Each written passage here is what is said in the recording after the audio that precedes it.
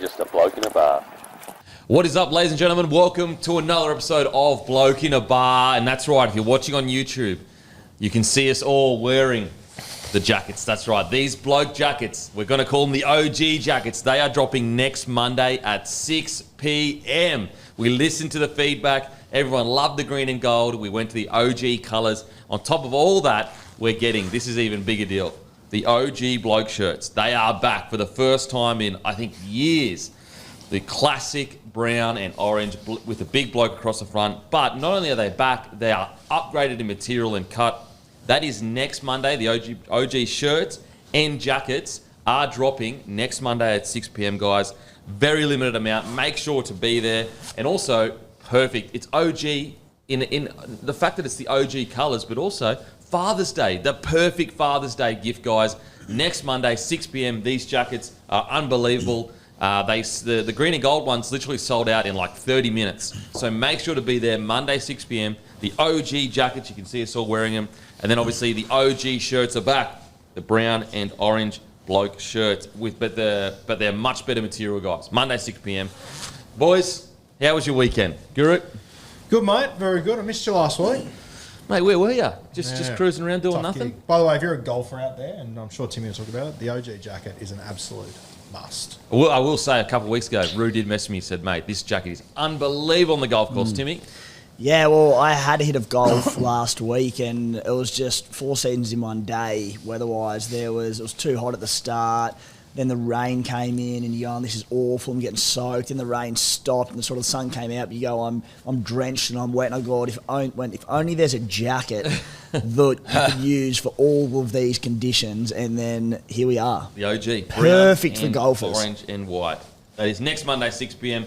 Alrighty, boys. Also, fan question last week. Thank you so much. We had hundreds of entries. The fan question this week is from the Leaguey. That is right. So, the Leaguey, email matt@blokeinabar.com. He will give you your $50 gift voucher. We'll get to the fan question in a little bit. So, for next week, guys, the fan question, Beak's bag, in the YouTube comment section for next week. Put your fan question for Beak's bag, and we will pick one each week to go over at the start of the show. Beak's bag, the segment is called. We'll get to it in a little bit. But before we get to all that, let's get to a bit of Face Some Music over the weekend. Brought to you by our friends over at Sportsbet. Give us a follow on the feed. Got a brand new multi. Same fight multi? Yep. Same fight multi. It's the same as that same game multi. Brought to you by Sportsbet. Let's get into it, shall we? How was Perth? How's the jet lag? Loved it. Thank you so much to our friends at KO for letting me go over there for the fight. Incredible. The UFC do it so well. And KO were absolutely such good hosts for me over there. Absolutely loved it. Yep. Welcome back. Just before we get into the results, just a bit of an update or state of play on the punishment for Face the Music this year. So we've discussed it at length. I think the big fella Haynes is happy enough to accommodate one of us in the chook pen in round 27, which is fantastic. Thank you to Hainesy. Haircut at AC Flow in Bondi, so looking our best as well. But I know you're a busy man, Kempy. You may not have time to get into the chook pen and spend an evening with Hainesy. So a request come through for you. It is actually on hair, actually, as well. Okay. If Kempy loses, he should get the Felice Kafusi haircut. Now, you said your boundaries were you weren't going to ingest anything. You wouldn't be Look, ingest- that's not happening. That's absolutely not happening. Yeah. No. Well, I don't. To be honest with you, I don't think you're going to be coming. I think it's between me and Matty anyway. So I think you're probably Look, I'll safe. grow a mo, I'll grow a goatee. I'd shave my head, but I'm not getting. I think it'd suit you. Yeah, I don't think it would. Yeah? I don't think it would. I think maybe my facial shape might be almost the opposite of it. Okay. All right. Well, you're probably safe for now, but who knows? Still a couple of weeks to go. We'll see what happens. All right, let's get into these results. So the first game was a bit of a surprise. Panthers 22 defeated by Storm 24. Everyone had the Panthers head-to-head in this one. Roo, Matty and myself, we had the Storm with the plus 5.5 though, so we get a point there. Everyone got a point at least in Friday night footy, the first game. Manly 24 defeat the Wars 10. Everyone had Manly winning and the Wars covering, except Roo, who went Manly, so he only gets 1 point. Second Friday night game, Chooks 38 defeat Eels 14. Everyone had the Chooks for a point. Kempy, Timmy and Matty had them covering the 15.5. Big line as well. 2 points to all of you boys. Coming. Then we move into Super Saturday. Dogs 30 defeat the Fish 10 up at Bundaberg. Now, everybody had the Dogs. That was Roo's only point in that one. Everyone else had the Dogs covering the 5.5. But I was bold. I took the Dogs 13 plus, so I get 3 points. That's how you do it. That's how you do it, boys. 3 points for me. Cowboys milk. I took the milk, so I missed out on a point there. Everyone else had the Cowboys head-to-head. Guru was the only one who had them winning and covering the 6.5, so 2 points for Roo. Then we move into Tigers 18 defeats Souths 16. 3 words, never in doubt this game. What a game. What a game. The Campbelltown Fortress. I obviously get footy, so I backed the Tigers. 2 points for me. Everyone else had Souths. You missed out on a point altogether because you had Souths and Souths covering their Kempy. Then we move on to Sunday. Dragons 32 defeat the Titans 16. Kempy, Roo and Matty were seduced by one of the least consistent sides of all time. You guys back the Titans. Timmy and myself, we had the Dragons head-to-head for a point. And then to finish off, what a nail-biter this was. Sharkies 19 defeat the Knights 18. 2 points for Denon, Matty and myself, who had the Sharks winning and the Knights covering. 1 point to Roo, who went Sharks. Unlucky to Timmy, who had the Knights. So, Robbed. round 24 results. A clinic from yours truly, 12 points. That's how we do it. 10 points to Matty after a couple of pretty ordinary weeks. So well done to Matty. 9 points to Kempy, Roo and Timmy. Just Mr. Consistent. 8 points each. So that's how we finish. We're zeroing in on it, getting close to the end of the season. Probably going to be myself or Matty in the chook pen with Hainsey. 3 weeks to go. But there will be, whoever loses, guys, though, there will be something happening to that person. So don't worry, all these weeks where we're not getting punished, someone's getting punished at the end of this year. I'll grow a goatee or a mow or something. We'll find out what Roo or Timmy needs to do. Hammy will also find out something you need to do as well. Yeah. Surely. But I'll get in there with Hainsey if I need to. Don't worry about that. So someone's getting punished, guys. Someone's getting I'm punished. happy to get in there with Hainsey. I just don't want to watch the Rabbitohs play live. That's the real punishment. Alrighty, that was Face the Music brought to you by Sportsbet. Give us a follow on the feed, guys. I actually had an incredibly good week of punting. Incredibly. A few multis, a few lines, a really good week of punting. So give us a follow. And as always, thanks to our friends over at Sportsbet. Alrighty, let's get into our team of the week. Brought to you by Bloke Beer. Get into your local, grab a case of Bloke Beer, the beer of rugby league. Beer for blokes that turn up for family, mates, and good times. Aussie Spirit in a can. At number 1, Tedesco. Geez, he looks fresh. He looks fresh and ready to go. Heading into finals. At number 2, Dom Young, the big fella, gliding down the wing. At 3, wow, Val Holmes. I mean, we'll get to the topic a bit later, but almost coming out and alluding to the fact that maybe the messaging that he went and asked for a release might have been a little bit different because he was saying that he didn't want to stand in the way of them re-signing a certain few young fellas. So he comes out, sends a message to the NRL, hey, I still got some bloody good footy in me. Plays incredibly well. Easily the best game of the year for him. At 4, we debated quite a bit about this, but Howarth was the man that got the job done for us. We just thought against Penrith, top of the table clash, rookie. You could argue out of position to a degree. I know he's been playing centre for a while now, but you could argue it. And he was absolutely phenomenal in my opinion. At number 5, Kiraz. Wow, this guy. I tell you what, if any winger gets injured for Origin next year, I think Kiraz is the next man up. Galvin at 6. 7, Clifford. Wow. We'll get to this, but actually, you know what? I'll keep it for later when we talk about the game, Timmy, because it's about last week when we were discussing a few things. Ooh. At 8, Oregon Kafusi for the Sharks. It's not Timmy's fault. It's not Timmy's fault. At nice 8, change. Oregon Kafusi. At 9, Little. At 10, Curran. At 11, Katoa. 12, Leilua. 13, Cam Murray. Holy... That bloke, seriously, he might have the greatest motor of all time in rugby league. He just came up against a great team. That's all that happened. At 14, Burton. At 15, the big front rower, Wishart. At 16, McInnes. At 17, Atkinson from the Sharkies. That is your Bloke Beer team of the week. Did we get it right? Did we get it wrong? Leave it down in the comments section of the YouTube comments. And as I said, guys, Beak's bag. Leave your community question in the YouTube comments section and we'll get to the best one each week. Each week, with the question, with the person we pick gets a $50 Bloke gift voucher. Alrighty, let's get into it. The hungriest player of the week is Jake Clifford. That is right. Menu log hungriest player of the week is Clifford. Use code Clifford for free delivery. Minimum spend $30. You get free delivery when you use code Clifford, CLIFFORD. Let's talk about it. Actually, you know what? We won't wait till the Sharkies game. I wish I had the guts because last week we're talking about Townsend.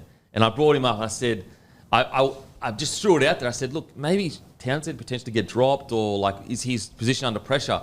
And I didn't have conviction in my fucking... And I threw it out to Timmy, and he just fucking smashed it down. And I was like, oh, shit, maybe I'm being a crazy person talking about Townsend getting dropped. So I backed away from the position and was like, oh, no, you know, like, the combination's been building. He's got a lot of try assists. If I had just been just strong in my thoughts, I would have looked like a master, because I tell you what, Todd Payten's a master. Clifford was outstanding. That's the best game I've ever seen him play. There were so many parts of Clifford's game that unfortunately for Townsend, his performance is relative to what Townsend could do, because he is replacing Townsend. And I had in my notes for the game, there were multiple things that Clifford did with his running game and strength in contact that Townsend, at the point of his career, he just doesn't do at the moment.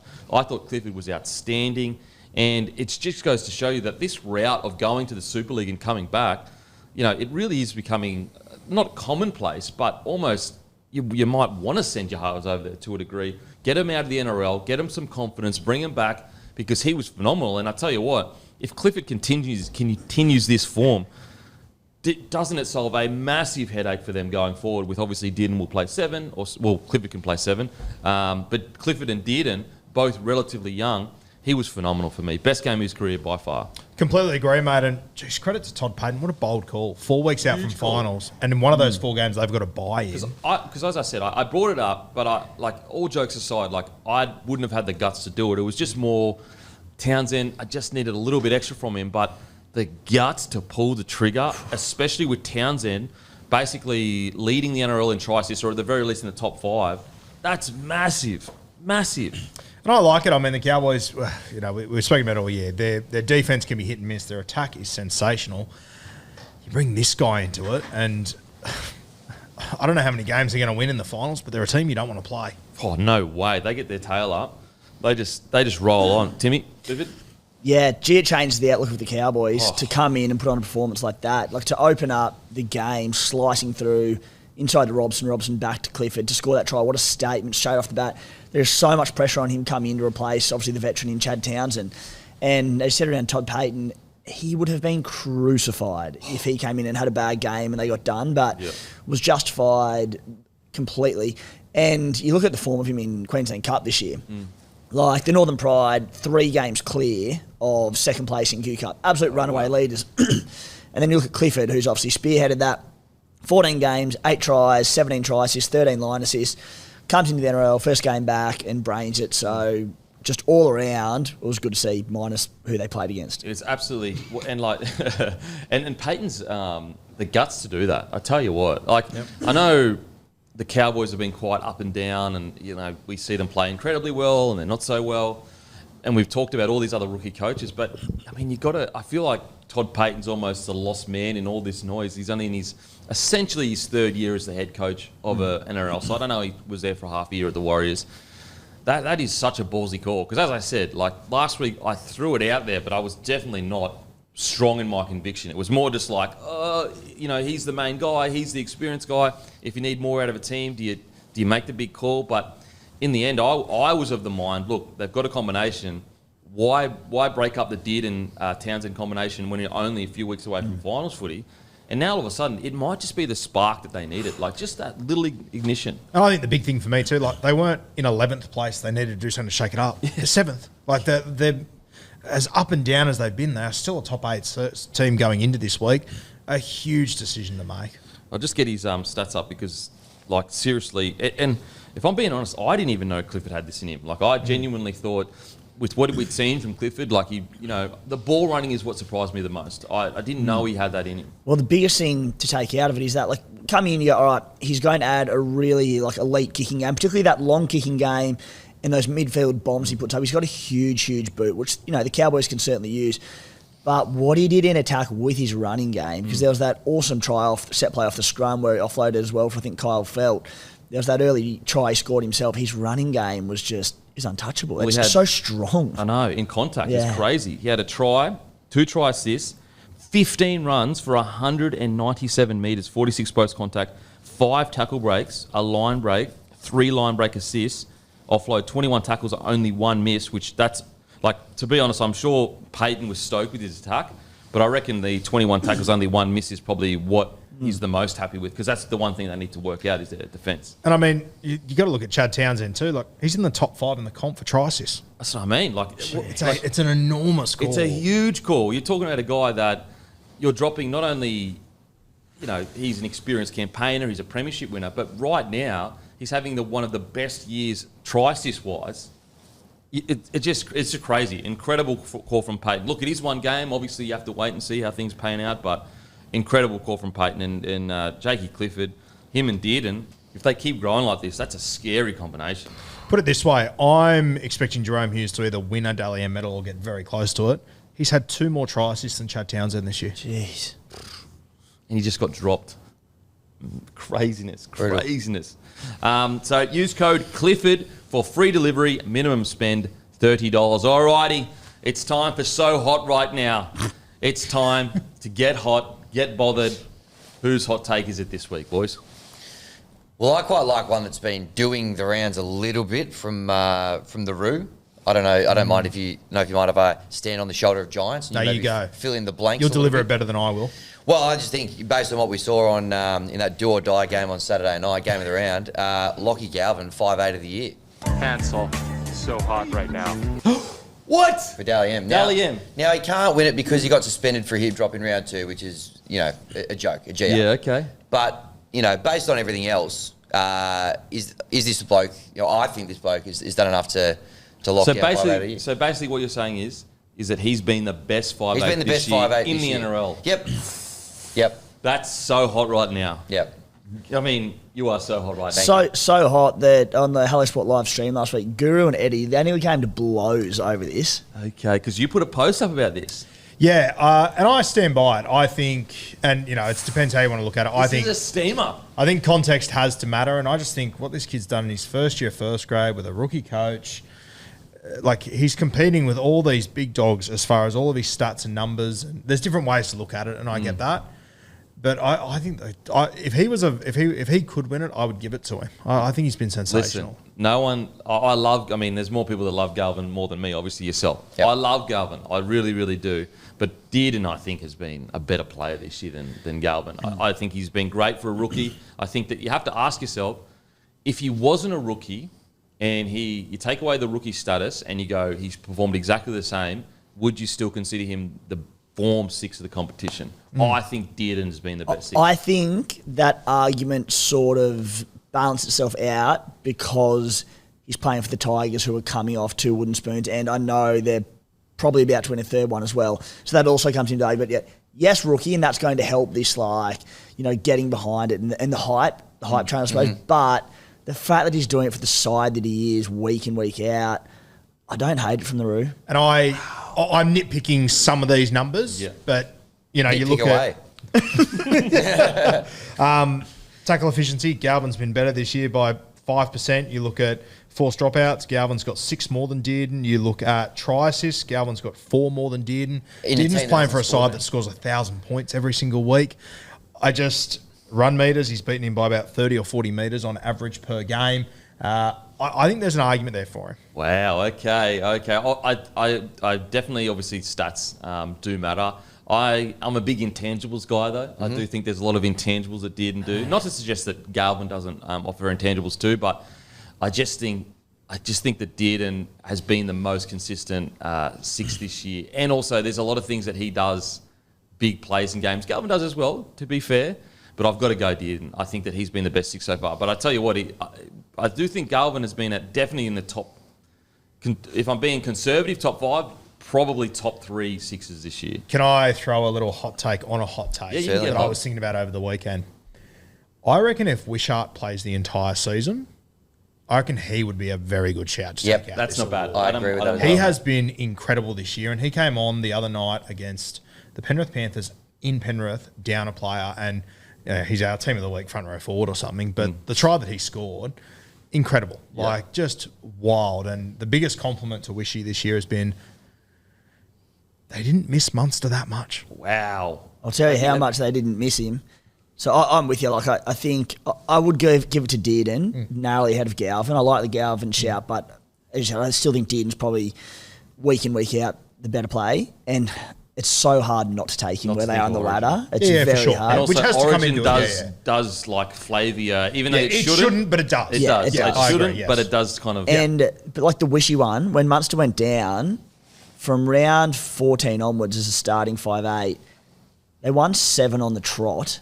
Munster comes back and he goes to the bench. They lose to the Dragons in Melbourne. And then he scored the decisive try against Penrith in Penrith through the middle of the pack. Like, Wishy is such a shout in that conversation. He won't, and like, I don't even think he'd be considered just because of bench rolls and chopping and changing. But if like it was based on starting performances, he has been the best 5'8". Well, he's only played 11 games at 5'8", Yeah. so he won't be. But those 11 games. What about Jerome Luai? Yeah, he's been fantastic as well, but a lot of his very good 7. games came when playing halfback. So it all depends how. There's a lot of context in Yeah, this. yeah. You have to decide where you want to sit on it, and that's probably what I think Favours did. He's played the whole season at 5'8". There's no questions there. But mate, like, remember sitting here in the preseason when there was rumours Galvin was going to get picked, and we were going, "Fuck, big call. Don't know if you can do it. You got Bud Sullivan, you got Caesar.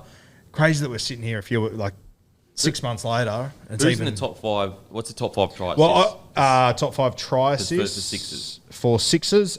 Brooks 13, Galvin 11, Luai 8, Dearden 7, Burton 7. Like, it's pretty impressive. Burton could be a shout as Burton's well. a shout too. Yes. Yep. Have you got a mic there, Matty, or not? Yeah. What do you reckon, mate? Yeah, it's tough. I think Luai's played 5 games at halfback, but I think he's done enough this year to probably jag it. I reckon Luai's going to win. But I don't hate the Galvin shout at all. But if Luai can't win because he hasn't... And Luai's probably going to play halfback the rest of the season, you'd imagine, because Cleary's out. What about Burton? Taking a team, he's the main guy in their halves combination, taking a team from to where they are now. Pretty good, but he is not new to that team this year and has subsequently taken them to where they've gone. There's been other new ingredients that have come into that environment and helped lift them up. Just for the record, if Luai doesn't win, I'd have Dearden. You know, Dearden? Yeah. So we're split. So Dearden, Galvin. Yep. Oh, okay, let us know. So hot right now. Let us know in the comments section. Is it too hot right now? Too hot of a take? Is Lockie Galvin, that should be Dally M 5 the year? Obviously, you can't get voted that because of the suspension, blah, blah. Yeah. Well, it's just interesting. The one name that we didn't really mention there was Luke Brooks. Now, he's played the most games. He's scored 5 tries. He's got the most try assists out of all of them, 13. He's got the most line break assists, 14. He's in the conversation as well, Brooksy. If Brooksy had, if you said the last 6 to 8 weeks, probably 6 weeks, I would say you could argue he's, like, if you're going to judge it off that, I absolutely would have him probably up with Dearden. There was just a lull in the middle of the year for me with Dearden where he was super quiet. Not with Dearden, sorry, with Brooksy. Yeah. He was really quiet in the middle of the year. But the stats, you know, And I think that's the very fair argument with Dearden. There was no lull. There's no- He's he was been always very been- good. Just on Galvin before we do move on, it's crazy at the age he's at, the size he's at. He's finished this season with a 92.5 tackle efficiency. The next best is Dearden at 88. that's crazy. That's wild. I mean, when you really do look at his stats in the team that he's in, his value as a player, as a teenager, is actually insane. It's incredible. As an 18-year-old, obviously turned 19 June or July or something, but it's been a brilliant season, but you're just waiting for the down game where he gets found out and the season catches up with him. It hasn't looked like being a down game in the team coming last. Like, he's been rock solid every game. I'll tell you the other stat, and it's not specific to 5'8". I just thought it was super interesting just how he just never dies with the football. Burton's had 4 offloads. Brooks has had 7. Dearden's had 9. Luai's had 26. Galvin's had 31. What? And I understand that's got to do with his football team trying to keep the ball alive, but I just love that the kid plays with no fear and he just goes at it. In a not so hot take, the rule that like he can't get that is probably the dumbest thing in rugby league, and it is a hot field of topics. It's so ridiculous you can't get it. Look, I like that's why it's called a hot take. And when it hits you initially, you're like, oh, that might be a bit too hot. But then when you start it's kind of like when you get into a hot shower and you're like, oh shit. Yep. But then Very you just similar. ease into it. Yep. You ease into it and you're like, oh, I'm feeling pretty good at the moment. That's actually a pretty good take. Yeah, it's a pretty good take. Not a bad take. It's not hot really at all. It's kind of lukewarm to a degree. Shout out to all the people who had Lockie Galvin as their CBA at the start of the season as well.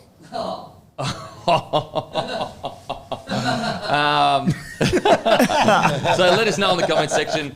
Do you agree Lockie Galvin should be the best? He has been the best 5'8" just this year, or is it Dearden? Is it Luai? Let us know in the comment section. That's a great take there from a mixture. It's a mixture. Well, it was Guru's take, but I was just, get it out there. Okay. Let me know if you need one next week, Timmy. I got a way better one, mate. All good. Mine's actually hot. Oh, wow. Geez, didn't you get some pushback? Didn't you post about it? You got a bit of... I live for pushback, Kempy. okay, Gets me up in the morning. Okay. Well, that's strange, living for pushback.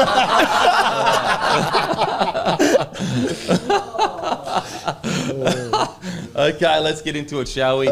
Nathan Cleary had scans on his shoulder, which rules him out for the remainder of the regular season. Penrith are aiming to get him back for the finals. If you go to the NRL physio, he'll get you the best in-depth look at the possibilities and all that kind of stuff. So basically what happened on the weekend, Nathan Cleary subluxed his shoulder, which is like basically a dislocation where it pops out, pops back in. Obviously, I'm not a qualified physio, so go to the NRL physio. But when I was playing and my shoulder would sublux, obviously it was extremely painful. Sometimes you can keep playing, sometimes you can't. But even if, to my understanding, even if Cleary can rehab it, and because what they'll do is they'll rehab it where they're going to try and strengthen the muscles around it. It's basically like your hand, like a ball almost in a socket. And when it subluxes, it open, like it pulls out like that. Your shoulder ball will kind of pull out like that. And so what they'll try and do is strengthen the muscles around the ball so that it doesn't pull out of its socket. The problem is, not the problem, but to my understanding that even if they do strengthen it, it could still need surgery after the season. So again, go to NRL physio for confirmation on all this. He could come back and in the first or second or even second or third game, it could go boom, straight out again. And they could go, all right, we need to get some surgery. Physio really appreciates DMs to his account, so just flick him a message on there, and he'll be happy to jump on. Don't do that. The poor bloke will be hammered. So that's kind of my understanding of the injury. I tell you what, the 4 in a row was already historic. You know what? They are so close to it, and they're such an incredible organisation. We are not actually appreciating that they are favourites for 4 in a row. We're almost like, oh yeah, they could win 4 in a row. Think about what we're saying here. They could win 4 in a row. That's insane. This has just turned it up to 10 in my opinion. If he can come back with, usually that would just be season gone, probably book him in for surgery. Let's focus on next season. A lot of people comparing to Cooper Cronk. Now, don't get me wrong, they're totally different injuries. But Cooper Cronk, he got through one game. And I don't want to say he just got through one game because what he did was one of the most historic moments in rugby league. But the difference with this one is he has to get through an entire final series of getting targeted. He will be targeted essentially any set where you can have a big boy running at Nathan Cleary, it's going to be happening. And so not only does he have to deal with that, he also has to deal with the confidence in contact. Is it going to slip out at any time? This is really up the stakes for the Penrith Panthers. And I tell you what, as a team, they're probably, in my opinion, going to have to find a way to protect him to a degree. I think they're going to probably have defensive systems that you will find him moving out to the wing at stages. More likely than not, guess who said big boy running at him is going to be? Nelson. Angus Crichton. Oh, Angus Crichton. Yes. Probably the last back row in the comp you want. Yeah, with those bumper bars up. At the same time, though, if I had to pick one back rower to be my Kevin Costner, my bodyguard, Liam Martin. His job has just gone from... So integral now. Yeah. He's almost like the Tony Carroll to Lockyer. He's exactly the Tony Carroll to Lockyer. And the just Scott to Sowie. Yeah. Because you want to make it so that anyone that even thinks of running down there is walking away thinking again, going, I don't want to do that. I don't want to do that. His job has genuinely gone up a notch because the traffic that was already going down... And to be honest, like, if there is one weakness in Cleary's game, sometimes defensively he can have some poor reads. Like, his contact's always good. It just defensively, he can shoot up out of the line, and even that right edge is struggling with Panthers. We spoke about it last week. The only real weakness I could find in the Panthers was that edge defensive this year has really struggled. You add this to it now as well, and how does he return? Question marks.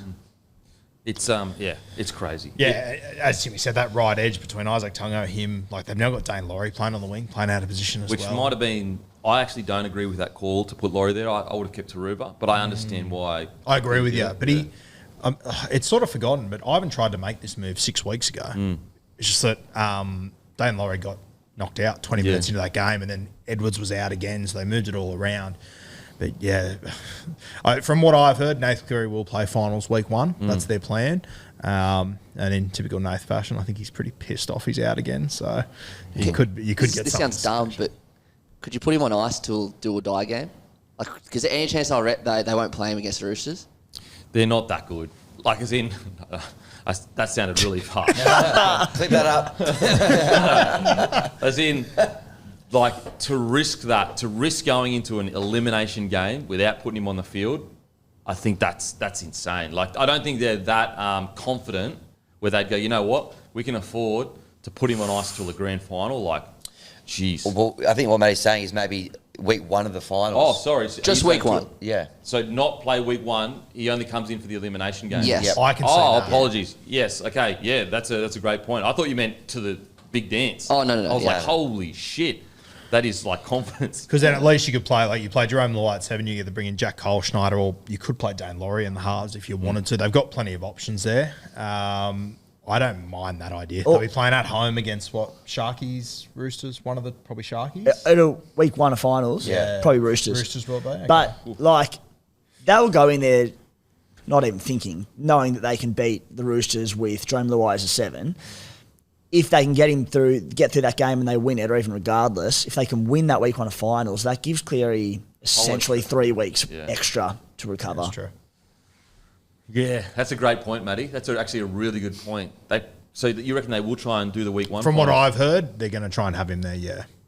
See, I like that shout, though, because that's like 3 weeks. That's a lot of time to rest a shoulder. But I guess the argument is against that may be that 3 weeks, or let's just say 2 weeks, you actually can't rehab it anymore. You know what I mean? Yeah. Like it's gotten to a point where it's either going to be stable or not stable. Because I think that it was 4 to 6 weeks was the diagnosis before it'd be good to go. And so you may get like diminishing returns where you get to the week 1 finals and they're like, look, you can sit out for an extra 2 weeks, but it's not going to make it any stronger. It's either going to slip out or it's not going to slip out. The other thing that really surprised me the other night, and even more so now if you have got Nath coming in there with a bung shoulder, like I was very surprised Brian Toe didn't play right side the other night. I just thought defensively that was the obvious thing to do. Obviously, Ivan has forgotten more than I know, but I just would have thought to sort out that edge, you play Brian Toe out there just to try and solidify it a little bit. To balance it out. We'll get to that in the game. We're with Cleary, like, this is seriously... Because the problem is that he could get through the first game. Like, it's one of those injuries that it might be the second or third game where it just goes. Like, you just don't know. What's crazy, though, is that, like, Jerome Luai, I don't know if it's exactly the same as last year, but it was a similar injury. Yep. And, you know, Luai was brave as anything and he did his role to a degree, but it did affect his footy. Like, I don't think anyone is sitting here... Well, I mean, maybe people disagree, but I personally think Luai wasn't playing anywhere near his best footy in the final series last year. Like, I think that it was more of a Cleary kind of... And so, like, if Luai struggled with it, you know, does that mean that Cleary will struggle with it? And also, you know, can Luai do what Cleary did last year and kind of bring them to a finals? And I tell you what, like, the silver lining of this is, let's say he does miss week 1 of finals. Maybe it's more. Who knows exactly how it's going to end up just yet. But Jerome Luai has had, 10 or 11 games or so this year as the number 7 and the guy in this team, and he's about to get another 3 weeks to end of the season, 2 to 3 weeks, depending if they rest him at all. Like, they know they can do it without Nathan Cleary. And the time put into Luai as a 7, it's going to go a long way. The amount of questions about whether Luai's a main man, it just keeps popping up. Well, if Cleary plays the next few rounds and then gets injured round 27 and Luai didn't have these games under the belt, you'd be like, oh, geez, like they're in strife here. But on what we've seen this year, Luai without Cleary, you go, But that's what I'm saying. Like, I think that if this happened last year, everyone would say, no, I don't think Luai can take him to a grand final. But so much has changed since then. And I think a lot of people are sitting there going, because of what Luai has achieved and done this year, we're all kind of sitting there going, no, actually, I think Luai might be able to do it. Now, are they a better team with Cleary leading them? Yes, I think they are. And I think it is by quite a ways. But like Luai has proven this year, every time you ask that question of can he be the man or the person that, you know, can get the job done at the tippity top, at the highest level, he's delivered. If Cleary happened to be ruled out for the season the other night, would you still back him to win the comp? I personally think I would. with everyone else injury free, they would still be just my favourites. Whereas with them all injury free and Cleary, they are like strongly my favourites. But yeah, I probably would still, just because their systems are so good. What about you? Yeah, as I said, provided everyone else is fit and firing, I'm still tipping Penrith. There's not a chance I'm backing against them even without Cleary, which seems absurd to say, but... What about the story of this guy's career already at 25, 26 years old? Like, he's heading into a four-peat. He's going to be back for finals footy. Like, it's truly like... It just... If you were to say that these happened over the last 3 or 4 years for Nathan Cleary, everything that has happened, it's almost... You wouldn't believe it. You'd be like, this is too fantasy. This is just bullshit.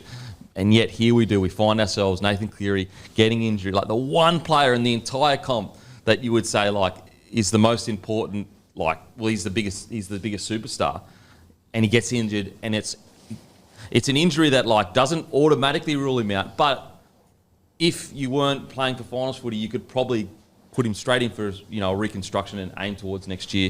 And on top of all of that, Jerome Luai had a similar injury last year, and they got into the grand final, obviously won it. I think the other big thing with Nath too, and I've had people in comments that have disagree with me, and each their own, but I think Nath's sitting back watching that Origin series, like seeing someone else in his halfback jersey do what Mitch Moses did.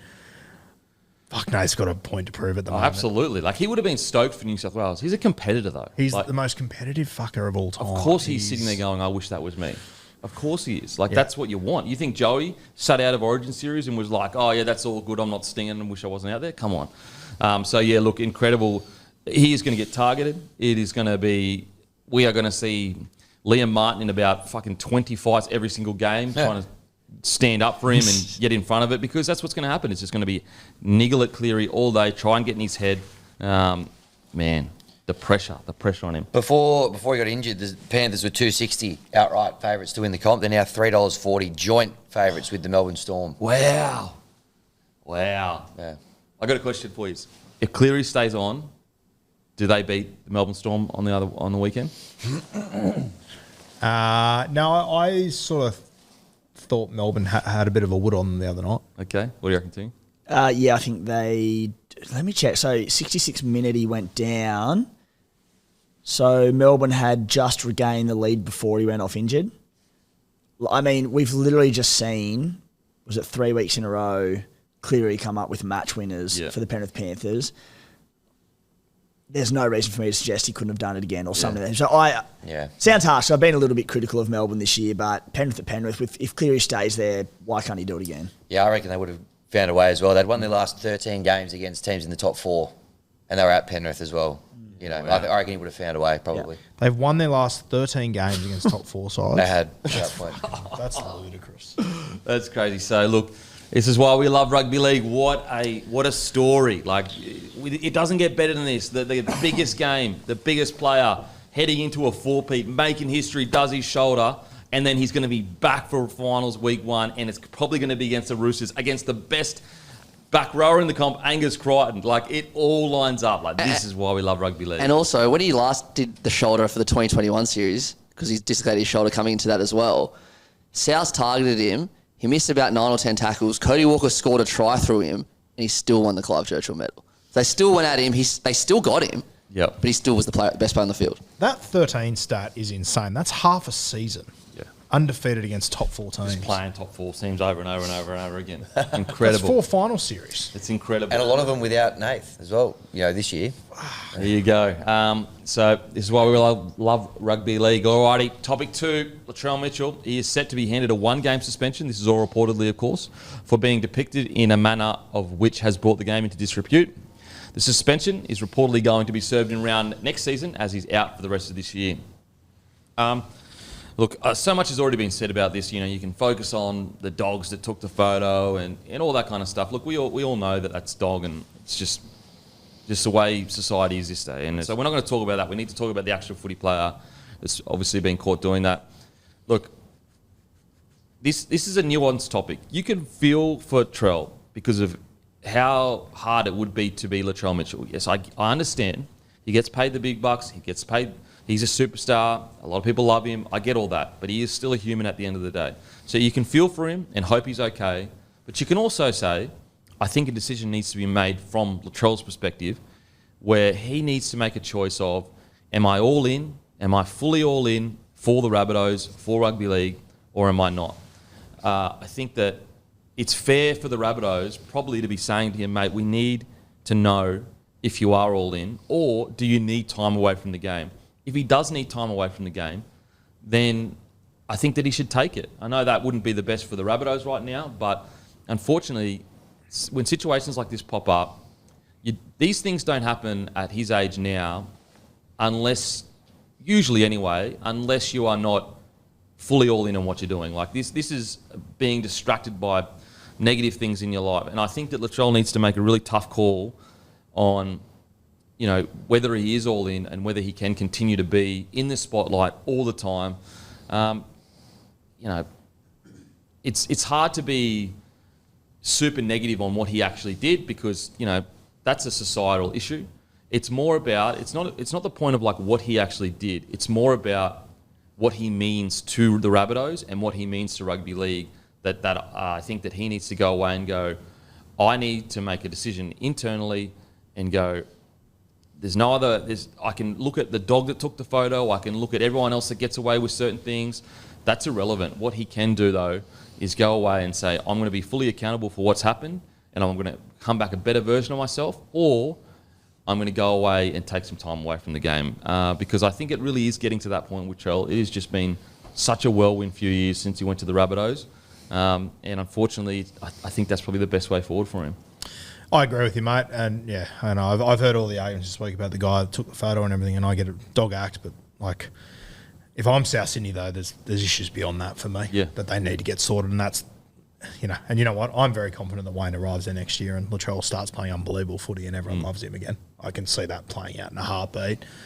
But I agree with you. I think Souths do need to ask that question of Latrell because it has been a few years now. There has been ups and downs. There's been injuries, suspensions, and all that sort of stuff. And this stuff to happen during the season, it would be a concern for me. Yeah, and as I said, you can say Latrell needs to be fully accountable for what's happened, whilst also caring for Latrell, while also understanding that this would be a tough time in his life and that everything over the last few years would be extremely tough.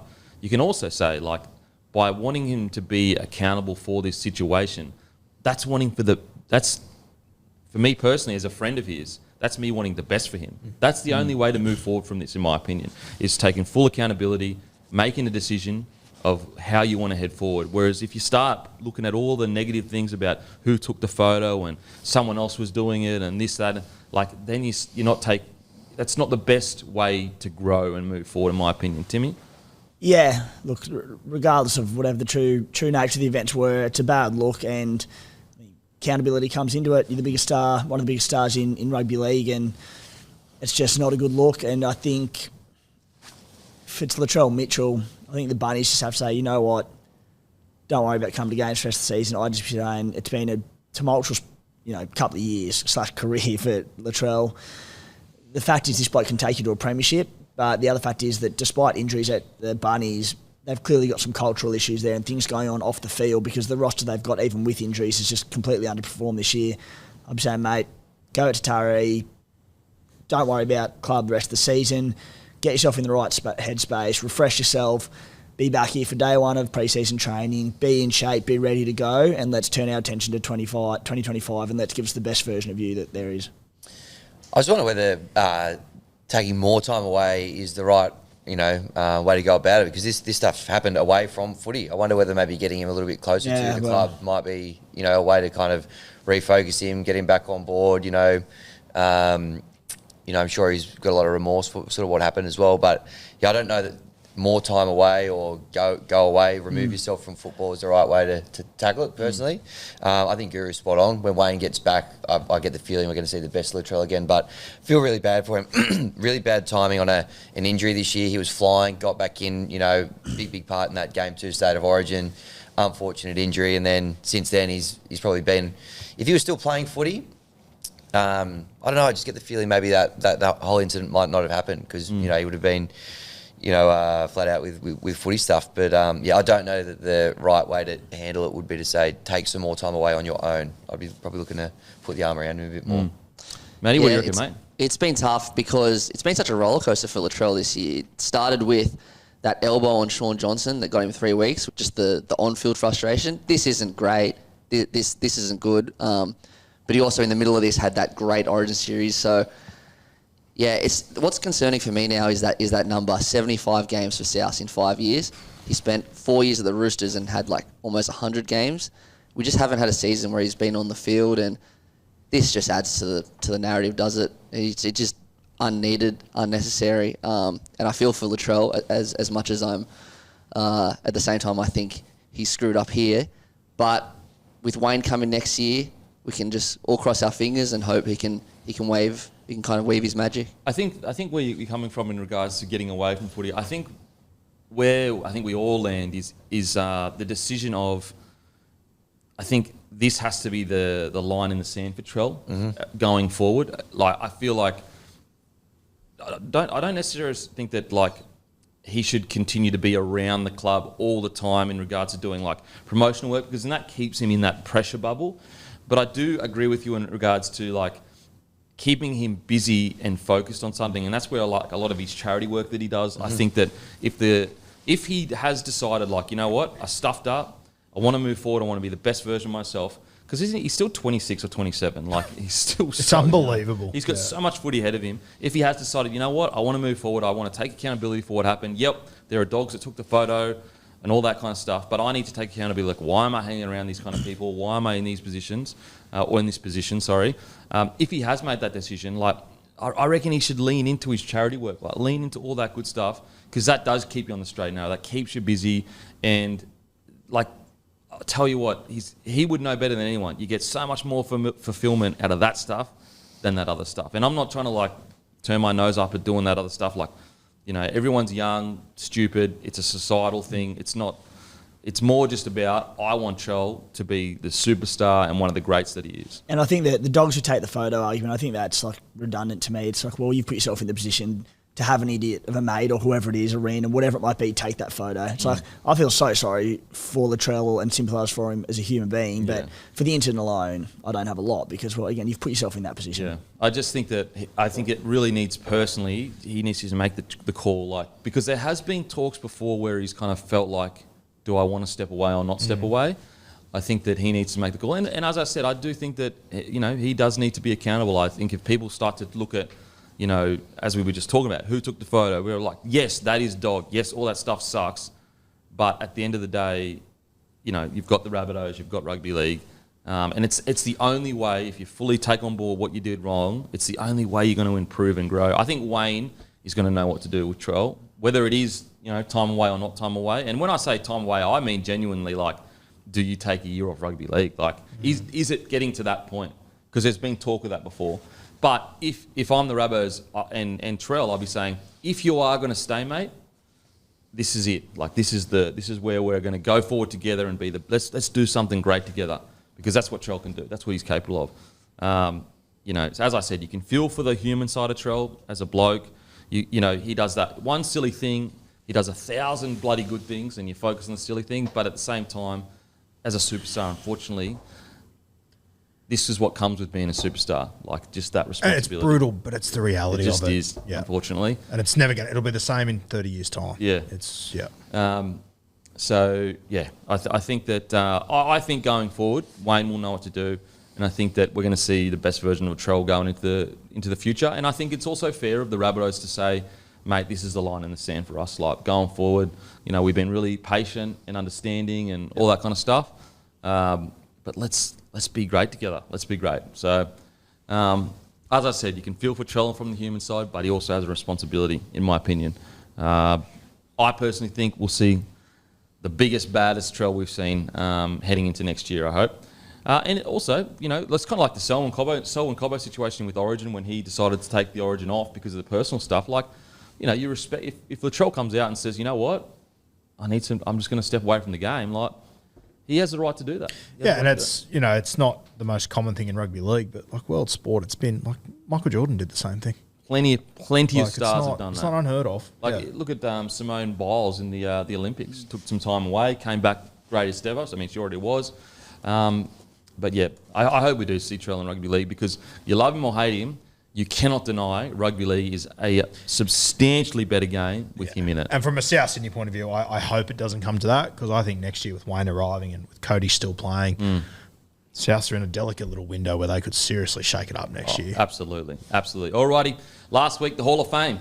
The following players have been confirmed as featuring the Hall of Fame. Lionel Morgan, Les Boyd, Ben Elias, Steve Renoff, Cam Smith, Thurston, Slater, Marshall, Cronk, Inglis, Burgess, and there'll be an immortal name on Wednesday. First of all, with that list, do you agree with that list, Roo? Or is there anyone that stands out with your love, hate, or anything? I'll be honest, I thought the Les Boyd selection was an interesting one, all things considered. Once again, I'll start with I'm not old enough to watch Les Boyd's career play out, but I did think that was an interesting one. Lionel Morgan, I didn't know too much about. He was the first man to be selected in an Australian side, first Indigenous man selected in an Australian side. Out of all the guys that I saw play there, I can't disagree with any of them. I love that Benji's there. I don't think Benji can possibly be in the immortal conversation because of achievements, but influence on the game.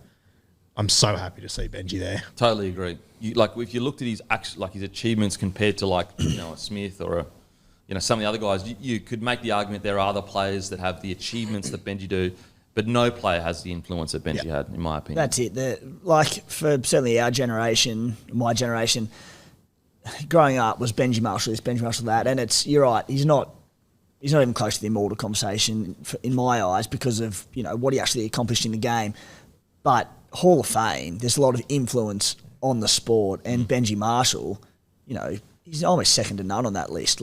He came through with many of those greats in Smith, Thurston, and all those, but it was Benji Marshall in that 2004, 5, 6, 7 period. The amount of kids he got into rugby league, and for years on, incredible. I'd almost feel confident in saying Benji influenced more kids to play rugby league than probably the big three. 100%. I reckon Benji Marshall. I'm not sure about I'm just talking about this current generation of what I saw. Benji Marshall had the most impact on rugby league than any of this current generation. When I talk about impact on the game and also style of play and young kids in the backyard, whereas those other boys, their achievements is kind of what gets them there. Billy Slater, you could say, I think Greg Inglis is probably the closest to having Greg Inglis and Thurston to having that same backyard impact. Yeah. But yeah, I think Benji Marshall's impact. You could argue Benji Marshall's impact is some of the greatest ever in the history of the game. I love it. I think the other one on there that a bit of an older player, one that we don't talk about too much, is Benny Elias. Obviously Cam Smith's the greatest hooker we've ever seen, and there's no question there. But for me, I think Benny Elias really changed the position of hooker. He was the guy that sort of came in and he almost played like a halfback at hooker. And I think we forget sometimes it's called hooker because he used to hook at the scrum. Our scrums now are, let's get together and lean on each other. Benny Elias changed the hooker position to becoming more of an attacking weapon. Before that, it was your Royce Simmons and guys that were just tough and just get through work. But he was essentially playing halfback and hooker at the same time, and it was wild at the time. So congratulations to Benny Elias, unreal. All right, quickly, there's an immortal named on Wednesday. Who's your immortal that you should be named? Me personally, I think it should be Darren Lockyer, and then the next. I wouldn't mind Lockyer and Fittler, but if it's going to be one, I'd go Darren Lockyer, and then the next one for me would be the Cam Smith class. But for the next one coming right now, though, what's yours? Depending on how they choose to do it, I agree with Lockyer and Freddie. I also think Brett Kenny should be in that conversation. 3 grand finals in a row, 2 tries in all of them. When you do things should count, in my opinion. But if you get that entire list of all the guys that can be picked right now, I think Cameron Smith is the best of those. Whether they choose to go back in the past first before going to Smithy, I'm not too sure. But I think if you're picking it solely off resume and who's available, I would go Cam Smith. I think Brett Kenny as well, yeah. And look, obviously I wasn't there. I wasn't born to watch him play in, week out. But I speak to analysts of the game and honestly even just the casual fan of the game and the older generation who did see Brett Kenny at his best, what he did for the Parramatta Eels.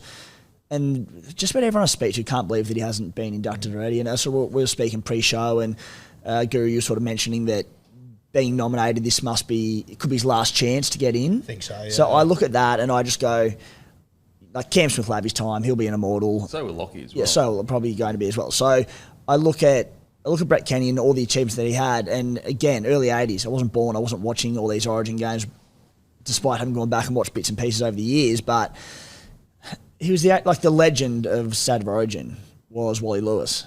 And apparently everything the greats have come out and said, Brett Kenny would constantly go out there and outplay him even in the Origin arena. So with Parra's success through the 80s, I think it's got to be Brett Kenny. I think it'll be Cam Smith, and the telling thing for me is they changed the rule. You've only got to be out of the game for 3 years before they can induct you now. It used to be a bit longer than that. Why would they have changed it if they're not going to make that exception to that rule now? I think he's, if you were to fast forward 30 years and you looked at that list, you'd probably go Cameron Smith's the one that's got to, get a crack now. So if it's from out of that pool, I reckon Cam Smith. Who do you reckon? Yeah, I reckon of the generation up until Lockyer, I think Kenny, Freddie and Lockyer all should be in Immortals. I think hopefully they'll all be in there one day. So chronologically, I think that'll be Kenny. In 12 Origin games, Brett Kenny against Wally Lewis was up 8-4. That's unreal. Yeah, I mean, I think that the rule of if you're doing it in order and you can't go back, then again, I don't know much about Brett Kenny because I didn't watch the game. Don't know that, but by all reports, it sounds like he should be in there. I think it is criminal in rugby league how Brett Kenny was consistently the best player on the biggest stage, grand final, state of origin. And, I'm not taking anything away from guys who have won Dalian medals and this sort of stuff. But for me, what you do in finals and sudden death footy, it means a lot more to me than what you do in the regular season. And I don't think we put enough emphasis on that in rugby league. So I think Brett Kenny should be there. Okay. All righty. Time for Beak's Bag. Let us know in the comment section, guys. Who do you reckon should be the Immortal? Time for Beak's Bag. The community question. Leave in the comment section what your question is for Beak's Bag. Each week we pick one and give a $50 Bloke gift voucher away. Also, don't forget, Bloke OG drop. The Bloke spray jacket's dropping Monday, 6 p.m. We've got the brown and orange and white, and then also the OG shirts, but upgraded material, Monday, 6 p.m. So that's next Monday, limited supply. Be there, guys. Okay, let's get into it. The Beak's Bag. This is from the Leaguey. What are your thoughts on the Western Bears reportedly confirmed as the 18th choice? Is Perth the right choice? Are the Bears the right choice? Alrighty. I think initially I was all for PNG. I loved the fact that it was the national sport. I thought that, just in imagining the scenes each week. And then as I kind of learnt more about it and the government grants and all that, and then players having to go over and live there and they'd have to maybe live in like a compound or something like that. And then there says, okay, we might put them in the Cairns area and all that kind of stuff. So the more I kind of learnt about it, I go, okay, I think we might be a bit away from that as a game. I think Perth is the right choice. And also, having gone there recently, it's not a bad place to live. It's more than not a bad place. It's actually quite a bloody beautiful place to live. So getting people to go and move over there isn't as drastic as, say, having to move to PNG. There's plenty of money over there. I think one thing going into new franchises being birthed is how many businesses are over there that can actually sponsor the team. You go to New Zealand, one of the big knockbacks of a second New Zealand side is there actually isn't that many businesses that could actually financially support a second team in New Zealand. At least that's the argument. Whereas Perth, there's plenty of money. Being over there this last week, there was quite a lot of sport, quite a lot of Bloke in a Bar listeners. I know that's not a lot of measurement, but it's something that I was quite surprised at when they went over there. I think Perth Bears, as I also like the name Perth Bears as well, because you have that already existing base. I think it's the right call. I was over in Perth for the Dolphins game a few weeks ago and flying over, I was very 50-50. I left going, fuck, I might go for this team. It was sensational out there. Roosters will be filthy. Unlucky Hainsey. Mate, even just being at that Dolphins game that night, they had the captain's run Thursday, 10 a.m. There's about 2,000 people that showed up. And a lot of them are in Dolphins gear. There's league fans there. You know what's insane? So at Rebel Sport, Perth, when I was there last week, there was only one jersey, rugby league jersey, that was there to be purchased. It was the Dolphins jersey. Dolphins, yeah. There was Dolphins kit everywhere when I was there the other day. And, even that game that night, I know it was only a 20,000-seat stadium, but they sold it out. There was AFL on at the exact same time. The AFL did that on purpose. Still sold it out. It was sold out 3 days before the game. Yeah. The fans were fantastic. And, speaking to all of them that had their Dolphins jersey on or whatever, very few people I spoke to said they would all just jump straight on a Perth side. So I think it's fantastic. I'd do it in a heartbeat.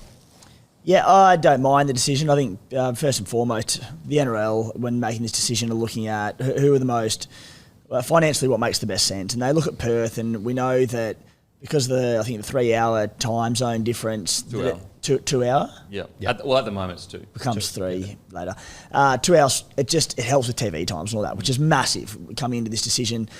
So the Perth makes sense there. And then the Bears, of course, have got this fantastic existing supporter base. So I understand the decision, not against it at all. PNG, I would love to see. I'm with you, Kempy. Maybe it's a little bit too soon. I think, realistically, if PNG does happen, they live in Cairns. So I don't think that's going to be the worst thing ever, having to go and live in Cairns. Again, a beautiful place, bloody hot, but beautiful. The argument against that is, though, is like, well, then you're not a real PNG side. Like, a lot of actual PNG players don't like the fact he'd be living in Cairns. Yeah, well, in that sense, it's not going to happen then, because you're just not going to get people to go and live over there, and they're going to take pay cuts to stay over here. So you really have to financially incentivise. The argument there is you'd be living essentially tax-free. Your salary cap is tax-free. Yeah. And anyway, I think that'd be great, but probably just not quite ready for it. Yep. I still would love to have capitalised on the growth in New Zealand at the moment. I would have loved a second team over there. We saw the Warriors just sell out every home game this season, and this was them having a poor season. You know, the rugby league, for the first time in as long as I can remember, are starting to just sway the momentum between support over there against rugby union. And I just think it's a really rare opportunity to go bang and put the foot down in NZ for a second team. You know, they could alternate home games and have a home game in NZ every weekend. But yeah, look, that being said, Perth Bears, you can see why they've done it, and not entirely against it. Hammy? I like it. Makes it more of a national game. Having a team over there, you're spot on about the time zones. It just works beautifully to sit a team over there in Perth as well. The game have done a lot of work taking Origins over there. You know, we had the Perth Nines a couple of years ago. They get 1 or 2 games during the season as well. To have a team there, I think, you know, they showed the other night when they sold it out, there's a demand for it there. It'll work. I also really like the stadium. I think it's like tailor-made for about a team of, a new team. 20,000, that's all it needs to be. Yep. It's got a real feel to it. It's so much better than so many Sydney stadiums. Yeah, okay. It was mad. Yeah. A good spot. It was perfect. You got that nice kind of it just looks great on camera as well, like that sunsets over the ones that there's a lot to like about it. So I think it'll work really well. Very excited for it. I think it'll be good. Matty? Love the time zones. South used to play in Perth every year for about 10 years. They'd always get anywhere between 15,000, 20,000 people there. I went over there for Origin in 2019. It popped off. I know that was a one-off event, but still. The Nines were apparently a success over there, which I didn't go to. But, yeah, I think it's an absolute no-brainer that Perth are next. Speaking to some of the people that work for Perth Rugby League over there, and they were saying they've got 4 high schools that not only are they playing rugby league, it's a subject. Yeah, wow. What? No way. Yeah. You going to go over and teach over there? I might Billy Madison, go back to year 7. Test my life. I think also, I understand the argument of New Zealand, there's so much momentum. I get that. But I also think, we have to conquer Australia. Not conquer, because it's going to be impossible. But if we want to be seen as a national league, I think we have, Perth kind of does make us at least kind of look like it. I know we've still got other states we get to, but it does at least kind of make it. And also, as I said, with New Zealand, I think the population is about 5.5 million. If you were to put another team there, you're basically splitting it in half, which is actually essentially the equivalent to Perth, which is about 2.5 million people as well. So, so I think Perth is probably the right answer. And that's coming from a bloke that a couple of years ago I actually thought New Zealand was the first answer. So I flipped and flopped over my who I would want. But the more I've learnt about it and seeing the Dolphins come in and everything, I think Perth, and then having gone to Perth as well, I think it might be. Do we know what the general consensus early on is from Bears fans? Are they stoked with the setup of it, or is there any reluctance in being Perth-based? Do we know? I'm not sure. I think that they've got to know that it's the only way they're getting back in. Another Sydney team is never coming into the We're not putting a 10th Sydney team in. It's just not. It's not going to happen. Yeah. So I think if you're a Bears fan, and who am I to tell you how to feel? Obviously feel how you want to feel. But realistically, there is, in no future, is another Sydney team coming in. Bit of a jout. They only get the one game at North Sydney Oval. Yeah, it would have been good to see. I would have enjoyed a few more. 2 or 3. I don't know. It's a great ground to get to. But it is, but if you're Perth, you're sitting there going, "Hey, we're financing it all. We need if we're trying to grow the game over here." Yep. So I understand why they're a bit stingy with the amount of games there. 2 things before we move on. It'll be unreal to not have buys anymore from a spectator. Yeah, that'll be sensational. Secondly, where would you put your 9th game each week? Is it a Sunday 6 p.m. or is it Oof. It's a 4 tough games on one. Saturday, please. Imagine that, 4 till 9:30. Oh, yeah, That would be the 9:30 best. game, Saturday night.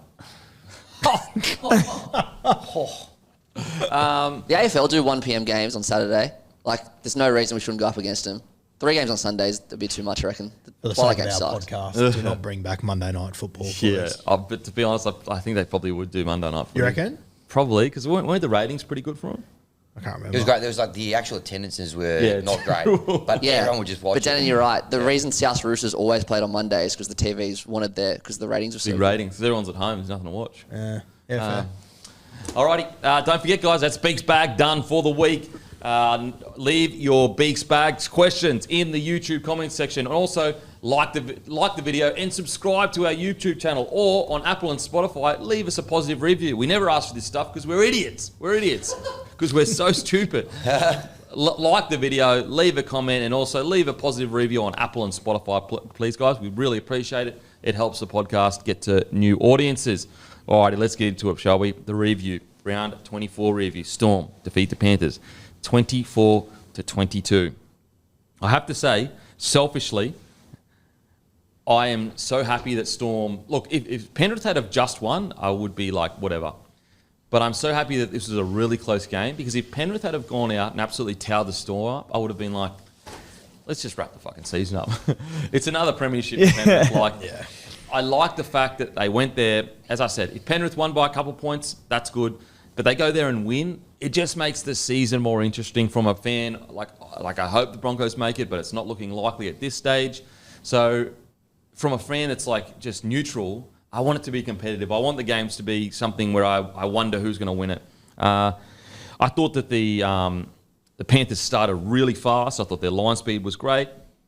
I thought that on the flip side of that, though, they were uncharacteristically, like they had a few errors that were hurting the game. I thought the Melbourne Storm really opened up and dominated field position early. I think that with both sides, ironically, they have similar stuff to kind of tweak, and it's their edge defence at times. And maybe it's because we've been delivered almost perfection from like the Penrith Panthers and Storm for so long. We're being a bit nitpicky, but that really was, I guess, the downfall of both sides. Just sometimes that edge defence can be a bit hit or miss. I think with the Panthers, the hard thing for the Panthers heading into finals footy is it's becoming more and more and more obvious. It's like it just keeps growing that more people are realising, like, geez, if you head to their right edge, you probably will score points. Whereas I think for the last couple of years, it was almost like, yes, they had weaknesses. Yes, you could score points against the Penrith Panthers, but it wasn't just like obvious on a map of where you needed to go kind of thing. Yeah, I don't think we are being nitpicky with it. I thought the game that really stood out to me was a couple of weeks ago now when the Dolphins really went at them. Isaiah Katoa and Hamiso just picked them apart down that edge. And I agree with you, man. I think teams are coming in with the whiteboard on that week. Pin that right edge. Just go straight there. Have to, yeah. And it seems to be getting results like very regularly. Well, to the point that Ivan's making changes there. Yep. Making and big on changes. top of that, like Bulldogs are now officially the best defensive side in the competition, I think. They are, yeah. Which is like, it's so crazy. Penrith go from first to second, and we're like, whoa, they're now the second best defensive side in the competition. I thought it was a relatively good showing for both sides. I think, if anything, I was probably more impressed with the Storm, their ability to, like, there were periods where, that kind of like the middle period of the game, where I thought, like I've written here, Panthers just play at such speed, and it's not just physical speed, it's mental speed. Quickly identifying moments, like Cleary early on. So there was one moment, so Howarth shoots out of the line, jams, I think it was Dane Laurie or someone. He dominates the tackle. Now, most halves in that situation, they get rattled. Oh, we've been dominated, whatever.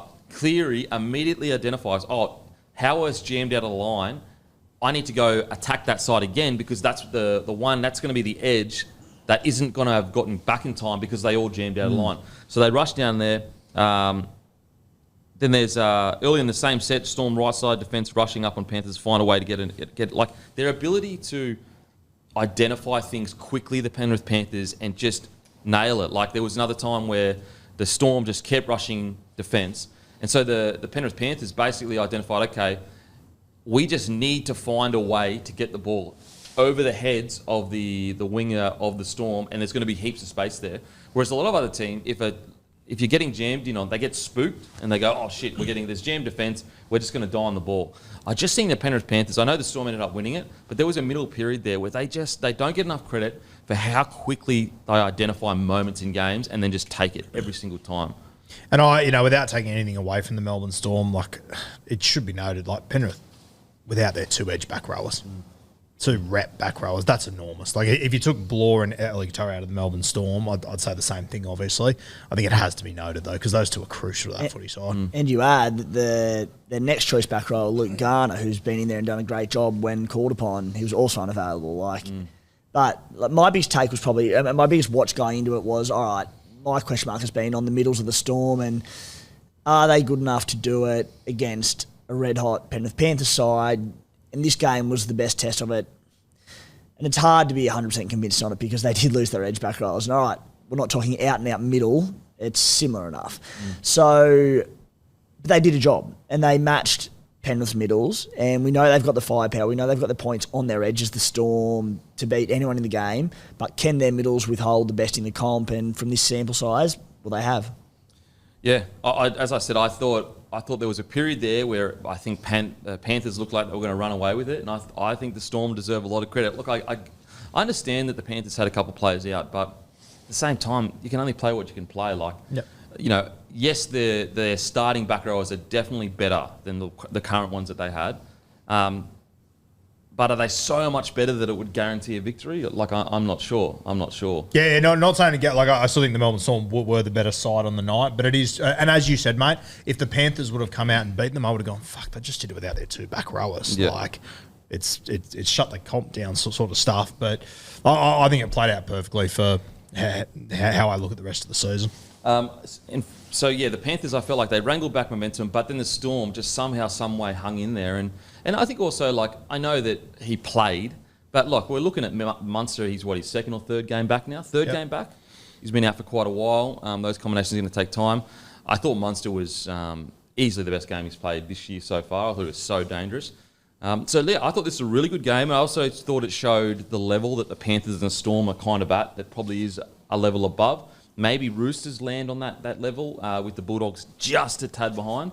Funnily enough, I actually have the Bulldogs now as the fourth best team in the competition. I actually think they're currently a better side than the Sharkies are. I think this game really did show this is the cream of the crop. And this is probably, depending on how the Roosters go, probably going to be the grand final.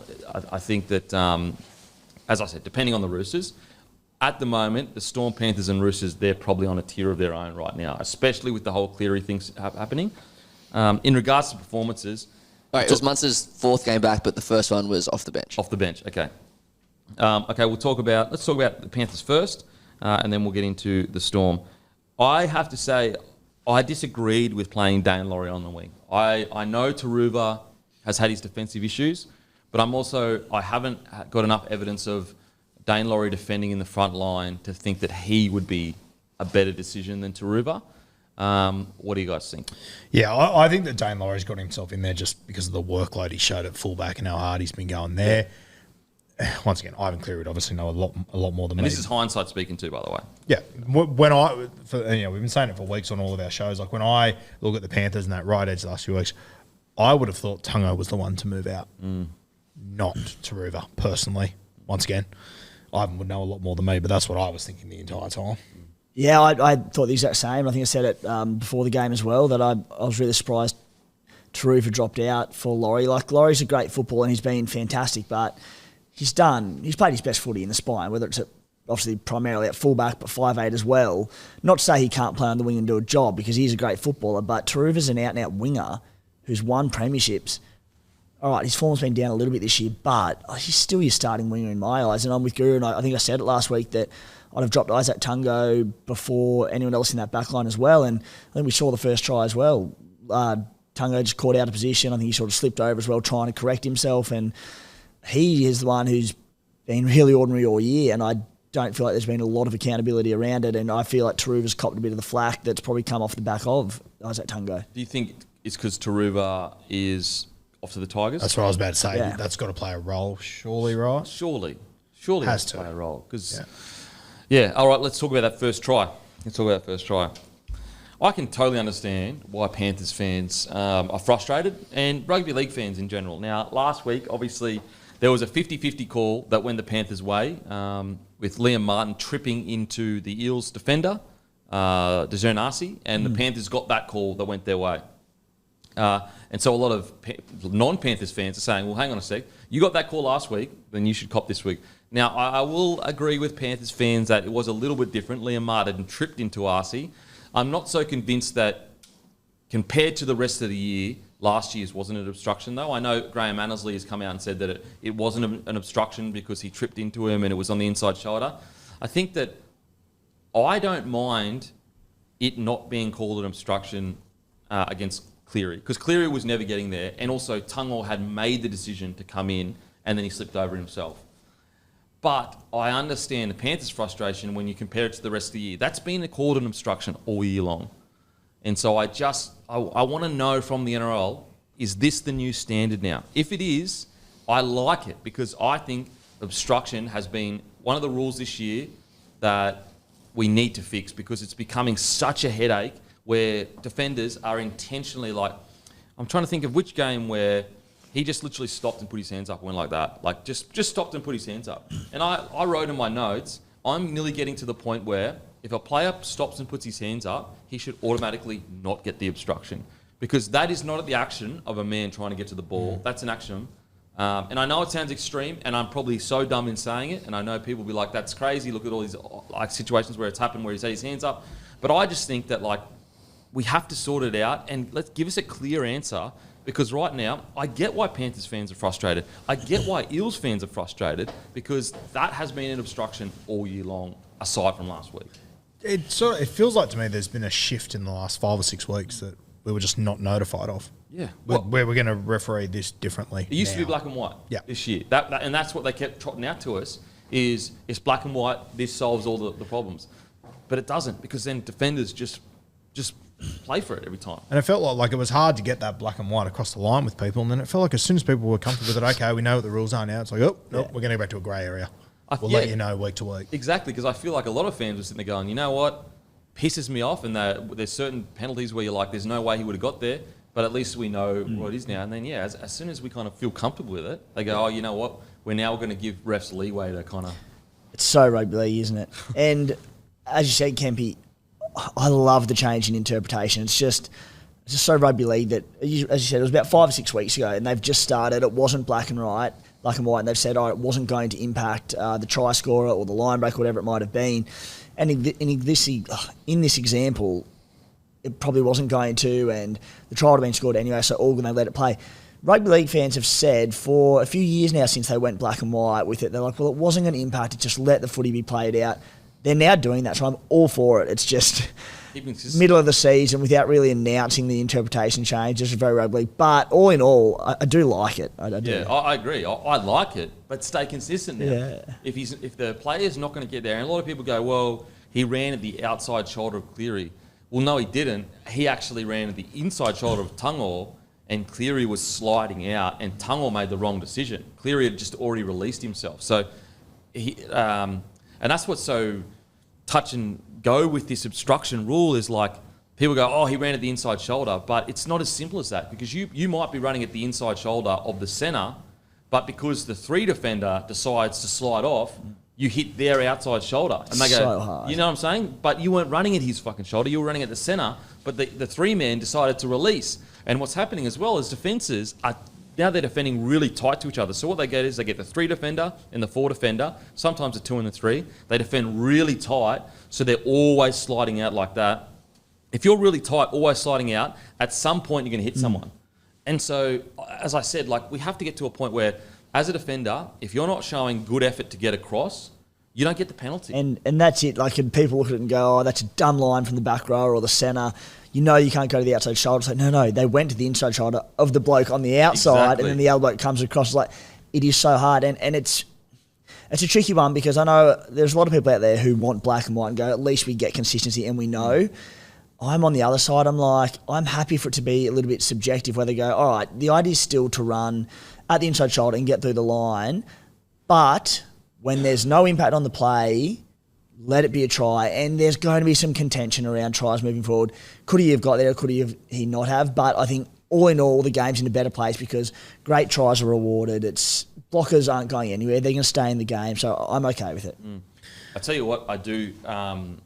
We need to fix immediately, and I feel like a dickhead because I remember last year there was going to be a crackdown on it, and I was like, "What? A crackdown on this? Come on, guys, being way too nitpicky." Playing the ball with your foot, or at least trying it. It is getting. Watching that game, Penrith versus Melbourne, it was tunnel ball. Both teams. I'm not blaming one team. It was genuinely. Do you know how much that increases the play the ball speed like half a second? That's a lifetime.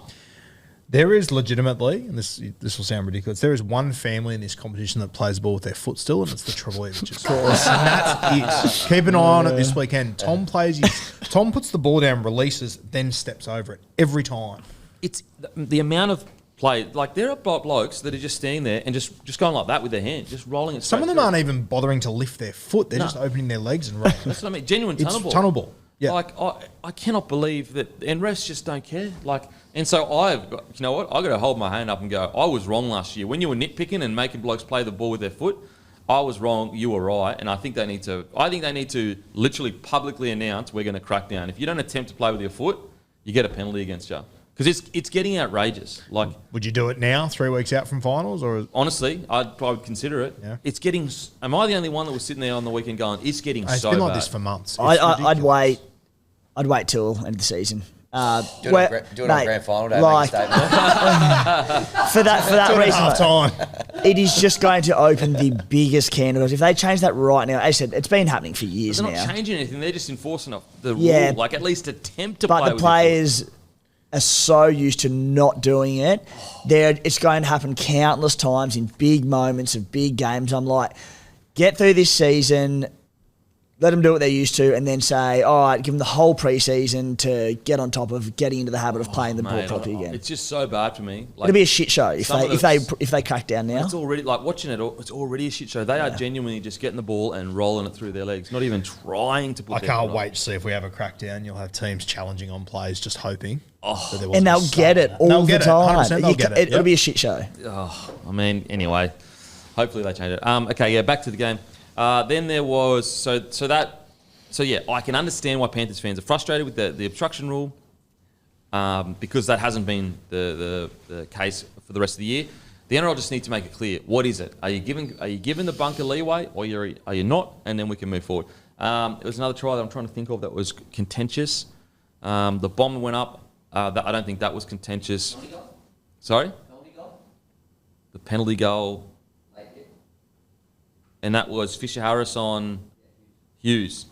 Yeah, there was a couple calls over the weekend where, like, Kafusi on Curran, and it's just like, what do the refs expect them to do? So the penalty goal, I understand, that was not as bad as the Curran Kafusi one. The Curran Kafusi one was definitely not a penalty, but there was another one of the other tries that was contentious for the Storm.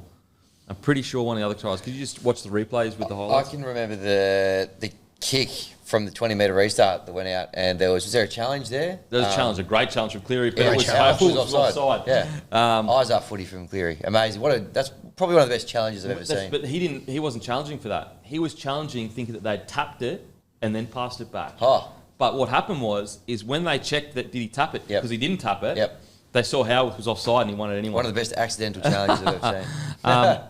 Anyway, we'll get to some other performances. Who stood out for you guys in the Penrith side, boys? I tell you what, Casey McLean, he's still rough around the edges and all that kind of stuff, but watching him move, he is an athlete. I know you were the one to bring him up, but he is special. I was saying to Tim the other day, like, we obviously did our CBA conversation at the start of the year, and he was top of the list for me of, he's going to be a gun, but he's a year away for sure. Yeah. Like, I thought he'd be a year away from being in our could be anything charts. He could be a premiership winner by then. Mate, he is big, he is mobile, he is quick. I mean, we're talking a top of the table clash. What, third or fourth game in the NRL, or let's just say we'll say 8, something like that. He had a try assist, 16 runs, 178 metres, 44 post contact, 2 tackle breaks, 2 line breaks, 15 tackles. Granted, as I said, rough around the edges. Defensively, he missed quite a few tackles, and I think he also had a crucial couple of errors. So he's rough around the edges. But I tell you what, when those edges get smoothed out, he is a beast, an absolute beast of a player. So, and I thought that before the other night, I actually thought defensively he'd been really good. In his first few games, I don't have the stats up in front of me, but I thought there was a number of big defensive plays he made in his first few games that I just sat there and went, fuck, that's incredible. He had 7 missed tackles. He had 7 missed tackles the other night. In the other 1, 2, 3, 4, 5 games, he's missed a grand total of 6 tackles. Yep. Just so, but once he cleans all that up, like, phew, unbelievable. Who stood up for you boys, for the Panthers? Bloody, I mean, not much more you can say about Isaiah Yeo. It's almost Control C, Control V every week. Far out, nearly 200 metres again, 58 post contact. He was huge. He had a great game. Lindsay Smith as well. We were sort of talking pre-game. I was very surprised that he was picked on the edge. That didn't make sense to me. Just see the Hello Sport live stream. No, what happened? Oh, he got really stuck into him, and of course he scored the first try. It was excellent. We had a crack at Isaac Tungo about him not getting dropped. He scored a try. It's a really good area. Some elite analysis there. I tell you what, seeing like the way the Penrith Panthers can do this, like Isaiah Yeo as the third receiver tipping on to Lindsay Smith. So they're going Cleary to Luai to Yeo, I think it was. Like, that is how good of a ball player Yeo can be. Like, the fact that they are trusting him, not the fullback. They're not getting the fullback as the third receiver. They're trusting him as, usually, at the very least, it's the half or the 6 as a third receiver, and Isaiah Yeo is the middleman. He is so good that they're going, no, we are trusting you to be the tip of the spear, the guy that throws the last ball for the try. He was the man in this one, wasn't he? Like 192 metres, 46 tackles, 2 misses, that beautiful try assist, enormous hole opened up. But again, it's the way he digs into the line, the ability to look up, see it. Isaiah Yeo, another bloke, I don't think he's ever played a bad game of football. Ever since moving to 13, I seriously can't remember him playing a bad game of footy. And that's why, we were talking about it before, but it wasn't that long ago. He was a handy guy to have in your team because he could cover centre and back. He was almost a utility forward. He pretty much was. He was like, there was I remember when Kurt Capewell first came in, he was a perfect 17. Could cover a heap of positions. Isaiah Yeo was similar. His rise has been unbelievable. He touched on his 46 tackles, 2 misses. The other guy that you just mentioned, Lindsay Smith, 50 tackles, 1 miss as well. Jeez. Not a bad day at the office. Jeez, they do. What do you got there, mate? So just with the highlights, you've obviously got the Nas sin bin, then you've got both Katoa tries, which one was Warbrick tap back, which could have been forward maybe. I think that was sweet. Then there was the Katoa one where you could argue Nas might have got in the way, but I definitely a try. Yeah, okay. And then Wishart's try. Okay, Nelson, myself, Solomon, 10 in the bin. I thought it was 10 in the bin. Yeah, so I thought it was 10 in the bin. I think, just silly, so silly. I know he's so big, he can't help it. At the same time, you just got to take extra care in those situations. And I saw a lot of people saying it wasn't 10 in the bin. I definitely thought it was 10 in the bin. No, I think so. Yeah, it was double whammy because it had a bit of friendly fire there too. Oh man, bit of friendly fire. Yeah. Holy heckers. We'll Penny Panthers. I cannot wait to see how they, Luai is locked into that role now for next 4 weeks or so. Cannot wait to see how they go. Good, solid game from the Penrith Panthers. But the Melbourne Storm get the job done. In regards to the Melbourne Storm, for me, this was the best sign for the Melbourne Storm is that Munster had one of those games that we know he can have. And it's taken, 4 games or 3.5 or so, but he's starting to really click into gear. And what I love the most is early in the game with an early line break, it was him to Hughes. Seeing that connection come back together, that's when you go, okay.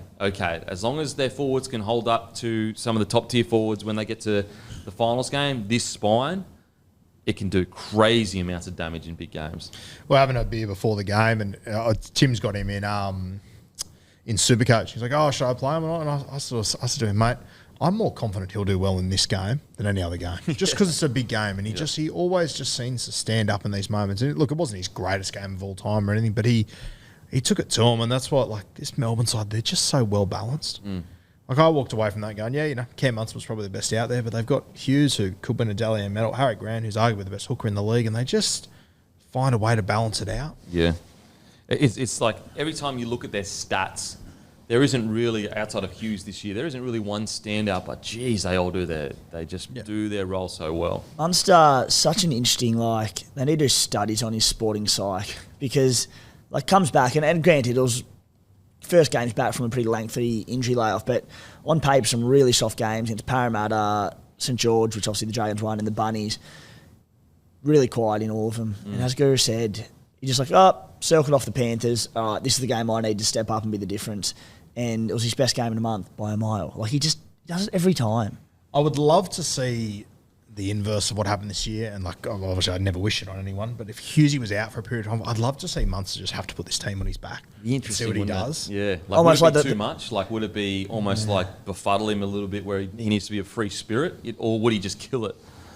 I'd love to see it. Yeah. I've got no idea. It's almost similar to the Luai and Cleary, isn't it? Yeah. I know he's now out 5'8", needs to be, as you said, the free spirit and broken play, that sort of stuff, not get him around, but who knows? Isn't it so interesting, as you said, game against the Dragons and the South Sydney Rabbitohs, he had almost 10 more touches in both of those games than he did against Penrith. But he just makes it count. But I think that they're trying to find that I think they're finding that balance of Hughesy, because I thought Hughes was outstanding as well. Yep. And I think they're finding that balance of understanding that, at the moment, 2024 is Hughes' year. Allow it to be his year. And as you said, he made the touches he had were less, but geez, they were impactful. Geez, they were impactful. Let's talk about Wishart. I mean, I know we've already talked about him a little bit, but we spoke about some of the most improved players in the NRL last year. Wishart's got to be up there. He's got to be up there. He's the kind of player that needs a club like the Storm to appreciate him, because I'm telling you right now, there are so many other clubs, probably 10 or 12 other clubs, that wouldn't appreciate Wishart, wouldn't know the right things to look at to say, you know what, I appreciate all the little tough things you do, but the Melbourne Storm are the perfect club to realise the good stuff he does and bring the best out of him. He was sitting at the Dragons, unwanted, unutilised, and Melbourne. I remember talking to his dad Rod on the podcast, and he sort of said that he went down there and he did some test or something on him, and then it came back that Tyron just ticked all these little boxes that they want that not every player does. So they brought him in there, and I said to Rod, I go, what position do you think is his best? He goes, I don't know, and nor does he. I don't think Craig does either, but he knows that he's the right sort of person they need. Yeah, appreciate. Like so many clubs, they look at, is he 6'3"? Can he bench press 160 kilos? Is he extremely fast, explosive? But we always talk about it. Rugby league is about more than just the physical. A lot of it's the mental up here. And when it comes to, we talk about the fastest players in the game or the toughest players in the game. When it comes to the mentally toughest players in the game, I bet you he's right up there. I bet you he's up there. Yeah. Look, there are match-winning tries. Then there's match-winning tries in nothing games. Match-winning tries against soft opposition. Then there's match-winning tries against the Penrith Panthers, arguably the best team we've ever seen. Then there's match-winning tries with a show and go through the middle of their pack, arguably the best middle defence we've seen in many, many years, from a utility off the bench who, you're unsure if he was going to be starting at the start of the year. That was one of the great tries we're going to see all season. And, that show and go is absolutely elite. Yeah. And it's so unassuming. Yeah. You don't expect it from him, and he, boom, nails it. It becomes like a welcome headache for Craig Bellamy of how do we get more minutes into this bloke? And as you know, there's a bench role is as important as a starting role in the NRL nowadays. But when you can't just slot him in someone in the spine because they've got such an elite spine, it's tough. And we saw on the weekend, he just came on and played through the middle as essentially a ball playing lock, front row, whatever you want to call it.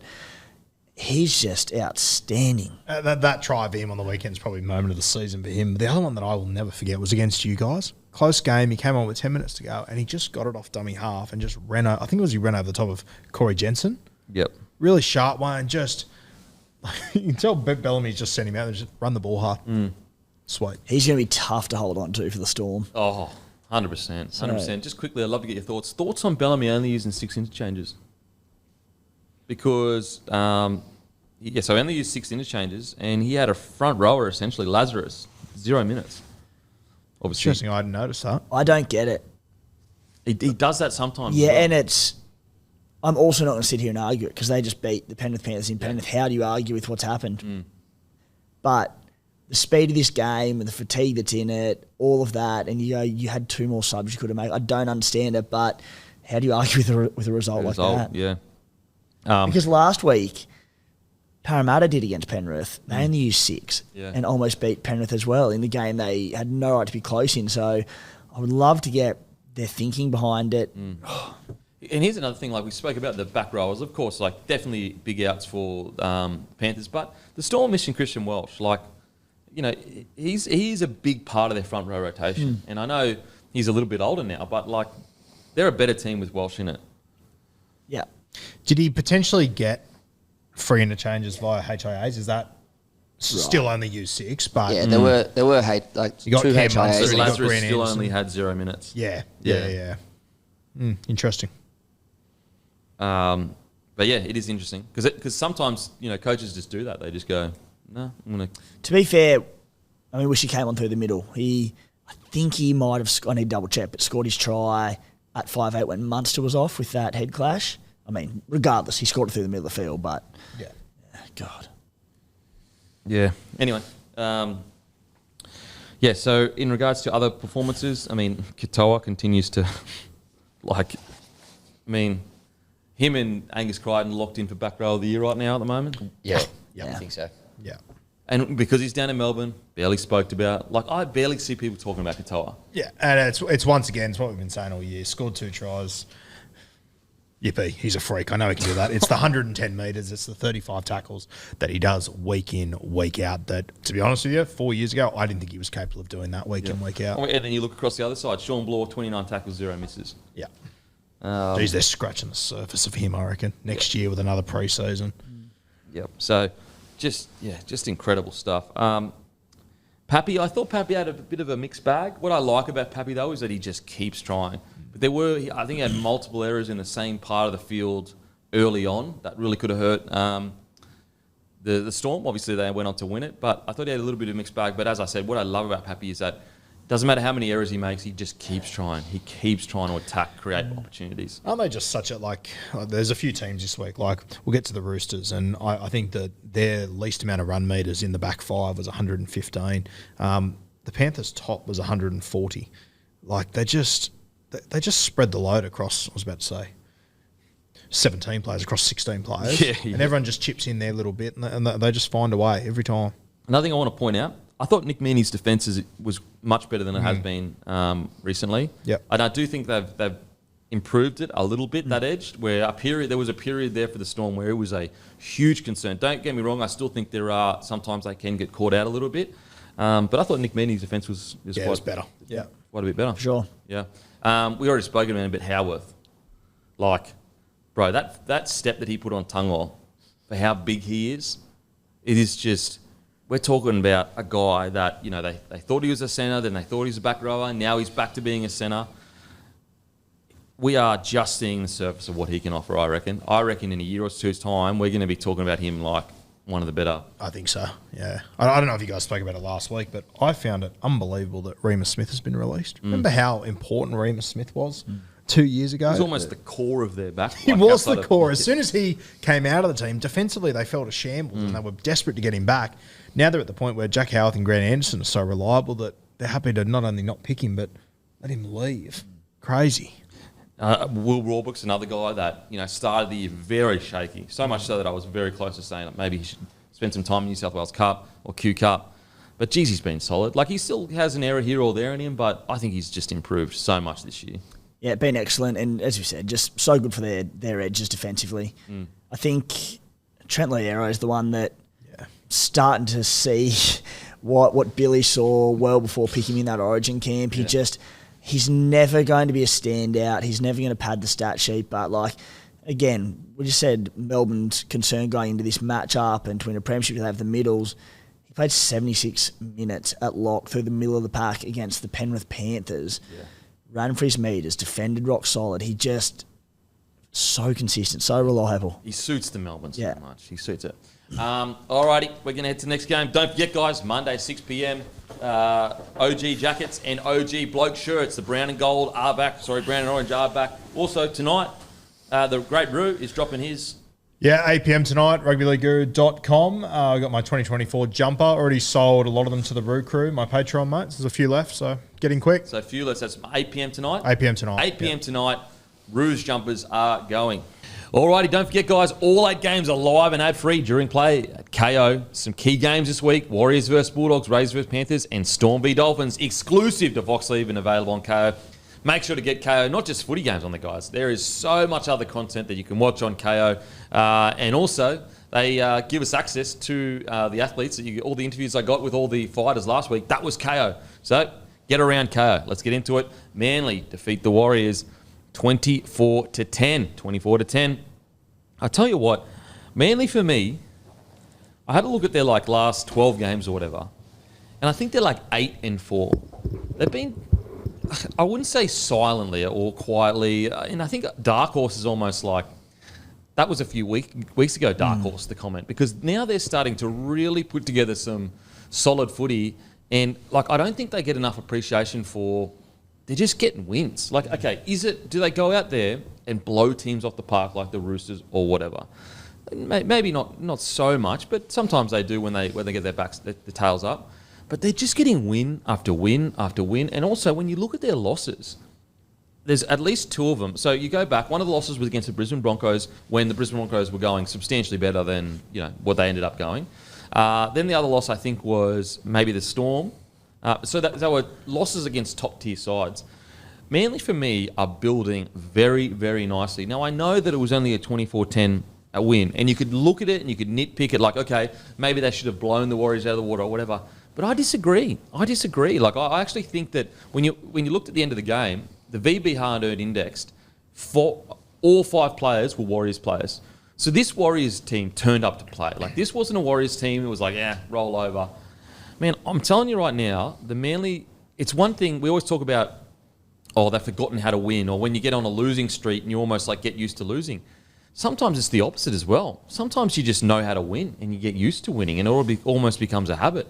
I'm really liking what I'm seeing with Manly. Yeah, I agree. I still would have called it, I would have described them as dark horses still when I look at the competition. They're on a good run, obviously. How many of the top 8 teams have they beaten in the last... Well, they've beaten the Roosters weeks. in the last few weeks. They've bet, yeah. Like in this run over the last few weeks, have they, the Raiders, lost to the Roosters? Yeah. Because they play the Tigers this week, but then they go Canterbury into the Sharks, which will be a really good test. And if they win both those games, especially if they beat the Sharkies, they could give themselves a sniff at a top 4 berth. Well, and you look at it okay, they lost to the Roosters, and granted they got blown out early, but by the end of the game, it was a close loss. I think they lost to the Storm as well. They've beaten the top 3. Exactly. They've also beaten them as well. But in their recent run, their only losses, I think, have been to top-tier sides. I like what Manly are putting together. Brooks, for me, as well. Brooks' improvement over the last 6 weeks, started the year really well, went a bit quiet. But over the last 6 weeks, I'd almost argue since DCE got back from Origin, Brooks has been equally as important to the side as DCE. Now, obviously, DCE is the main man. But I'll tell you what, the amount of games I watch where in the first half it's Brooks that's making the big play, and then eventually DCE takes over and takes them to a victory. I'm liking what I'm seeing with Manly. I really am. You mentioned there the hard index or whatever it's called. I thought the Warriors blew Manly away early. It was just the king game of DCE and Brooks that got them back into it. DCE comes with that big 40-20. Brooks had a couple of really nice touches.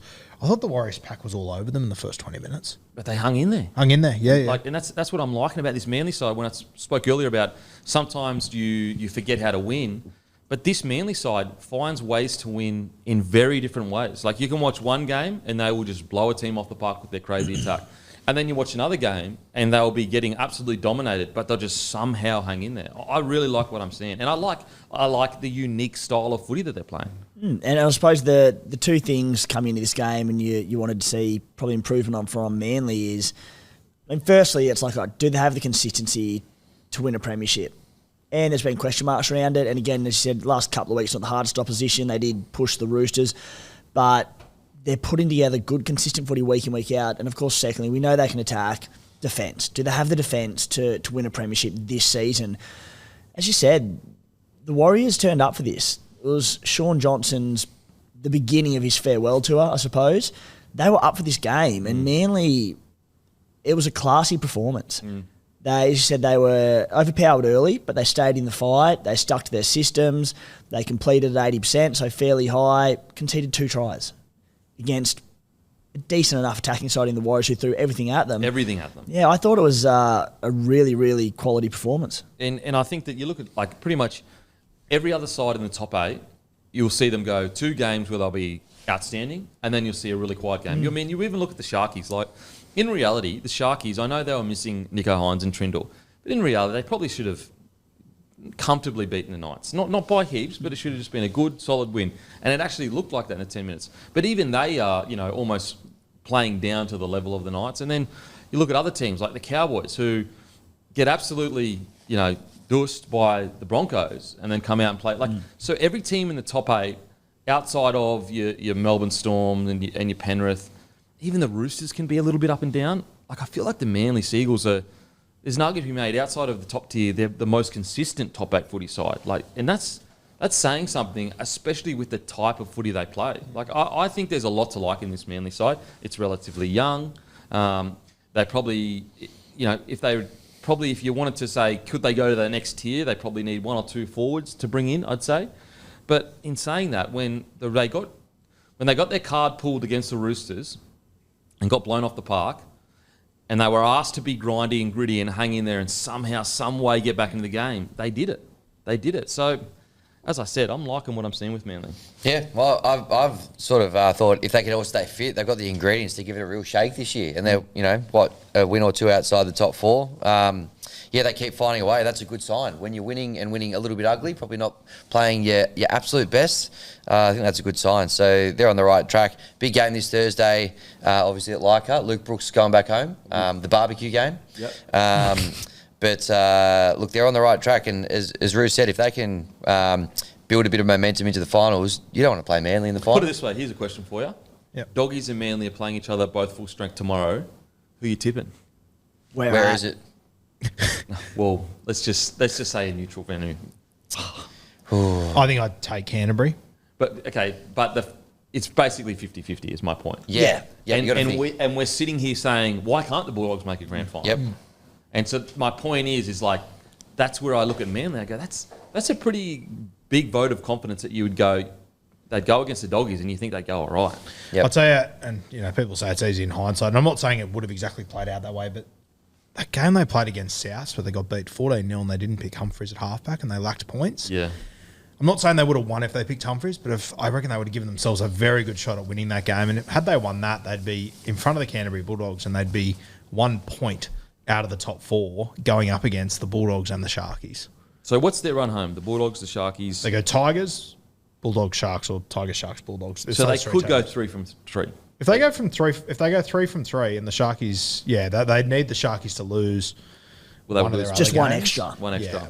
Knock them off in round 27 and the Sharkies lose 1 extra. So Which is could happen. possible. We saw that. I mean, the Absolutely. Sharkies literally nearly lost. Shows how big that result was yesterday. They needed that. That Doggies game will be elite, round 26, 6 p.m. Friday. Doggies, Manly. I mean, it's almost like a finals preview to a degree. Correct. And so, as I said, guys, I just think Manly, they're building really nicely.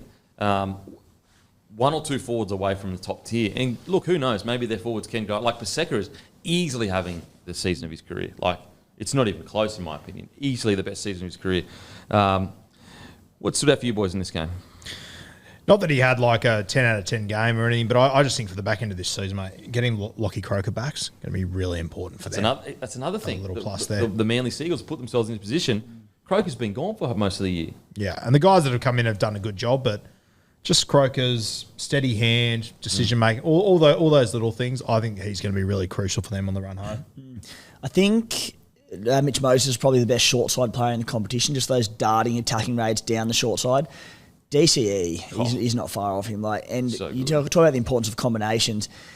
The combination he's just built with Jason Saab in recent years, they're just so in tune with each other. And there was one in this game where he just shot blind side. It was a real short side and just went bang, a flat ball to Saab, who was in the perfect place for it and took him away. Like, that to me is Manly Warringah football at the moment. It's using the ball from their own half. They see half a number, they take you on because they know they've got the speed they can score from anywhere. Yeah. DCE in this game, Guru mentioned his kicking game. They're under the pump for that first 10 minutes and he nailed that 40-20. I think they scored the set later. he broke the deadlock with a kick for the Garrick try. I think DCE was the difference. I mean, Tommy Tavorovic, obviously great, but I thought DCE's game management, I thought he was the difference. And also, like, heading into finals with a guy like DCE, like, there's very few halves you want to head into finals footy with. Like, we know he can play big games, and also his kicking game is unbelievable. Tommy Turbo looks completely free, looks like he's running sweet, which is great. I mean, I know we speak about him almost every week since he's been in there, but Lehigh Hopewadi, that play where RTS bumps the first player, and then Lehigh Hopewadi, he's such an intelligent footy player just with the little things he does. Like, to position his body to hit RTS the way he did, he won that tackle where he drags RTS out, not with strength, with technique. Like, Lehigh Hopewadi, he is such a smart footy player because he's not that big. He should not win that contest. That contact that happens, he shouldn't win it, but he gets super low, like so low that where his knee's almost on the ground and just jams straight into, like, in between his hip and almost his knee bone and drives RTS straight out. Like, Hopewadi, like, talk about fine for a season. He's exactly what Manly needed. Spoke to Seabold in Vegas and they're over there just about the young guys, and he said, we've brought him over here just for experience. We might see him in a year, 18 months. It's 12 weeks later and he's an automatic in the side. Like, he seriously, it's so much so that Kulo was on the bench. Kohler come off the bench. Like, and maybe that's just because easing back in, I'm not sure. But, I mean, we're talking about a guy that, you know, Kohler would fight his way into a lot of, like, backlines in the NRL.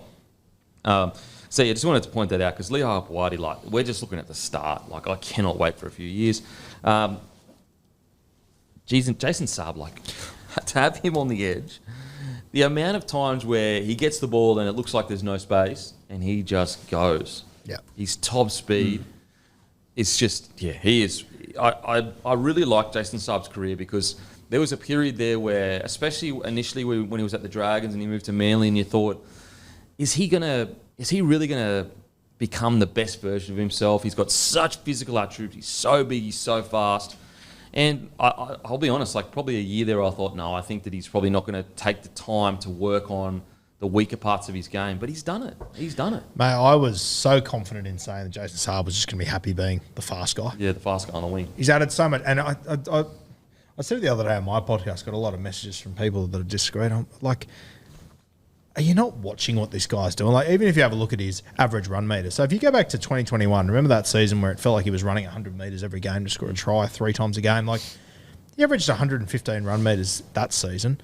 This year he's averaging 135. Yeah. His hit-ups have gone through the roof. Like, he's no longer just the fast guy sitting out there. He's still doing that week in, week out. But he's also coming out of his own end. I think he's improved out of sight. Absolutely. Absolutely. And, like, every now and then he might have a little bit of a brain explosion, but for every one of those, he gives you 3 or 4 line breaks. Yeah. Like, easy. And just the speed at which he works at. So, I agree, mate. I think he's worked super hard in his game. He offers so much on the wing there. And the one thing, like, the speed that he has, there's speed and then there's Saab speed. Like, you pay so much money for that. So if you can get that plus a well-rounded winger that is going to give you 150, 40, 30 metres a game, that's a massive win. Just to start on him, like, as I said, if you go back to that 2021 season, he played 27 games, he scored 26 tries. Incredible.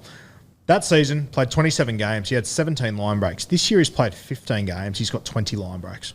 Jeez. And like, the hype around him that season was insane, but you could argue this year, you know, he's more well-rounded, therefore he's offering more to the team. Like, granted, I get that year was incredible, but yeah, so I think he's been great. Olakau'atu, I've really liked him since he's come back. And just, like, what I like about Olakau'atu this year is him really leaning into, like, if there is a guy that gives us go forward, it's me. Whereas I feel like a couple of years ago it was almost, I'm a gun, but I'll wait for the game to come to me. If you need a big play, I'll give it to you. Whereas I feel like the Olakau'atu we're watching this year is, I'm one of the best players on the field, and when I want the ball, you give it to me. But also, not only will I give you the flick passes and I'll give you the crazy, you know, try assists or whatever, I'll give you 150 to 180 metres a game. I really like what Olakau'atu's done this year. Yeah, agreed on all fronts. He did, being Debbie Downer, shout out, Debbie Kemp. Shout out. He did have to miss on Adam Fanil-Blake for that, the offload for SJ try, which was really poor by his standards. But again, it's a one-off thing. Otherwise, he's been terrific, and you're right. He has upped his input in attack, like the hard yards. Yeah, I mean, 15 runs, 188 metres, 89 post-contact. I just love the fact that I feel like a couple of years ago, especially at this time of the season, you'd be like, I don't know what kind of game I'm going to get out of Olakau'atu. Whereas I feel like now, you can almost take it to the bank. Obviously, he's still going to make errors, he's still going to make mistakes, all that kind of stuff. But you can take it to the bank, he's going to be one of the better forwards on the field. Which is something to be said for him, for the amount of work he's put into his game. Yeah, and similar to Saab, like he could have hung his hat on being that guy that can just do things other people can't. Yeah. But it's, like when I got to the end of this game, I was very surprised to see him almost at 200 run metres. Yeah. I sort of thought it was a reasonably quiet game from him by his standards. Yeah, you know but what I mean? I think that's what he set though. Yeah. Like, I feel like, back in the day when he had the game of 200 metres, you would be like, oh, whoa, you would notice it because it was out of kind of the blue to a degree. And you would more be like, oh, actually, no, Olakau'atu's not that guy. He doesn't run for 180 metres. What he does do, though, is that you need a big play in the game, he does it. Whereas nowadays, it's like you kind of expect it. Like when you have a look at his game on the weekend, like he had 0 tackle breaks, which is very rare, but I'd love to know how many guys have 0 tackle breaks and 89 post-contact metres. Yeah, wow. It's a wild combo. Essentially front row on the Yeah. edge, really. So really good stuff for him. But yeah, like I'm just loving what I'm seeing with the Manly Sea Eagles, and I love the style of footy that they play. I think Seabold deserves a big rap. I think that he started the year quite strong. They lulled for a bit, and I think that we're all sitting there going, like, is this kind of going to fall off a cliff and they'll be fighting? Whereas at the moment, like, out of all the kind of sides outside the top tier, they're probably on Bulldogs level for their best form is happening now rather than at the start of the year. So I was just about to say to you, I think we've all sort of got Melbourne, Roosters, Penrith on a similar tier. Yep. Canterbury the next tier. Do you have Sharks on that tier with Manly, or are they another? Probably right now I would have Roosters, Penrith, Storm, top tier. Yeah. And then I would have Bulldogs, Manly right now, and then Sharks maybe just one below. I have to wait to see what they do with the Hines, Atkinson, Trindle situation. Because with the Sharks, you just don't know what you're going to get. Like, are you going to get the team that just beat the team 44-0, or are you going to get the team that, starts the game really well and then just kind of fades out of it? So, what about you? Where would you have the tiers? The same, except I think I've seen enough from the Sharks to put them in the tier with the Doggies and Seagulls, and they're also the favourite to make top 4 and get that second crack come finals. And I think the big thing is you talk about consistency, and yeah, a little bit up and down at times. They've had a pretty good draw this year, but the defence has been really good the last 3 weeks. I think they conceded something like 3 tries in 3 weeks. They've really got that up. Then you add Nicho Hines back in as the X factor in attack. Daniel Atkinson's playing unbelievable. I've got them same tier as them, boys. Where have you got the Cowboys? I was about to say, Yeah. I'll give you a headache. They're the ones that I just don't like. They could be top tier, like seriously. On their is- day, they could be yeah. top tier. Yeah. And then That is where consistency comes in. I'm like, I just don't know which Cowboys are going to turn up. Yeah. It's interesting where you got these teams ranked and the actual price on the in the premiership market. So the Storm and the Panthers, as we said, are $3.40. The Chooks are $3.75. So they're the outliers at the top. The Dogs are $11. Sharks $13. Manly $15. And then there's a big drop again. The Cowboys $46. Yeah, wow. So you guys basically got it spot on. Boom. There you Yeah. go. There you go. $46 is probably fair for the Cows, but it's crazy when you think It's about a the lot. footy they can play. It's not a bad shout to get on them because you just don't know. Like $46, like you don't know. Who stood out? Who else stood out for you guys for the Manly? I was going to bring up Paseka, mate. I think he's been brilliant since his return. One thing it's been like this for a while, but like when you see guys coming into first grade and whatnot, and even when you're watching if you go watch like the Jersey Flag and all that, their strong sides tend to be the left side because that's the natural way that everyone passes. The amount of teams in the comp right now that I think their strong edge is the right. I don't know if we've seen this many before. Yeah. I think Canterbury's humming down there. Manly's right edge is incredible. There's a number of teams that their right edges are untouchable at the moment. Oh, Roosters, I'll go into a bit more detail later on, but I had that exact thing for the Doggies. They're unbelievable left edge. They're scoring more tries down their right. Yeah. It's weird, eh? That is weird because it's almost. It's been the opposite for so long. Even the Warriors, when they were at their best last year, it was like the left edge was getting a cold. It was all down the right. I feel like it wasn't like that years ago. Very rarely was it like that. Now, onto the Warriors. Look, what I liked about this game for the Warriors is they ripped and teared. They really did give it their all, but it just didn't seem to click for them. It just didn't seem to happen for them. I spoke about this the morning shifters, shift boys over in Perth did a little interview with him. The Warriors, on one end you've got same old Warriors, on the other end you've got we're now a premiership threat. I think they're somewhere in the middle, to be honest. I think they're somewhere in the middle because they had the opportunity to really ambush the Manly Seagulls. They were dominant for quite a while, especially to start the game. But just errors in key moments and missed tackles, and they just kind of, just that little bit of class they had last year to take advantage of those key moments, they just don't seem to be able to, SJ is probably a step down to where he was last year as well with his form, and yeah, I can't knock their effort though, because I really did think they tried their ass off. I remember one time, they've got all this momentum and basically just a cold drop ball, and you can see Adam Fanua-Blake in the background blowing up, and you can understand his frustration because they dominate teams so often and they get field position so often, and then you're sitting there and you're watching them going, this team is unbeatable. They just roll down the field, get field position, and they should dominate sides, but then all of a sudden that 20-minute period ends and they just completely go to, not water, but just not the same level. Yeah, and I think, as you said before, when you put them on that scale, I don't think you could possibly call them the old Warriors. I don't think beyond so. that, I think that's unfair. And I'd also I think the Warriors, I'd love to know how many times this year they've put out their first choice spine. And I get it, injuries happen. There's a lot of other teams that are overcoming it and everything, but it hasn't all been perfect for the Warriors. But when you look at them next year, I know they've got James Harris arriving, which is super exciting, but real change in the guard without SJ and Adam Fanua-Blake now. I mean, the question I have for the Warriors is, were they being too good of a club by allowing SJ this long to wait until he retired? Because now there's essentially $1 million that they could have used in the market. Now, unless they've got something up their sleeve, or unless the Jet Cleary was the recruitment that they already had planned for this, and Jet Cleary, I don't know, is ready by then. I'm not sure. It could be quite early. Because I just think from a purely selfish perspective, from a Warriors club, it's waiting this long for SJ to make that announcement. You now have $1 million in your salary cap just doing nothing next year. Or however much they paid SJ. It might be $600K, but there's no out-and-out 7 that I see at the club right now where you go, yep, he's the next man up. Yeah, I personally think the Warriors expected him to play next year. Yeah, okay. That's my vibe, that they were waiting for that, which is... So unlucky. Yeah, it's a tough break. Yeah, because I was actually in New Zealand, just happened to be there the week that they signed Jet, and the chat wasn't he's our guy next year at all. And I think what Jet liked was the opportunity. Do you think SJ, they should have said to him, mate, we've got a deadline, and if you don't, we're going to be looking elsewhere? Without a doubt, it's hard enough for them to recruit players, let alone halfbacks to go there. Yeah, very tough. It's hard, but I also think Sean Johnson, he genuinely and had every right not to know, because he almost won a Dalian medal last year. It was unbelievable all season for them.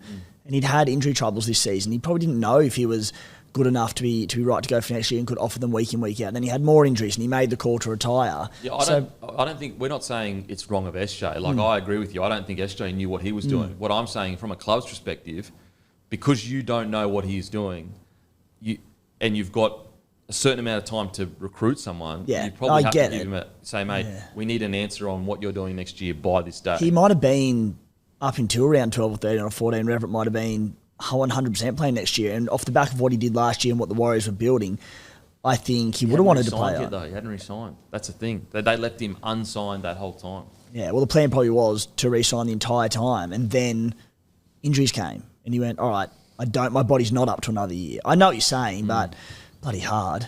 Yeah, see, I think the club, as ruthless as it is, they probably should have said, we need to know by this date whether you're going around again. I'm not as convinced as you that Tamari Martin can't be the man at 7. I think everything I've seen from him as the dominant 7 for the Warriors this year has been outstanding. And I know there's question marks around the kicking and him and Metcalf, the long kicking in particular, but whether or not there's a way around that, I think as a ball player and ability to get them around the park, I think Tamari Martin, with a full preseason as the guy, as the number 7, I think he's been superb. So I think he's worth giving a crack to. Yeah. I don't know. I'd probably disagree with that. I think he's been solid, but I mean, at the end of the day, he's played probably the most 7 for the year for him, and they're sitting 14th. I just think that with this roster, if he was ready to just step in and be the main man, I would love to know how many games can you check how many games he's won as the starting 7 for Warriors, and then that will give us, I guess, yeah. I'm just not convinced that he can, for a full season, lead them around. Not convinced. Yeah, I've heard that Metcalf might be a sniff at it. Give it a crack. I actually have also been told that he wants to play 7. Which, I look at Metcalf and I eyeball him and I go, oh, not a 7, but neither was Hughes, neither was Hines. Why not? What do you got there, mate? 5 from 8. He's 5 from 8. Okay. One of those was with no one against Penrith at Suncorp as well. Okay, maybe I stand corrected. 5 from 8 is a bloody good record. Okay, that's fair enough. I could be wrong. Could you see Jet Cleary getting in there and being the guy at number 7 last year? Nathan debuted when he was 19 at the Panthers. We've seen Galvin come in, different probably scenario at the Tigers this year at 18 and go quite well. I was just looking up, he's been playing 5'8" in the Jersey Flegg side. They're 3rd overall. It's hard in Jersey Flegg when you're at the Panthers, though. You've got a lot of talent there. Yeah. I haven't watched him play in a few months yet, but I'm very confident in saying the plan wasn't for him to sign there to play in the halves next year. It was to develop. I tell you what, though, to Timmy's point, 5 from 8, you can't really, if you're saying he's gone 5 from 8, which is what, about a 60% win record, and that's going to be your guy next year, that's pretty bloody good in the NRL. So I'm probably leaning towards you, Timmy, that you're asking a lot of your next 7 if you're expecting more than a 60% win ratio heading into next season. Also, the 3 losses were by 2 points, 1 point, and 2 points. Yeah, okay. Oh. Well, I'm wrong. Then Tomato Martin is the guy. I just watch his game and I just have a lot of questions about 5th and last decision making, kicking, and sometimes when the game is on the line, it just doesn't step all the way into it. But that's just vibe. The facts of the matter are it's 5 from 8. So that's fucking... There's your answer. Alrighty, we'll go on to the next game. Guys, with teams that aren't in the 8 or can't make the finals, will obviously be a bit shorter. Roosters defeat the Eels 38-14. I actually, aside from the really poor start and then the last whatever minutes, I like this performance from the Roosters. I think that we're almost getting into we're kind of guilty of expecting the Roosters to come out and beat every team 40-0 because they're so exciting, they're so big, they're so powerful. I think this is a really good win for the Roosters. I know that the Eels aren't going that great. I get all that. But Teddy looks fresh as anything. I love the ruthless nature of the Roosters where when they went off... so when the Eels lost a man, they had a 7 from 7 completion set. And they also had 97% possession. And I just love that ruthlessness. That's smart. When you've got an extra player, keep the ball in hand, build pressure, get points. And so I really liked it. I like this win from the Roosters. I think it's exactly what they needed. Yeah, I agree with you, mate. I don't have a heap to add on the Roosters. My question, do you reckon Teddy's done enough in the back end to maybe catch Hughesy for a Dally M? Yeah, we spoke about this the other week. I still think Hughes has been the best player all year long. Yep. But I would have Teddy obviously in my top 5 players for the year for sure. Because I think even when Hines won his Dally M and over the last few years, I'm pretty he's sure been there or thereabouts. Teddy, you get to the end, you're like, fuck, he's 3rd. How? Yeah. No, we weren't even talking about him. Yeah. I mean, the argument against it is he's sharing it with Angus Crichton and Sam Walker to a degree. But I tell you what, I think he'll be in the running come business end. I think he'll be in the running. If you ever, that year that Hines won it, he had 38 points and it was Hines or Ben Hunt. Teddy beat Ben Hunt. Wow. Yeah. Wow. What do you think of the Roosters' performance, Timmy? Yeah, hard to add a heap different to what we've sort of spoken about in recent weeks because I thought they were really good. Explosive in attack. I thought, the question marks were, I think we mentioned last week that just want to see him put 80 minutes of footy together. I think they're a lot better in this one. They probably switched off a little bit in the back end of the game, the last 10 minutes. I thought the decision from Trent Robbo to put Dom Young on ice early and just go, we've got the game won. Don't risk a bloke who's had hamstring concerns. But I think they played probably 65 minutes of footy in this. Really impressive performance. It was against the Parramatta Eels side who'd been up for 2 or 3 weeks with not a lot to play for. And I think they should have put them away like this. They did. Yeah, but hard to be critical. I'm trying to think. I've got in my notes, how the fuck was that a sin bin? What sin bin happened later There's in the game? 3 of them. Hey? There was 3 of them, so... What happened late in the game? It was White, it was Simbin late. I can't remember what for, though, if I'm honest. Oh, I remember this going, what the hell? Anyway, What do you? So they started with Spencer Leniu. He ended up playing 32 minutes. Do you reckon they get more minutes into Leniu heading into the finals? And Terrell May, he ended up playing 34 minutes. Is this the same Robbo that was kind of preparing for finals footy, do you think? And Connor Watson went off early too. Yeah, that's what surprised me, that they only played 30 minutes and Watson only played 10. Yeah. When a forward goes down earlier, or a player in general, Terrell May is not the one that comes and steps up and plays big minutes. So, I don't know. Wait, is JWH back next week? Yes. Okay. Yep. Yeah, so it's going to be interesting to see what they do there. I thought Brandon Smith, one of his better games for the season, geez, he looked dangerous. Yeah. He did. Multiple tries that they scored all came off Brandon Smith. You know, the one where he went down the short side, just got out, got the B marker, the B defender interested, hit the ball playing outside was what got the line break, and that's what will go down as the stat. But when you actually watch the try, all the work was done early with Brandon Smith. And he's just in a really interesting position, you know, because whispers about, you know, last chances and, you know, are the Roosters going to look to move on, and they've got kind of Watson there. But at the end of the day, they're a premiership threat, and right now he's their 9. Like, you know, it's working. It's working. Have you ever seen a bloke like, with all the whispers and everything around him, he just looks like he doesn't care.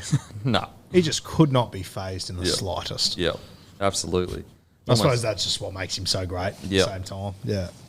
I mean, I tell you what, one guy you want firing heading to finals footy, because he is a unique 9 that you just can't really get anywhere else. Like, you know, Harry Grant and him have similar-ish running games, but that's one area of Brandon Smith games where I've been a bit surprised that since he's gone to the Roosters, we haven't really seen him week in, week out over a month of footy just dominate around the ruck. Yeah. And granted, I'm sure Robinson is the one telling him, mate, we need to get the ball to Walker as soon as possible.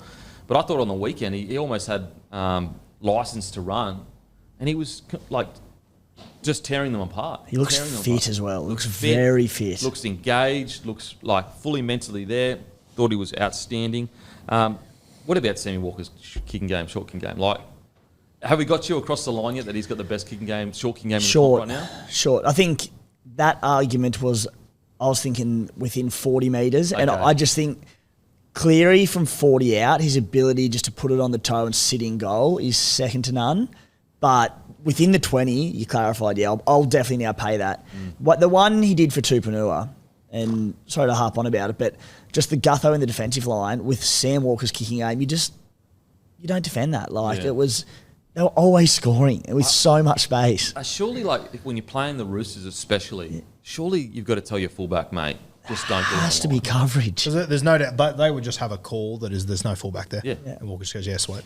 I'll put it on the spot. And he does it every time. Like, his short kicking game it's some of the best I've ever seen. Seriously. Like, I know it's relatively short-ish, sample size, but mate, when was the last time we saw a half just control the ball on a string like that with a short kicking game? And do it in what looks to be the most unorthodox fashion consistently. In torrential conditions. Like, even one of the tries that they didn't get, it was going to land in, I think, Satili's, lap, but it hit the post really early on. Like, he is... what do you think? Thoughts about... So, Trent Robinson has come out, and he said, basically, it's really frustrating that these stories get out in regards to Mitchell Moses, and, maybe he wants to sign, and the Roosters might be interested. And Robinson said, basically, not true. Yes, a while ago, we were interested in Moses, like years and years ago. Haven't spoken to him since. And I really respected Robinson for being really honest here. He said, it's really frustrating because we're trying to re-sign Sam Walker. And I don't know who he spoke about it. It might have been us here. It might even been Hammy saying, do you think it affects negotiations with Sam Walker when he hears Mitchell Moses is interested? And, you got to feel like... Oh, it sounds bad, but you got to feel for the Roosters in this situation. Because it would be frustrating, because it's just like, hang on a sec, we're currently in negotiations with a guy that's got us as a premiership threat, where, what are they sitting on the ladder? Third? Yep. They're third on the ladder. He's young. He could get $1 million anywhere else. Anywhere he goes, Sam Walker's getting $1 million. And now we've got to deal with friggin' Mitchell Moses apparently coming to the club.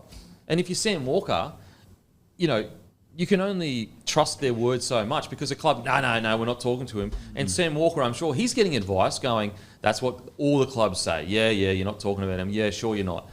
And so, as I said, I like Robbo, who came out as honest with us. I thought it was really interesting with Hoops.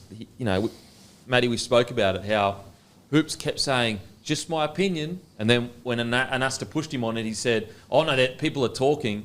And, like, Hoops is he's such a pro. He's been in here so long. He keeps this vague area of now he can hide behind, no, it was just my opinion that the Roosters were interested. But, like, Hoops knows that's not how this works. He knows that if he puts it out there, the headline is Roosters are interested. What are your thoughts on the Sam Walker situation? Do you think long-term deal needs to happen? Do you think, where are you at with that? I think it definitely needs to happen, especially with your team. Like, their halfback's going to be going Yep. next year or two, and I have no doubt whatsoever the Broncos will make him a target. You got new franchises coming in as well. Sam Walker would be perfect. So if I'm the Roosters, I want to lock him down long term. Yeah, I'd be throwing, I don't know, $900K at him, something over 5 years and just locking that boy down. Possibly. Not even a mil? Oh, probably a mil, yeah. One of the best young halves in the game, outstanding. And the big thing as well for a smaller body, granted, he's still so young, he's growing, but his just defence has come on leaps and bounds in the last... I think he came back into the team late last season and his defence has just improved so much. That ticks off a big question mark around Sam Walker. Also knowing that long-term he will improve it. But look, I'd probably give him $1 million over 5 years. Has he been flying under the radar, you reckon, Sam Walker's development this year? Yeah, I we think so. talked about the Roosters' top three, and he is out and out their main guy. He's what? Can you 22 check? years old. He's 22 years old, and he's leading a team to a premiership threat. Yep. I reckon he's definitely flying under the radar because they've been going so well. There's been so many other players that have stood out. Crichton, Tedesco's had a good year as well, but he's a gunner. He's been a big part of it. There was obviously a bit of chopping and changing the halves earlier in the year, but the last 8 weeks, probably 10 weeks maybe, there's been no question he's the guy to lead the team around. You mentioned probably one of the best short kicking games in the comp. I'd say probably the best goal kicker in the comp as well. That's also a pretty handy string to the bow as well. Which is crazy to think because when he came into NRL goal kicking, he didn't even look like he had the mechanics to get the ball kick long from the sideline. He wasn't making the distance. Some of those games where they've towered teams up, it's been like Sam Walker 10 from 10, which is elite. So, yeah, if I'm the Roosters, I'm having a good crack at him for sure. I think it's flown under the radar massively because I put to you this. The Roosters are having the best year they've had since the back-to-back grand final. Yep. And that is all around Sam Walker being the main man. And I'd argue that if Sam Walker's not in this side, we could see the Roosters having a similar-ish year that they had last year. I'd go as far to say as he might be more important to that side than Teddy. I'm not sure if I fully agree with that yet, but what I'm saying is I think it's neck and neck. Get where you're coming from. Yeah. Because, put it this way, if they had just another good fullback rather than Teddy, they're probably still in the top 8. If they don't have Sam Walker, are they in the top 8 right now? And they just have a solid 7. Yeah. That's fair. And, mate, the one Roosters game I've been at this year was against the Dolphins, and he just won that off his right foot. He just took the piss out of it. The argument there would be, whether he deserved to be there or not. Luke Cleary was on the fringe of their Origin squad, also playing some good footy this year. It's Sammy Walker's team at the moment, but we've had, since Sammy Walker's basically come into grade, him and Cleary have just struggled to work out the dynamic, and they've chopped and changed it. If there's no Sam Walker, is Cleary a dominant number 7, and maybe not having the exact same success, but been there, done it, is a winner. Well, didn't they kind of saw it last year when Walker was in reserve grade, and he was, he wasn't inside. It's exciting for next year as well because, we assume probably him and Sandon Smith in the halves. Which is super exciting. So that's pairing. entirely Sam Walker's team to run. And when I say just as important, I'm talking purely off the impact they have in the game. Obviously, Teddy as a captain is the most important person in the club. But if you take away the captaincy and you just look at the importance they have at where they get in the field and points scored and all that kind of stuff, I do think Sam Walker is. He's at the very least in their top 3 players this year, whereas I would have said a couple of years ago, probably not in their top 3 players. I really hope they go him and Sandon. Obviously Chad Townsend's arriving next year. And I'm not sure what the plan is for Chad, but I'm really questioning if he's the right fit for. My understanding is that Chad's a backup. Yeah, okay. That he's been signed as a backup, Makes sense. experience. And also, when Chad signing. Chad starts, he's a game manager. That is what he is as a number 7. So you put him with Sam Walker, it's just not going to work, I don't think. Yeah. So look, really good from the Roosters, and they are absolutely there and ready to rumble when it comes to premierships. And I would not want to be playing this side in finals footy. Holy wow! On to the Eels quickly. Obviously they're already out, but look, fought hard towards the end. I think the positive for the Eels towards the end of the year is they haven't completely just fallen off a cliff. I think also they've been the fact that at the end of the year is when they're running into all the best sides is tough. But I guess it just shows you that those early season wins, you've just got to bank them, no matter what. Because if you find yourself in a position like the Eels where your footy has improved and you are going better, but you're actually playing the best teams in the comp, you don't get the wins. Now, there's reports Iongi on the Penrith Panthers has signed with the Eels. I really like this if this is the case. I guess the only question is, though, is that Iongi is an out-and-out fullback, to my understanding. Yep. And if they have signed him, I doubt he's signing to go and play reserve grade again. Does that suggest the writing is on the wall for Gutho? You'd have to assume so. I don't know why you'd sign this kid if you're not going to play him at fullback, which would you just been better off keeping Blaze, maybe? Well, surely if the writing was on the wall for Gutho, they would have kept Blaze, so I don't know about that. But see, I think that they're two different things, though, because Blaze is getting offered, I think, to play 6 for the Panthers next year. If you're getting offered to play 1 at the Eels or 6 at the Panthers, what are you taking? Yeah. Fair. You're going Panthers. Yep. And also on top of all that, I think it's crazy. I think Gutho still has so much to offer at fullback. Agree. Yep. Bit of chat I saw floating around online. Maybe this could just be online chat, like pure and simple, but to the Dragons, maybe. Yeah. Okay. Then what? Bale stays on an edge on a wing. Yeah, I think he'd be. Yeah, I think. Yeah. Yeah, and then, but I guess Sloane's going okay there at the moment as well. But yeah. What do you reckon? Do you think Gutho stays at the Eels and plays centre? I hope so. Surely they can't Surely. let Gutho go. Heart and soul guy. Mate, Yeah. I think he still has so much to offer. Yeah. I really I'm do. not as convinced as you boys that he's not still the fullback for him next year. So I reckon Iongi's signed to play. Well, Iongi's also a reserve fullback at the Panthers, so he might see himself as more opportunity at getting a run for Parramatta. Also, with the signing of Blaze Talani at Penrith, that might have knocked him back another rung. Like Surely there's other clubs. but like you talk about Blaze signing to play 5'8" for Penrith. Well, there's also a certain Dane Laurie who's there and playing great footy as well. So I don't think he's locked into that. So I'm not saying Gutho 100% be fullback next year and they're not moving on from it, but I don't think the Iongi signing to me says that Gutho's definitely leaving or playing a different position. Or It's not a bad point. Like, probably at Penrith, if Dane Laurie, if Blaze is playing 6, Dane Laurie's probably second choice fullback, so he is third choice fullback, Yeah. I guess, there. might have got a bit more money in the process. Yeah. See, I reckon the pitch from the Eels would be you're going to play more first grade. And I think that if you're going to go to a club for an opportunity, and let's say, like, you can go to plenty of other clubs that have fullbacks that are nowhere near as established as Gutho. Like, Gutho, he's like the leader of the club. I have no doubt that's what the pitch was. I think the Whether they pitch do it or is not, absolutely, mate, you could be our starting fullback next year. Yeah. With all the noise, like, you have to remember, the Eels have been talking about moving Gutho from fullback for 2 years. And then all of a sudden they sign the fullback from essentially the best reserve grade side in the competition. I don't know. I see your point, though. Like, If that's the case, then, and I'm Gutho, or I'm other clubs, I'm going after Clint Gutho and say, you can be our number one for the next 3 years if you want, mate. You're still I'd be outstanding. Going after Gutho, Yeah. for sure. Yep. Fuck, he'd be a good fit for you guys. I know. He'd be perfect. Because, like, the thing with the Gutho situation is we haven't really heard confirmation from anyone. Like, that he is the guy going forward. Like, we keep hearing all these rumours about he's connected to this club and blah. And so, like, surely if you're the new coach coming in and Gutho's your guy and your captain and right, you're making sure that everyone knows he's your guy. So very interesting. But you know what? Timmy could be right. Could be just more of a depth signing.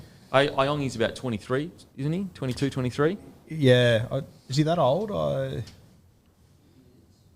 Jeez, I'm Very thinking about that. explosive, Wouldn't- very explosive. Wouldn't Gutho and Ricky Stewart just be the perfect duo? Mate. Because he just embodies everything that you guys are. It's fucking Could be play tough. some great post-game presses with them two together.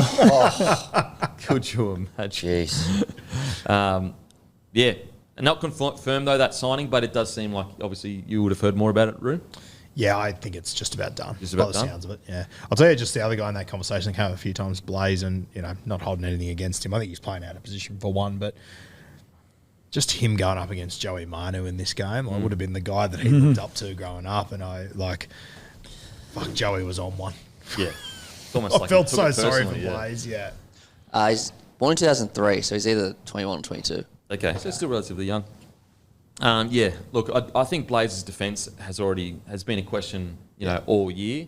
But I also agree with you that, probably not a centre at this stage. And also, he wouldn't have done a whole preseason there. But then I guess the question is that do Penrith look at him and say, we believe we can train you up? Because, centre is the front line, so is 5'8". Do Penrith look at him and say, we can train? I tell you what, physically, he absolutely has the physical attributes to be a good front line defender. He's gonna build out to be quite a big boy, because what is he, like 6'2"? Yeah, and I think as well, like in his preseason and everything, I don't think the plan was to ever have him in the centres. What I'd been told in the preseason was that he would eventually come in and play some fullback. So he hasn't had a preseason to defend in the front line too. Yeah. Like he is a kid that has come in because they've had injuries and he's taken decent opportunities and now he's just sort of hung around there.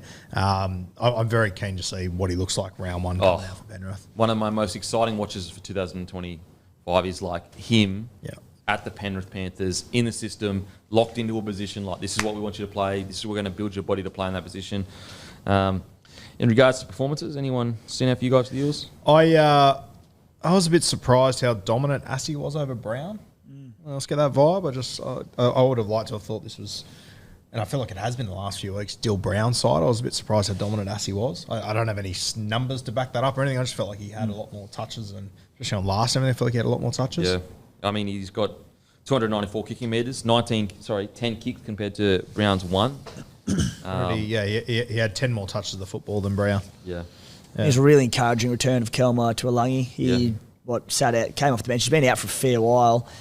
Coming onto the field, getting absolutely belted, comes on, scores a great try with a lovely line straight off the bat. Seven tackle breaks against the Roosters. Great sign. Kelma has always been a guy that you can see the potential. Bounced around a few clubs there, but he's playing awesome footy before that injury mid-season as well.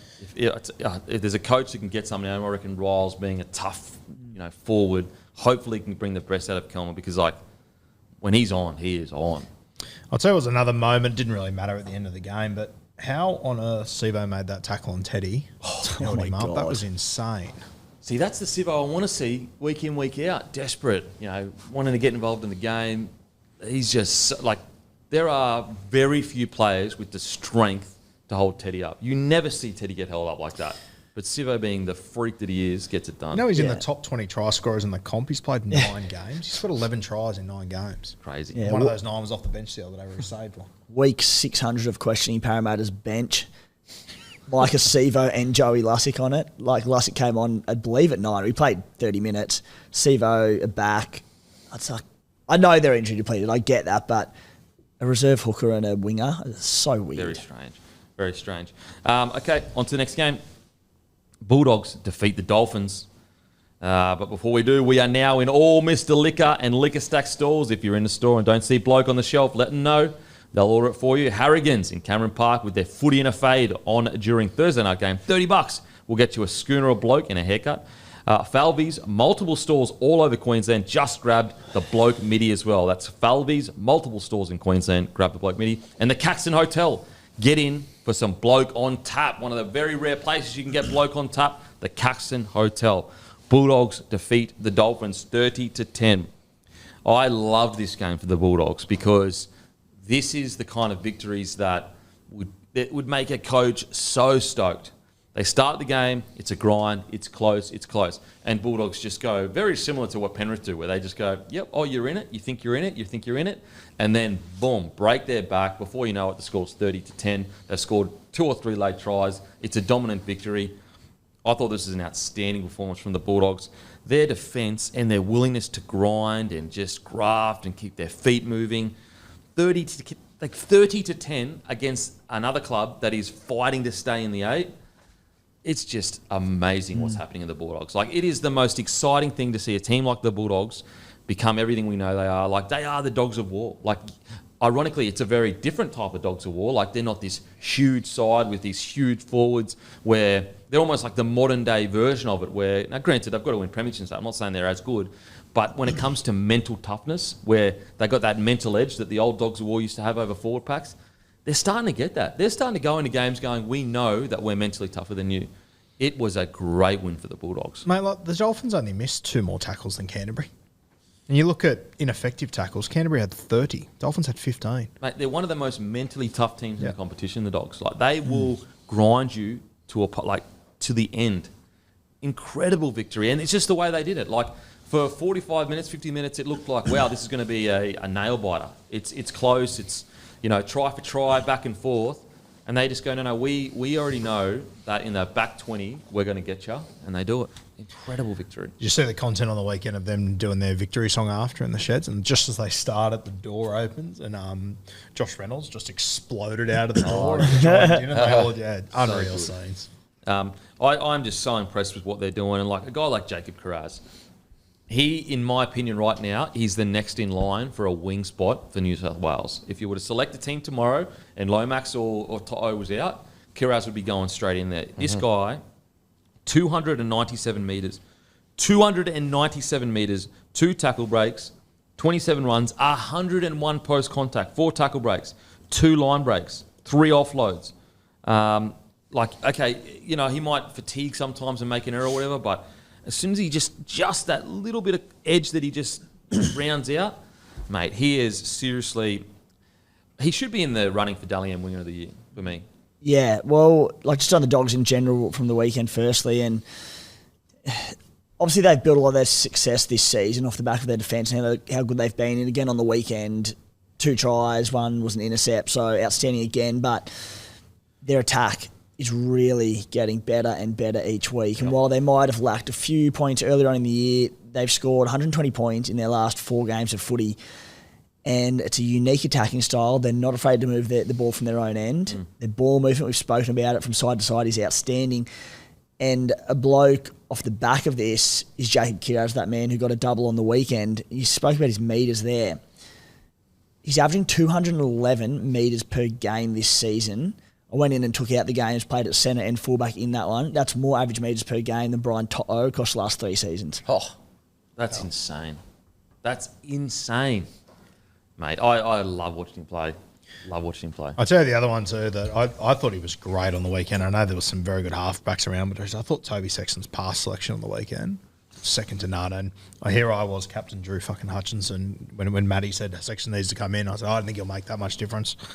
Such a shit take. He's made a huge difference. Well, it's coincided with 2 things. I think that their attack has improved because Sexton's been given opportunity to make it his team. Yep. But also they've brought Jason Taylor in, who is their attacking coach now. And, whatever opinion you want to have with Jason Taylor's career as a coach, right now the times do line up. He comes in as their attacking coach midway through the year or roundabouts, and their attack has hummed ever since. No matter who comes in. Yeah. They've had injuries and stuff. And I'll tell you the other one that's crucial to their attack is Kurt Mann. Oh, Christ, he's having a good season.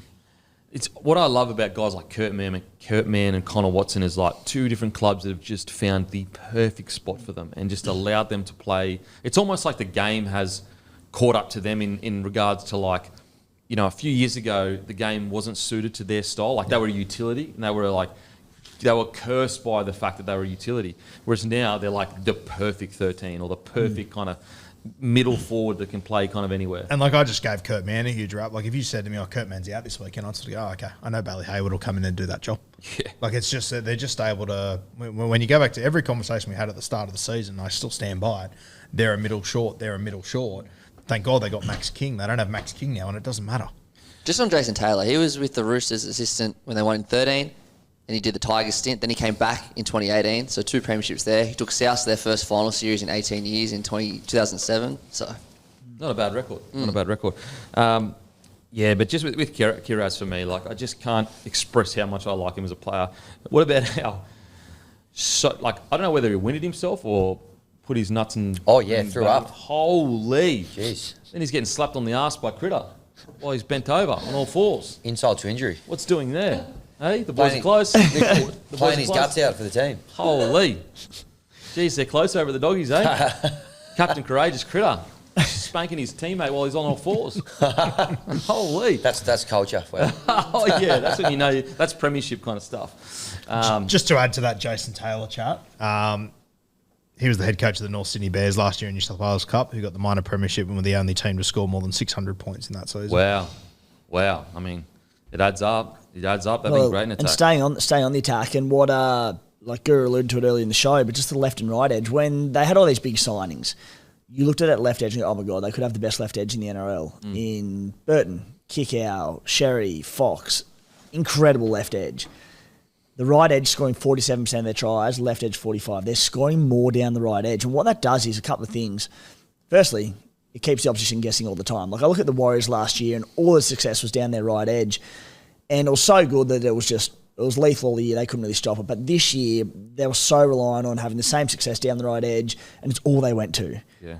Going into the back end of this year and even into next year, because they can get you from anywhere on the field, it just makes for so much more of a balanced 13 week in, week out. And we're just, this is the start. This is the start. And like, look, I know a lot of people will sit there and go, oh, we've seen clubs go really good and go poorly next year. Like, I'd be shocked if they drop off next year. This feels different. It feels different. It does. Like it's all maybe about I felt defense. the same about the Cowboys in 22, but I feel like at the start of each season we've had this chat, and I feel myself in particular, I think I've been pizzled by fans that have said, oh, we're not going to fall off, blah, blah. I don't feel that with Canterbury. Well, because I feel like it's built on defence. The hardest thing that you can build. Like their attack at the start of the year, it was terrible. Like they could barely score points, but they would just grind you out of a game. You can get on a hot hand with attack. Defence, you can't. Yeah. You can't, okay, look at the Broncos. Like they had really good defence last year, but it was their attack that was a hot hand. Yeah. Like they were just so good. Whereas like the Bulldogs, when you watch, don't get me wrong, their attack has improved in the last 6 weeks, but I'm not looking at that attack going, holy, like this is reinventing the wheel. I'm just looking at a high quality system that I think another thing that the Bulldogs have just done so well is like Serraldo has just upskilled everyone. Like all the little things that you take for granted, like your catch and pass, like, you know, your body position when you are passing, your foot positions, like all these little things, I think Serraldo has upskilled his players. And I think that comes along with, you know, there was a lot of talk about long work days at the Bulldogs last year, and there was all that yarn about, is it too long, is it not long enough, all that kind of stuff. But what I reckon Serraldo has brought to the club is if you're at this club, you're a true professional. You come in here at 7 in the morning and you leave at 3 or 4 in the afternoon. You're no longer just footy players. You are here to be a professional at what you do, and that's professional hours. Walking in at 7, leaving at 3 or 4 in the afternoon. And so across that time, he's improving their mental game. He's improving all the little details about their catches and their passing.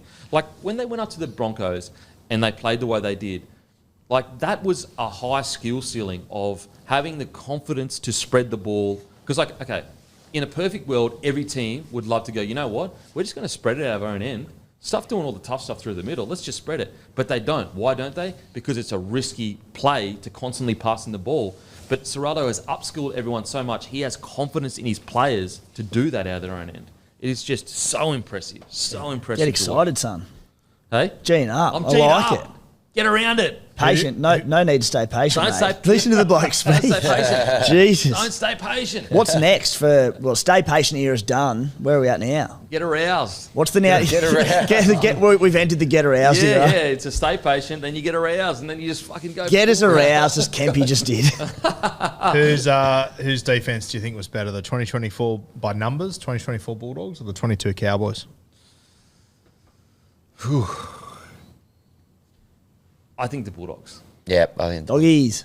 Just because it's just been such a, like when I was watching the Cowboys, I noticed it to a degree, and I really it was great, but I don't know, I just think that the Dogs, they've made it their whole identity. I know I asked it like a rhetorical question, but I've got the numbers. Oh, really? Cowboys were a point better No than the way. Dogs are at the moment, which is wild. The way you They asked average it, 15 points per game. I just assumed it was going to be a weird question if it wasn't the doggies. Yeah, well, I was surprised when I just did those numbers. They were conceding 15 points per game. The Doggies are at 16 at the moment, which is Jeez. incredible. Clearly, we're a little bit too aroused to think rationally about it. Yeah, far out. You just totally put cold water over everything. Thanks, Roo. But yeah, I think that it's just such a good thing to watch that the Doggies do this, and like it's exciting. And every week it gets closer to that. Why not? Why can't they make a grand final? Why can't they make a grand? All right, anyone stood out for you boys in regards to the performance? Mate, I sort of think we've covered it from that game. Yeah. Kiraz was fantastic. Kurt Mann, I pretty much had all my guys there. Yeah, all covered. Matty Burton was playing both sides of the field. He set a try up on the right side. I freaking love to see that from Burton because I think he's wasted just down one edge. So that adds another layer to their attack, and I think it needs to keep up. Cherry, I think, has been a great addition as well. Like, I know we gave him a rap last week, but just your point about being able to, they can hit you from anywhere now. I think he's been such a good inclusion. Isn't it wild when you're winning games of football? There's just no storyline there. Yeah, there really isn't. Jeez, he's been good though. He's been great. He's been so good. And, you know, like, I'll be honest, I had the question of, like, look, he got done for the performance-enhancing stuff, and I was always of the mind of, like, if he was taking performance-enhancing, is he going to be good enough to play NRL without it? And so I don't know the ins and outs of what was taken and, you know, how it was taken or whatever, but, you know, he might not be as quick as he was before, but that might be the muscle mass put on. But I tell you what, he's as good as a footy player, maybe even better than when he... Because, like, the thing with Bronson Xerri when he was playing, you know, early on, is he had, like, crazy good attack, but he was very rough around the edges. Like, defensively, he would make some poor decisions and all that kind of stuff. Whereas, like, at the moment, he is so well-rounded as a centre. So well-rounded. And it's one of those really... It's a bit of a bizarre feeling for me as a former athlete that played in the NRL. Like, anything when it comes to, like, performance enhancing, it really rubs me the wrong way. And so when he did come back, it was, like, hard for me to let go of that and be like, you know, you got caught doing that. But at the same time, he served his sentence, and just the way he's gone about his business, he's kept his head down, and he's earned the respect through hard work rather than talking and, you know, all that kind of stuff. He's just gone away, worked hard, and you got to respect a bounce back. You got to respect a bounce back. Have to. Yeah. Just when I thought the arousal levels couldn't get any higher, here we are. And it's, the second ingredient for me, got to be the Pilates. Thanks, Helen. What a turnaround. Okay, on to the Dolphins. Geez, their second halves just seems to be a real problem for them, where they start the games relatively well, they're in the grind, and then just that second half, I think they're just running out of steam. I really do.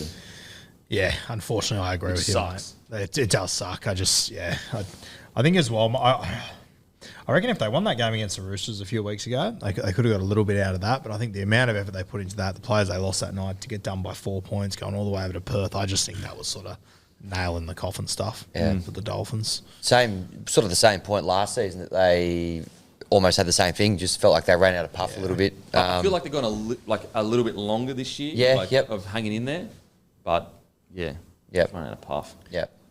Awesome, like all year in attack, just a lot of work to do defensively in the off-season, and with the current edges that they've picked, like it makes it a little bit tough. Like they've conceded 26 plus points every game since round 12. Conceded 102 points in the last 3 games, and like, you know, I sort of spoke up about Cody Nikorima, who's been unreal this season, but like there was a couple of tries straight through him, between him and Katoa in the halves, 2 smaller bodies.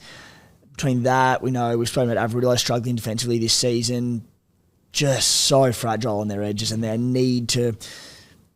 It's tough. Like, where do you go? Can, with little bodies out there, Rabbitohs centre, can it get much better on the edges? Maybe it can, but work to do. And I think the tough thing is like usually you can afford to carry probably one rookie that's learning the game, but when it's like basically a spot on both sides. But I understand where the Dolphins are coming from because they have been their best players. Like I fully get it, and that's like you can maybe put your best defensive edge back rower inside them, and then you can put a really good defensive centre outside them and go, all right, we'll get by with this 100% because there's so much support. But I said when it's both edges, then you add in a couple of injuries and all sorts of things, you're just asking for trouble. And that's going to be the big thing next year. Like, I look at them and go, fuck, they get Tom Gilbert, they might get Tommy Flegler back. That's huge for the middle, but all their question marks are still going to be there a year without Do you Wayne. think... Is it Doherty? The hooker. Yeah, I know you're talking. Donahue, yeah. I reckon he probably partners Katoa. Oh, God, Nikorima just resigned, didn't he? Yeah, Nick. Okay. I think he'll be the 14 next year. Yeah, Great 14 still. Yeah. Well, the problem I have is like heading into next year, you got the same problem. Yeah. You know what I mean? Like, you've still got 2. I mean, Katoa will probably... You're going to hope that Katoa obviously grows and his defence gets better. But like with Nikorima, like it's not going to change now. It's not. The only thing I would say is if he's a bench utility and he comes on, he's playing 30, 35 minutes per game, I think, which is fine. Do you think Nikorima will be a bench utility? Sorry, yeah. What were you thinking I was saying? Donahue will be 6? Well, I thought that's what you were saying. That's what I was saying. Yeah. But then I was like, they just re-signed him. So, as in they just re-signed Nikorima. So, if they... Do you reckon they would re-sign him at this age as a utility? Well, I don't know. I'm just saying how I'd fix it. Yeah, okay. I'm with you, though. I'd be putting Donahue... Am I saying that? Is it Donahue? Yeah, that's it. Yeah, Donahue. Yeah. I'd be putting him at 6. He's quite a bigger body, and he actually has played with Katoa like a little bit, and they looked pretty good together. You all, a good mate? player. You having fun over there? Yeah, I was enjoying that. That was good gear. He's a very good player, Don Hill, and they rate him highly. I think it's just about trying to work out how to get him into the game. Because he's an out-and-out half. Like, he came through the grades half, didn't he? Yeah, I think he's always just bumped around playing hooker, and he's just a footballer. He can sort of do anything. So I think as well, losing JMK was massive too. So big. Because then you also lose Plath from 13. He could be back this week, JMK. Really? Well, according to NRL Casualty Ward, due back this week. Make of that what you will. That's huge. That's huge for the run home if they can get him back. Just on Plath, 41 tackles, none missed. Psychoplath. Psycho Plath. Yeah. How good's he going there? Will play Origin next year. You reckon Will you play like him Origin. He's my Save it player for the hot next year. takes. Holy. He's my man. Jeez, save it for the hot takes, mate. I think there was one offload that didn't go that well, but I thought Tavita Pangai Jr. had quite a bit of impact when he did come on. I love when he grabbed Reid Marnie. wasn't having a second of that. Legs, get out of the way. The last one. Have we ever seen someone clocked at 40 k's an hour? Hammer? I would love to know how they measured that. Yeah, I know. Like an accurate measurement. 40 k's That an is hour. ridiculous. Crazy. I'll tell you, he was absolutely flying in that moment. If you have a look at Herbie Farnworth on the outside of him too, he was keeping with him. I reckon if Hammer wasn't there, he would have gone close to making the tackle too, Herbie. Even the one a bit later, and you go, all right, it was like Fox come back from some injuries, said he lost a little bit of pace, returning sort of thing. But then there was one where I think he scooped up a ball or something, and he was almost like a standing start, and he had a Sarko chasing him, and he just cruised away from him. So I was like, no, he's still very, very quick at the moment.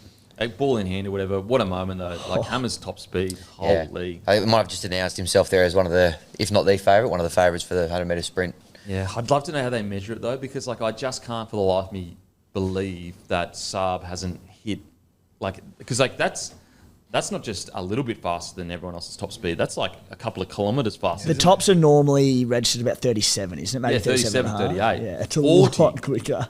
That's like a lot quicker. You don't make that jump just like... And he still looked like he was jogging. Yeah, I know. His technique and power far out. What a good moment for just for rugby league fans to watch Hammer and Fox go at it. Yeah. And we have to remember too, Fox his body has been through a whole career. It's not the same Fox as a young 22-year-old, 23-year-old. I remember watching Fox play Toyota Cup for the Sharks, and his legs were so skinny, his socks just about wouldn't stay up. I'll never forget it. Yeah, He's so quick. So with the Dolphins, they're still in the fight. They're still in the fight. JMK will be a massive back in. huge. Do you bother bringing JMK? Are they still in contention? Yeah, Are they? yeah, absolutely. So they One are Only a game outside. Oh, out sorry, they're in ninth. Yeah, right. Sorry. with comfortably better for and against than the Dragons. Dragons. So, Basically, if they can just have a good last few games, Yeah, fair. they are there. They are in. And we know how inconsistent the Dragons can be. So I'll be bringing him in as quickly as possible. And the Dragons have a soft draw, so they need to get W's. What's the Dolphins? Dolphins draw? have got the Storm, Melbourne. Broncos, Knights. Broncos, Knights. Yeah, okay. Then Knights that's- in Newcastle is going to be. and also the that's your Broncos is easiest a game. derby. It's tough. Yeah, Brisbane will be up for that. Yeah, it's tough. That's tough. What's the Dolphins? The Dragons draw? They have Para, Sharks, and let me get Para, Sharks, and Raiders. Oh, okay. I mean, it's definitely a softer draw.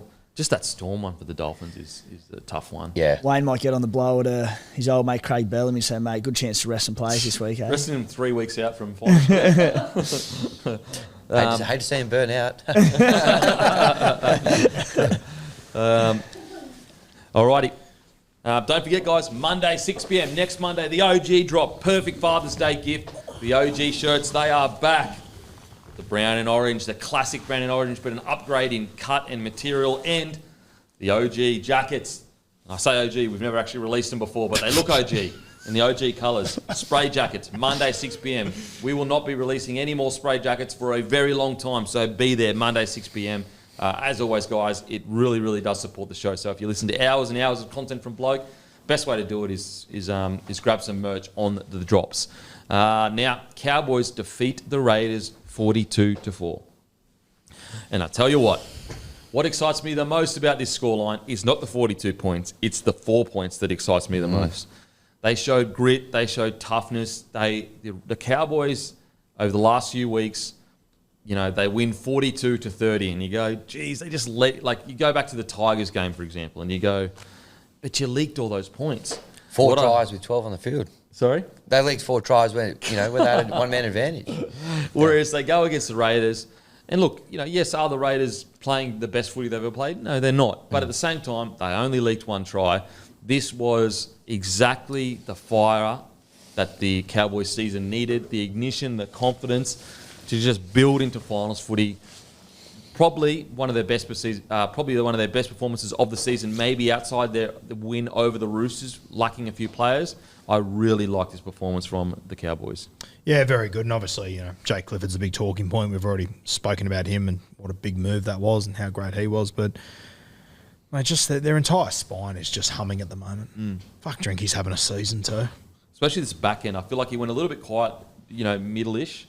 But this back end, he is silky. Yeah, holy. I love watching this team play. They're so entertaining. Tom Dearden's having an absolute cracker as well. That one that he scooped up and got to Val Holmes in one motion, just doing some freakish things, Dearden. Yeah, he is like epitomises what rugby league's about. Like plays above his weight, tough as nails, but also he's got silky hands. He's a leader. I mean, as a club, you must be so stoked to know that you got him for, the foreseeable future. Isn't it amazing when you look back on his career? Like, there was a time there where he was forever going to be the Broncos halfback when they got the spoon. I have to remind myself it happened now. Yeah. It feels like so long ago. It feels like it's not true. Yeah.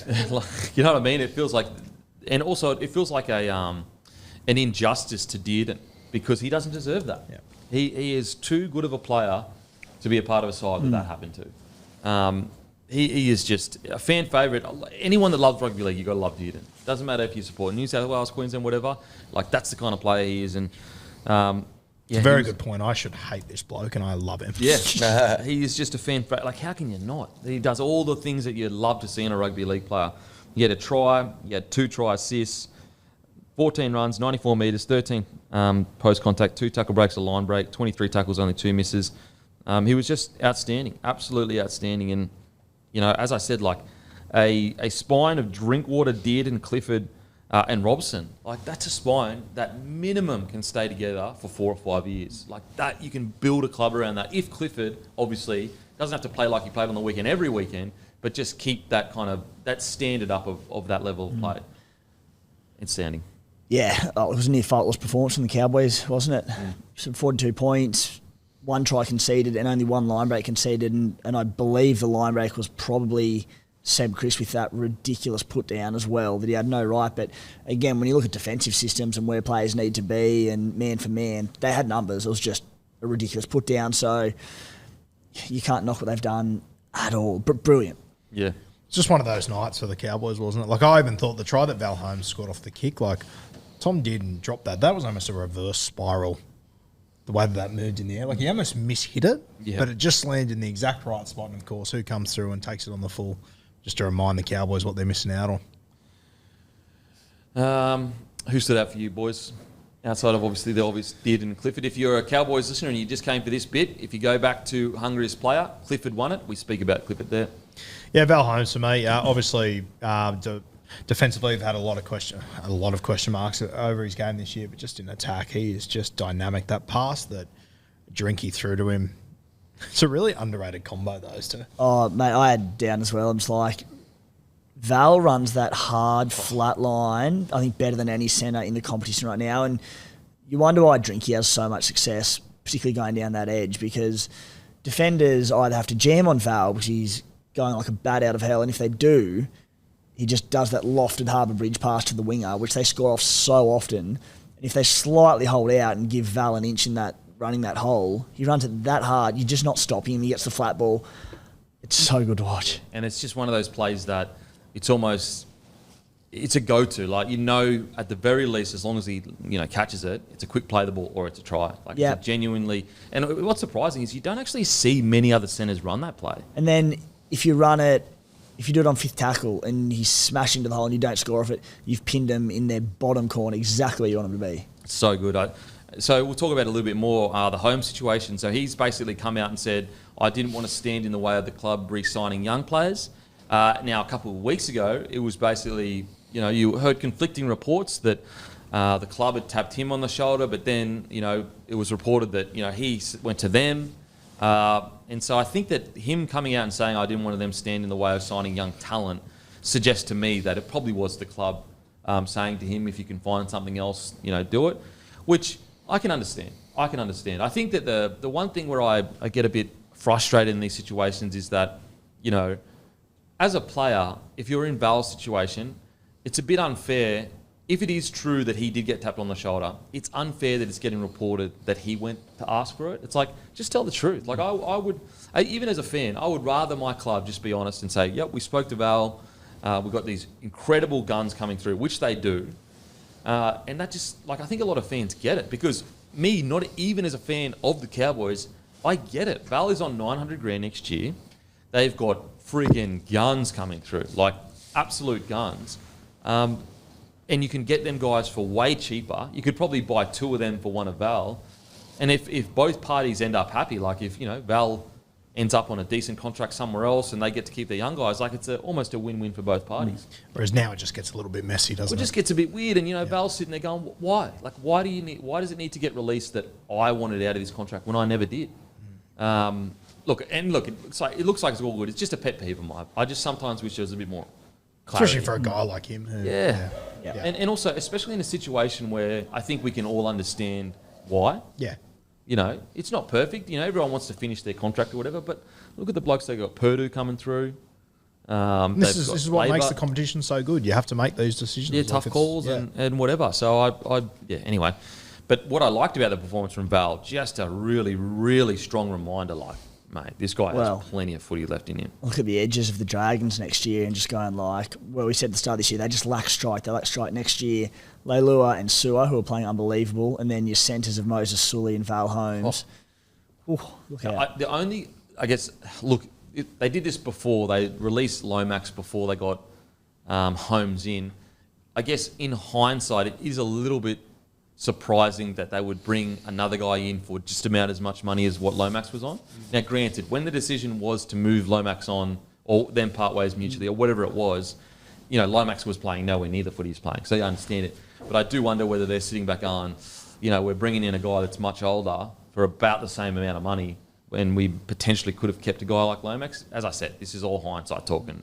During the time, it was a smart, choice for everyone. At the time when they released Lomax, I sort of thought, you're not going to get the best out of him. Yeah. So, but now you look at it and go, you've literally got the absolute best out of him. He might be the best in his position, not named Brian Totler. And you literally turned him into a gun. Yeah. And then, anyway, so just an interesting tidbit. But I tell you what, the experience that he's going to add on the edge there, is going to be massive. And the Dragons' ability to recruit, we're talking about a club that struggled to recruit for 5 years. It was all recruiting very workmanlike, I wouldn't say fringe players, but guys that were almost, would be in top 17s, but you wouldn't be the biggest stars. Now, Cook, Holmes, linked to Gutto, they've managed to recruit bloody outstanding for next year. So exciting.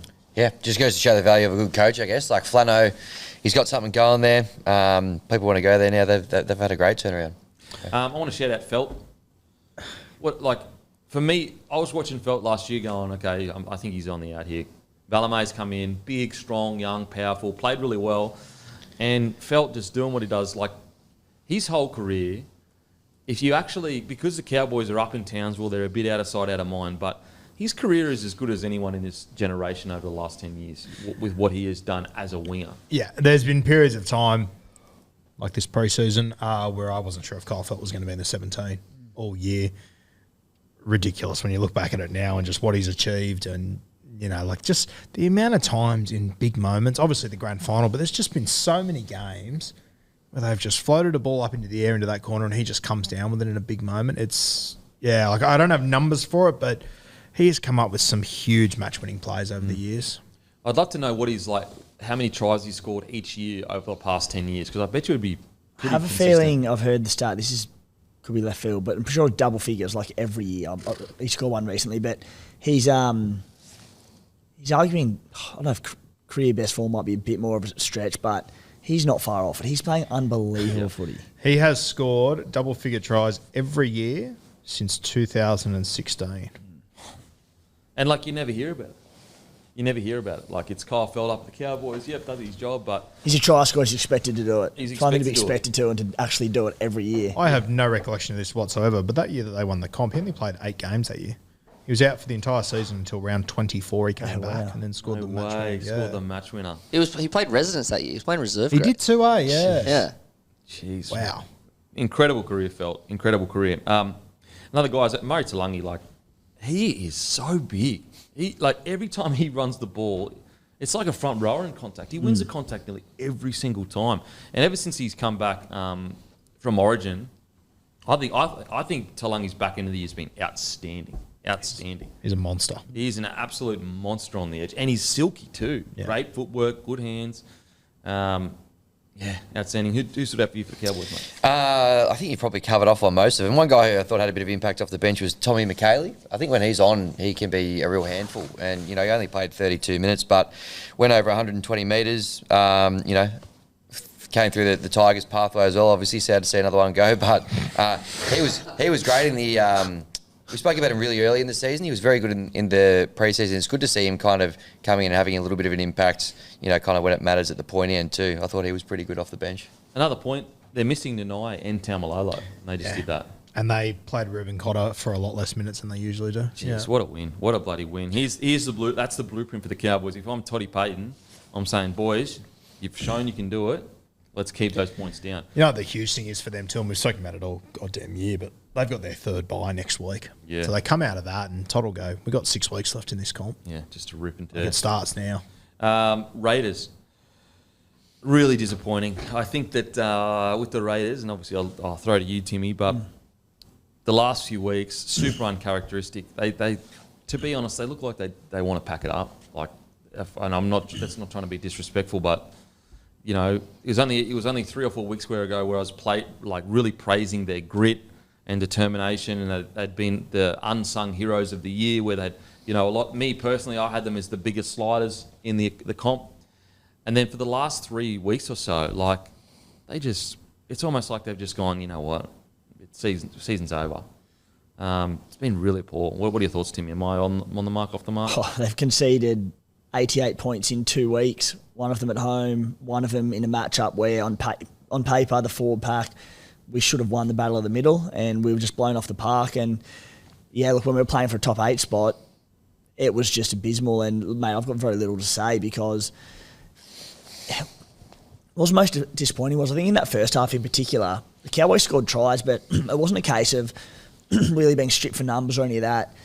It was just really poor one-on-one misses from key players and experienced players who were just falling off tackles that shouldn't happen at NRL level. And yeah, said playing for your season to go out there and for that to happen, that finals hope's done, and it's hard to find anything positive to say about the performance. Yeah, and I think that the biggest question I had coming out of this game is you actually did have field position for periods, and I just question your outside backs.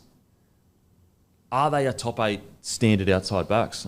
I just Tim O'Connell, he had a really good start to the year. He's solid, and I think he is. But I don't know. I feel like he's kind of almost waiting for people to either progress into it or kind of filling a hole. I just wonder whether some movement needs to happen in the outside backs. I'm not sure. Our edge defence is so poor, and has been for a while now, and it surprises me because I don't know. Maybe we're giving too much credit to the forward pack because of what they've done in recent years. Maybe they're not going as well as we think. But when you're winning games through the middle, which we do quite often, more often than not, or if you're at least in the fight, your edge defence is normally easier because there's slower play of the balls. You've got more time to adapt and slide across and do all that sort of stuff. But despite that, our edge defence is just teams go at us, particularly our goal line, and we just don't have any answers. What are your thoughts about the outside backs heading into next year? Do you feel like you have what it takes to? I feel like at a pinch, we can play finals football, but we're not good enough to threaten there. as we've seen this year, grit and determination and, faith in your own abilities can only get you so far. And, individually, I look at Seb Chris, Timoko, Ethan Strange, who had his first game at centre out there, Xavier Savage. Individually, yeah, they're all fine and they're good players, but collectively, no, they're not. Defensively, they're not doing it. So there's going to be new faces coming next year. You've got even Jordan Parner to come back next week, but that's not going to change that much. What you do, I'm not sure. I think the changes are going to come throughout the spine with different players coming in. Chevy Stewart, another year of experience, but I don't know who I'd cut as such out of that back line, but something has to change. Yeah, it's a tough one. It's like I do feel like there was a period there where your outside backs really did take that next step. I thought they were going really well. Yeah. And I don't know, the last couple of weeks, it's just there was field position against the Cowboys, but a couple errors going in, and maybe it's just a one-off. Maybe I'm being a little bit too harsh, but I did think that when you compare them, to some of the other sides in the top 8, I do think outside backs, like for example, a guy like Savage, who has actually improved a lot this year, but he needs to, I think, keep improving to make sure that you do have that strike on the edge there. A guy like Timoko, he's been pretty solid. Chris, solid, but I think that they need to probably take a little bit another step up to, if you want to make a charge towards the 8 next year. I think when you look at that team and assess it, or the back line, 1 to 5, the only person, let's say 1 to 6, the only person who's locked into that team who isn't getting dropped is Matty Timoko. And as you said, he's been quiet for a fair while now. I don't think he's not going anywhere, but every one of them players in that back line is very replaceable. You don't sit there and go, well, you're going nowhere, you're going nowhere. So, yeah, just something I was watching and I noticed the difference. Obviously, Cowboys are doing a bit better, but, they're not doing so much better. But then when you look at what the Cowboys outside backs can do, just a question. I'm not sure what the answer is. Where's Rapiner at as far as next season? Is he staying there? Is he going? Well, he wants to play again, and I think they've offered him something, but it hasn't been. I think he'll probably get a 1-year deal to round out the career. Yeah. Okay. Hope so. Really disappointing for the Raiders the last couple of weeks. And, it was only a few weeks ago where they showed a lot of fight against the Bulldogs. Like a lot of fight. And I guess that's what's the disappointing thing is that they played the Doggies and showed that they can get into a grind, but ever since that game, it just hasn't been... Yeah. Anyway, okay, on to the next game. Tigers defeat South 18-16 in an absolute nail-biter, at least towards the end. Tigers get the win, and what I love about this win for the Tigers is it was a low-scoring win. It wasn't just a 34-30 triathlon. It was 18-16, and there was so much swings in momentum that the South looked like, especially towards the end of the game, it looked like, South are going to come over the top, but the Tigers hung in there. I think it's a really, really good win for the club. A really good win. Turning into a bit of a fortress out there at the 9. Didn't win 9 in a row. Now we've won our last 2 against Timmy and Matty's sides, which is great. No, it was a good, gritty win. Edge of your seat stuff. Obviously, it wasn't overly convincing, but, we'll take the win out there. It was a great occasion on the night. They had a big... welcoming Benji to the Hall of Fame. They played a big highlights package at the start of the game as well. Good vibe out there. I thought it was a good kind of gutsy win. Well, in all the stats, 7 line breaks. Rabbitohs 7 line breaks. Tigers 3. Rabbitohs 56 tackle breaks. Tigers 24. Average set distance. They had 7 more metres average set distance. Kick return metres 166 to 106. And they had faster play the ball speeds. And you still won. Like, that's gritty. That's tough. Yep. And, there's a few things obviously running against us leading into the game. Jerry Buller out for the season, gone for some early surgery. I thought Heath Mason did a really good job at fullback, actually. They threw him in there, and he's been good off the bench in the last couple of weeks. But they tested him early. He took a couple of really gutsy takes under the high ball. Some really great footwork as well. Got through the line a couple of times. I thought he was really impressive. Probably got a performance he can... hang his hat off there. He'll get a couple more games before the end of the year. But, they were gutsy, gritty, got the win. Maybe got a little bit lucky at the end. I've probably seen flatter passes let go in the past, but we'll take it. The white one was way forward, though. Yeah. The white one was half a metre forward. So whether their final pass for that no try was right or wrong, I'm happy to say it was forward, but it shouldn't have got to that point anyway. Definitely not got to that point. Yep. I thought Tigers didn't get any calls all night, to be honest. So it was probably justice. South's got so many good calls. Yeah. In regards to performances, just Coruscant, when he gets out a dummy half, like one of those tries where Galvin threw that mad cutout ball, like Coruscant's deception with ball in hand, it is... Honestly, it's like when you're watching, I don't know how words I can explain it, but it's like my brain stutters watching him. Like, I'm like thinking something's about to happen, and then the opposite thing happens. Like, he is so deceptive with ball in hand, and I'm not even defending him. I'm watching him with a camera angle where I can see everything, and it's like my brain stops and like, it's bizarre, but he is just so crafty. Also, like, you're watching on that camera angle, you've watched him do it 1,000 times. Yeah. And he still gets you. Like he's dummy inside out, like it's all, and you're just going, what the fuck? It's like a washing machine. There's times this season where he does things and blokes drop the ball, and I'm like, fuck. Then I'm like, Christ, I'm sitting on the lounge. I don't know what he's going to do. These blokes going at top speed. Well, he's just that crafty. Well, a lot of the hookers in the game, they're like, when you're defending them, it sounds stupid, but it's like you can sit there and be a little bit blasé. Like, you know they're passing, you know their shapes. You just have to be on alert. You can't take your eyes off him for 1 minute or for 1 second. Just be like, okay, it's passing it, I can knock it across. Because as soon as you do it, he's gone or he's played something different that you haven't. He would be a nightmare defending in around the ruck. Mate, so good. In regards to performances, I thought Twal was good. I thought Bolle, I think he is really developing into a solid NRL player. Like, quite strong in contact, good leg drive. Thought he was good. We've already spoken about Galvin.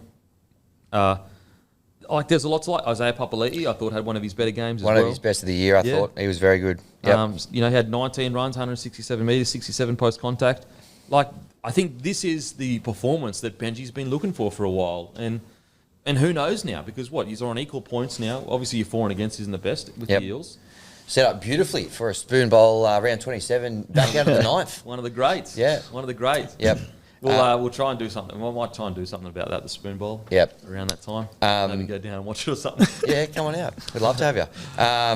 Luke Lualili, I thought was brilliant as well, the winger. He's obviously a junior from out that way. He scored a great try, jumped from about 6 or 7 metres out and got it down with one hand.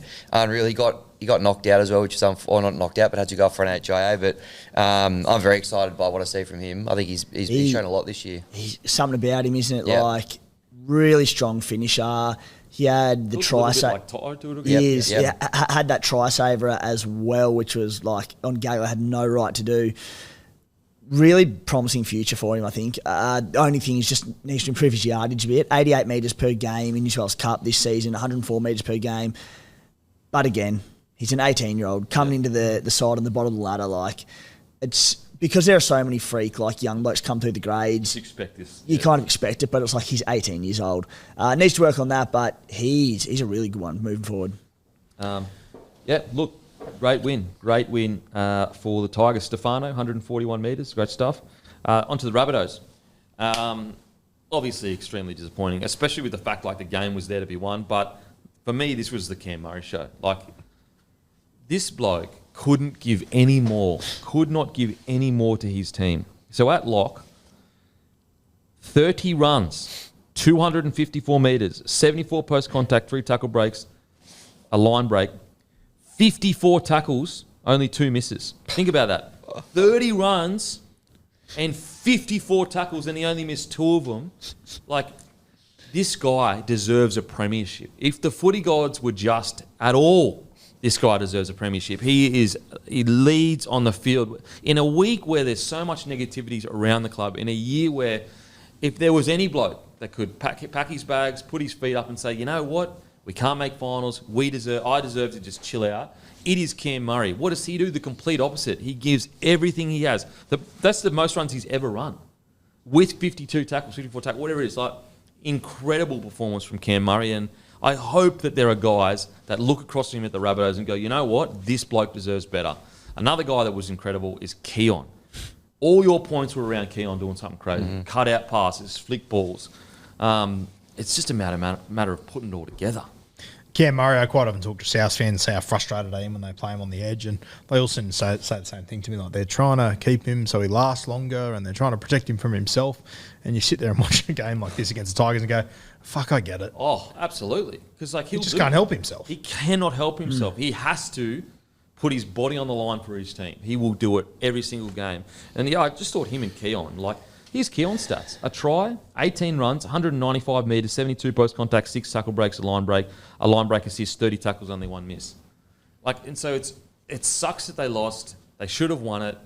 But, geez, heading into next year, there is the skeleton of a friggin' good side here. Well, you mentioned like Kalaamatangi, everything good they did in attack came off him. Like normally when you refer to that at South Sydney, it's like Latrell Mitchell or Cody Walker. Everything came off Keon or our boy Jai Gray as well. Like he was superb in everything for them in attack as well. And one of the, at least roster-wise, and a fully fit roster moving into next year, you look at what's the one thing they need, what's the question mark, and it's edge back rowers. I think it was only announced just after we recorded last week, but Ewan Aitken coming down, he's the perfect signing for them. So good. Wouldn't be commanding too much money. He's a great defensive edge. He's a mobile edge back rower. He runs a terrific line.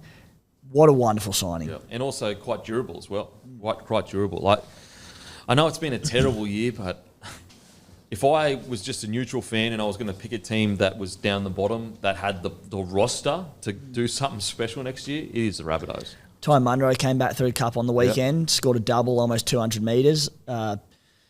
He should start this week because Kenner is gone as well, so hopefully get him back in there for a look. But yeah, I just can't stress that performance from Cam Murray. It's one of the great performances. It seriously is. Like we're not talking about a grand final or something, or finals footy. We're talking about a clash with the Tigers, bottom of the table. Like they're sitting 15th, a fully fresh roster going into next year. It's going to be very hard to go. I think they're a top 4 squad, but there's a lot more else going on. Gee, they're going to be hard to line up. So hard. Yeah. Little who am I? I ran for 223 metres. I had 6 offloads. I had 1 try assist, 2 line break assists, and 0 brain explosions this week. Shout out to Tane. I know he's got his downfalls, but my God, him over the last few weeks at centre, probably the last 2 months, I think he's done incredibly well there. Yeah, he's been good. You can't accuse him of not having a crack. No, he always has a crack. It's just the other things you just, yeah. But yeah, he's been good. He's been really good. I mean, when you look at some of these stats, you're like, how the hell didn't they win? Yeah. Like, seriously, it's like, it's mental. Yeah, is what it is. Credit to the Tigers' goal line defence because I was confused as to why South refused to put a tackle 5 kick in for the first 60 minutes of the game. But clearly it was a plan. But the Tigers just turned them away. They were gutsy. Yeah, it was a gritty win from the Tigers. Our boy Tallis looked good too, I thought. Yep, absolutely. Don't forget, all 8 games are live and ad-free during play on KO. Some key games this week: Warriors v Bulldogs, Raiders v Panthers, and Storm v Dolphins. Exclusive to Fox League and available on KO. But you can watch all games live and ad-free during play on KO. And don't forget, guys, plenty more content on KO, so get amongst it. Guys, Monday, 6 p.m, Bloke spray jackets and OG Bloke shirts dropping Monday, 6 p.m. Be there or be square. That's next Monday at 6 p.m. Dragons defeat the Titans 32-16. And initially when I watched this game, that second half, I was beginning to get disappointed with the Dragons. And I was saying, you know what? You had this game in the bag and you've allowed the Titans back into it. And then I thought about it a little bit more and I was like, you know what? There was a huge win factor. The Titans really did wrangle back momentum. And I thought about it more. I was like, you know what? I didn't mind the fact that the Dragons, like, obviously you don't want any points scored against you, but I liked that they almost absorbed a lot of pressure and didn't allow the game to ever really get into a position where they were super in danger. I was never really watching that game after, like, when there was like 10 minutes to go or whatever it was. I wasn't sitting there going, "Ooh, you know, this could be a close one." It always felt like there was a after half time there was a big push from the Titans. And you thought, okay, there might be something on here. The Dragons managed to just hold on, absorb that pressure, and get the job done, and get it done quite comfortably in the end. I think that another thing was like the win was so heavy on them, they just couldn't get out of their own end. Like they really couldn't. So I actually walked away from this game going, I didn't mind it from the Dragons. You know, the Titans were looking to bounce back from an extremely disappointing performance, and they got it done. I liked it from the Dragons. I agree, mate. I thought they defended really well. You look at, obviously, Jojo Fafita scored later, brilliant little ball by Foz, but I even thought the Jaden Campbell one, like everyone stopped. It's just one of those things that one like of those referees. Accident. Really good refereeing to their credit. I know we've been critical of them, but just to let that play out and not to blow the whistle straight away. Remind the Raiders fans. Yeah, it would have been a bloody. Yeah, anyway. Moving on. It'd be one. But credit where credit's due, I guess. But yeah, mate, I thought the Dragons were good. I thought, you know, I'm starting to just love an attack. Tui Pilotu, he's got a bit of Moses Sully to him. Like they're going to get him as a bit of a journeyman, and I just feel like he's getting better and better every week. he was always good at Manly. I mean, now I realise who they have and who's coming through. I understand why Manly allowed him to go. But, geez, he was always good. And he's a big boy. Yeah, I was always a bit iffy on him at Manly. Maybe I just didn't see enough. But, I've been really impressed with him since being at the Dragons. Yeah, he's got a bit of attitude about him too. He screams at the crowd every time someone scores. I'm still scarred from the Broncos game. Yeah, he came after you, didn't he? Yeah, he bloody kept screaming. But look, what I love about this Dragon side as well is like, geez, they're dynamic. Like, I cannot believe. I go over it, talk about it time and time again.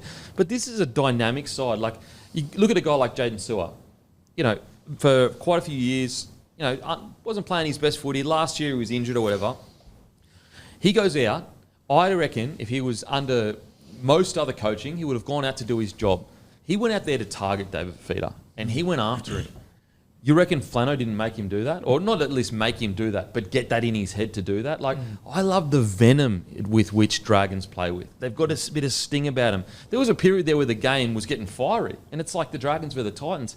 I love that from the Dragons. They're not must-watch TV at the moment, but I tell you what, they're way closer to much-watched footy than they were only 6-7 months ago.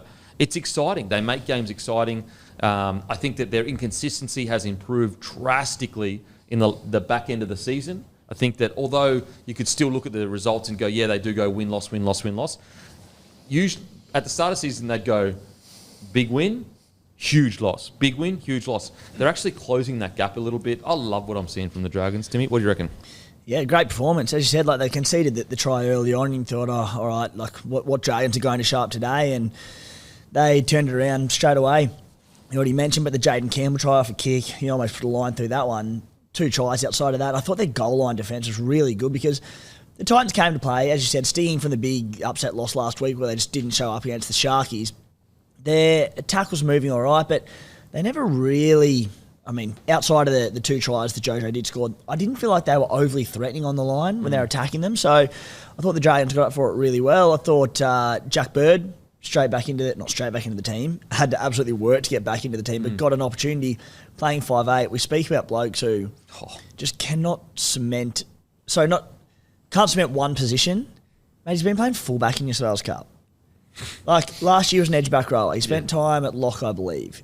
This year I'm playing centre. He played fullback in Cup. He played 5'8" in this. And you know what's hilarious is how many grubbers did he clean up from 5'8" on the weekend? And it would have all been from his fullback playing on the New South Wales Cup. Oh, I love what Flano's done with this side. I really do. What do you think of the Dragons? Well, I think you summed it up pretty well a couple of weeks ago. You said last year they were probably one of the most sort of like meh teams in the comp. Like you wouldn't really want to sit there and make sure you watch a Dragons game. But it's been such an amazing turnaround to be like even in consideration to play finals footy. From where they were, which was basically competing for the spoon with the Tigers 3 years in a row, is quite remarkable. So, hell of a turnaround. They were, early on, I was a bit worried. Thought, oh wow, are we going to get one of the Titans on one of those hot days where they scored in the first minute? But very quickly, it wasn't the case. The Dragons got it back onto kind of the terms that they've been playing over the past few weeks. They look really good. Individual performance-wise, I thought Luciano Leilua was great. Had one of his better games in the last little while. But, good win from the Dragons. Yeah, the Couchman brothers. They combined for 75 minutes, combined for 1 try, 200 metres off 16 runs, 104 post-contact, 2 line break assists, 1 try assist, 2 offloads, and 54 tackles between them with only 1 miss. Bloody hell, it's a good knock. It's both off the bench too. Like, it's bloody great impact. Off the couch. Now, is Raymond Fatala-Mariner, is he injured? Because he didn't make the side, 18th man. Yeah, I think he is injured. Yeah, I was going to say, he's been outstanding this year. I mean, he's another guy. Like, you got a guy like Leilua, who is, playing almost career best form. You got Sewer, back to career best form. When you look at their backline next year, it could be Sloan.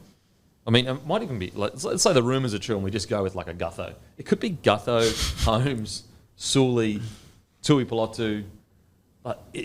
And then you add in Cook. Cook could be their starting 9. Like, it's starting to turn into. Did you say Val's name then or not? Yes, I said Val. Yeah. Imagine if next season they added Val Holmes, Damien Cook, and Clint Gutherson. Mate, it would be gun. It'd be gun. In regards to performances, I already kind of mentioned it, but I loved that Sewer went after Fifita. And I loved that Fifita loved it as well. Like, they're old friends. They were probably played a lot of. They come through the Broncos system together, so they're mates. They know each other. But like, I feel like for Feeder, he often intimidates back rowers before he even gets on the field, where the back rower almost goes, "Okay, this is going to be a tough one." Whereas like Seward took it to him. He took it to him. And also, like, they're both competing for an Origin spot earlier this year. Seward obviously got the jump there. And not only was his defence, really strong, but he had 12 runs, 133 metres, 67 post contact, 2 tackle breaks. I really admire Flano's ability to, like, there's been a few players in this side where they've had, like, 4 really good games and then their form begins to dip a little bit. And Flano's been really good at, like, pulling them back in and getting them back to good form again. Whereas a lot of the time in some teams that, like, don't make the 8, coaches struggle to do that. Like, once they lose the form, the player's confidence just goes. And whereas he just continues. Like, I mean, look at Sloane's here. Like, even he's been dropped, but he comes back in, plays some solid footy. I mean, that it's just so impressive. In regards to in the middle, Jack DeBellin got through his work. Obviously, Sinbin sucked for the Dragons. That's another thing. That was the other big talking point. Yeah, it was just after the Jaden Campbell try, and we know the Titans, they can stack on points quickly. Yeah. But Jack DeBellin in 55 minutes, he had 16 runs, 167 post contact, 167 metres, 74 post contact, a tackle break, 28 tackles, only 1 miss. Then you got Little, who was phenomenal, 52 tackles, only 4 misses, a try assist, 112 metres from 7 runs. As a dummy half, 7 runs, 112 metres is bloody great. And makes them count. Yeah. Geez, he's been slicing through a lot lately. He's been so good, and like you guys can speak more to it, but he's just needed an opportunity to be injury-free. He picks his time to run so well. Yeah. And coming through the grades, he was the guy at hooker. Injuries have stood in his way. Speaking of, debutant yesterday, King Togia, I believe it's pronounced, coming off the bench there. One to keep an eye on. He's sort of come through the ranks quickly. Did he play for New South Wales and Queensland in that under-19s game? I forget which team he played for. I think he did play. I'm not sure. I can't remember. But his season in New South Wales Cup has been very impressive. He can play 5'8", fullback, one to keep an eye. I actually thought they might start him at 5'8". They went with Jack Bird, which fair enough. But he'll be one that'll become. I'm mixing him up with a front rower that's last name has Tonga. Yes, yeah. I don't think he played in the under-19s. I could be wrong, but I don't think he did. Yeah. But there was a front rower, and his last name is something Tonga that I'm mixing it up with. Yeah. Like this is how far the Dragons have progressed. Like their Player of the Year, Blake Laurie, is on the bench. I think he was 18th man a week or two ago. Yeah, like that, he was their Player of the Year. Extended last year, and yet now he can barely get a start. The big fella. Huge signs. Yeah, it's an interesting one, that one. Not barely get a start, but you know what I mean. Like he was their main guy. But I just think that's evidence of how far they've progressed as a squad. Yeah. Now back in the 8, with that soft draw to come that we were talking about, or fairly soft draw, they also get the Sharkies, the local derby that's down in Wollongong, where they've been really good this year. Well, Flano apparently doesn't know who they're playing this week. week. No idea. He said, it literally quoted Flano, I don't know who we're playing this Hopefully week. someone's let him know. But, mate, the ball's in their court. They've got the draw to play finals football in the last 3 games, so... we spoke about it early in the, we try to mix things up, guys, but you can't get past it. Zach Lomax, once again, 26 runs, 193 metres, 74 post contact, 3 tackle breaks, a line break. Just a bloody good night. 5 offloads. I love to when you get to the end of Lomax's games, and if you don't watch it, you could scroll across and go, 4 errors. Yeah. But they're literally 3 of them are if he catches it, he scores. Because he puts himself in a ridiculous position. Absolutely. A really, really good. And as I said, I love that we saw both sides from the Dragons when they, got a bit red hot to put the points on. And then in the second half, nothing went their way. Couldn't get out of their own end. The win was against them. The Titans had all the running, all the momentum, and they just showed grit and toughness. And like the fact that they're in the 8, they have earned every part of that. They have really had to grind to be in the 8. Because as I said, like we're talking about a coach that's had to go in there and wrangle. Basically, first he had one young superstar that reportedly wanted out. And then he has his main 7 that wants out. And he's managed to not only make Lomax the best version of himself, he's now recruited Valentine Holmes, but he's also managed to most likely keep Benny Hunt. On top of that, the Flanagan situation, like Flanagan didn't play this week. And they still got the win. Yeah. On top of that, like that was one of the biggest dramas coming into the season, that they'd lost the young 5'8", and he was bringing his son in. Like there was drama around that too. The bloke just loves noise. There was honestly, like even heading to this game, very easily could have got sidetracked from the drama with Kyle Flanagan and the alleged bite or whatever. But they didn't. They looked focused as anything. Gun defensive edge we speak about every week, or I do, of Flano and Sully. They're both going, oh, God, like, this is a lot now. No, sweet. Outstanding performance. And as I said, I love the type of footy they play. And I just like Leilua, every time he gets the ball, he's all elbows. He's hard to take down. He's got a bit of ball playing in him. He's a big boy. He's a big boy. 2 sets of twins in the same footy side. Must be a record. I'd have to assume so. But yeah, it's just so impressive. 2 sets of twins and a father-son, real family feel. So Dragons this year. And yeah, obviously shout out to Molo once again, just laying the platform. Like, I do think that DeBellin and Molo have been one of the more underrated front row pairings this year. You probably wouldn't get talked about. I'm not saying they're at the top tier or anything like that, but they've laid a really solid platform for the Dragons to do what they've done, and they don't get many praises for it, I don't think. Yeah, they've punched above their weight. Way above their weight. So good stuff from the Dragons, really good stuff. Titans quickly, not really much to say. Kinney, that first try assist was incredible.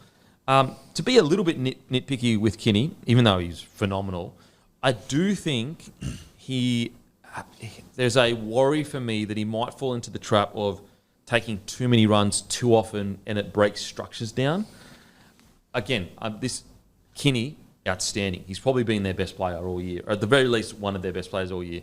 But it's just one of those things where I look at the way he plays, I just worry that when things start to work a lot, similar to what happened with Teddy, where it was working so much, as a half, although it's great that Kinney had 344 metres, amazing, but as a half, when he's taken one off the ruck hit-ups and that, I'm assuming sometimes it might get a little bit frustrating. It's not at that point yet at all, but it is just something to note, I think, when I was watching. Yeah, I agree with you.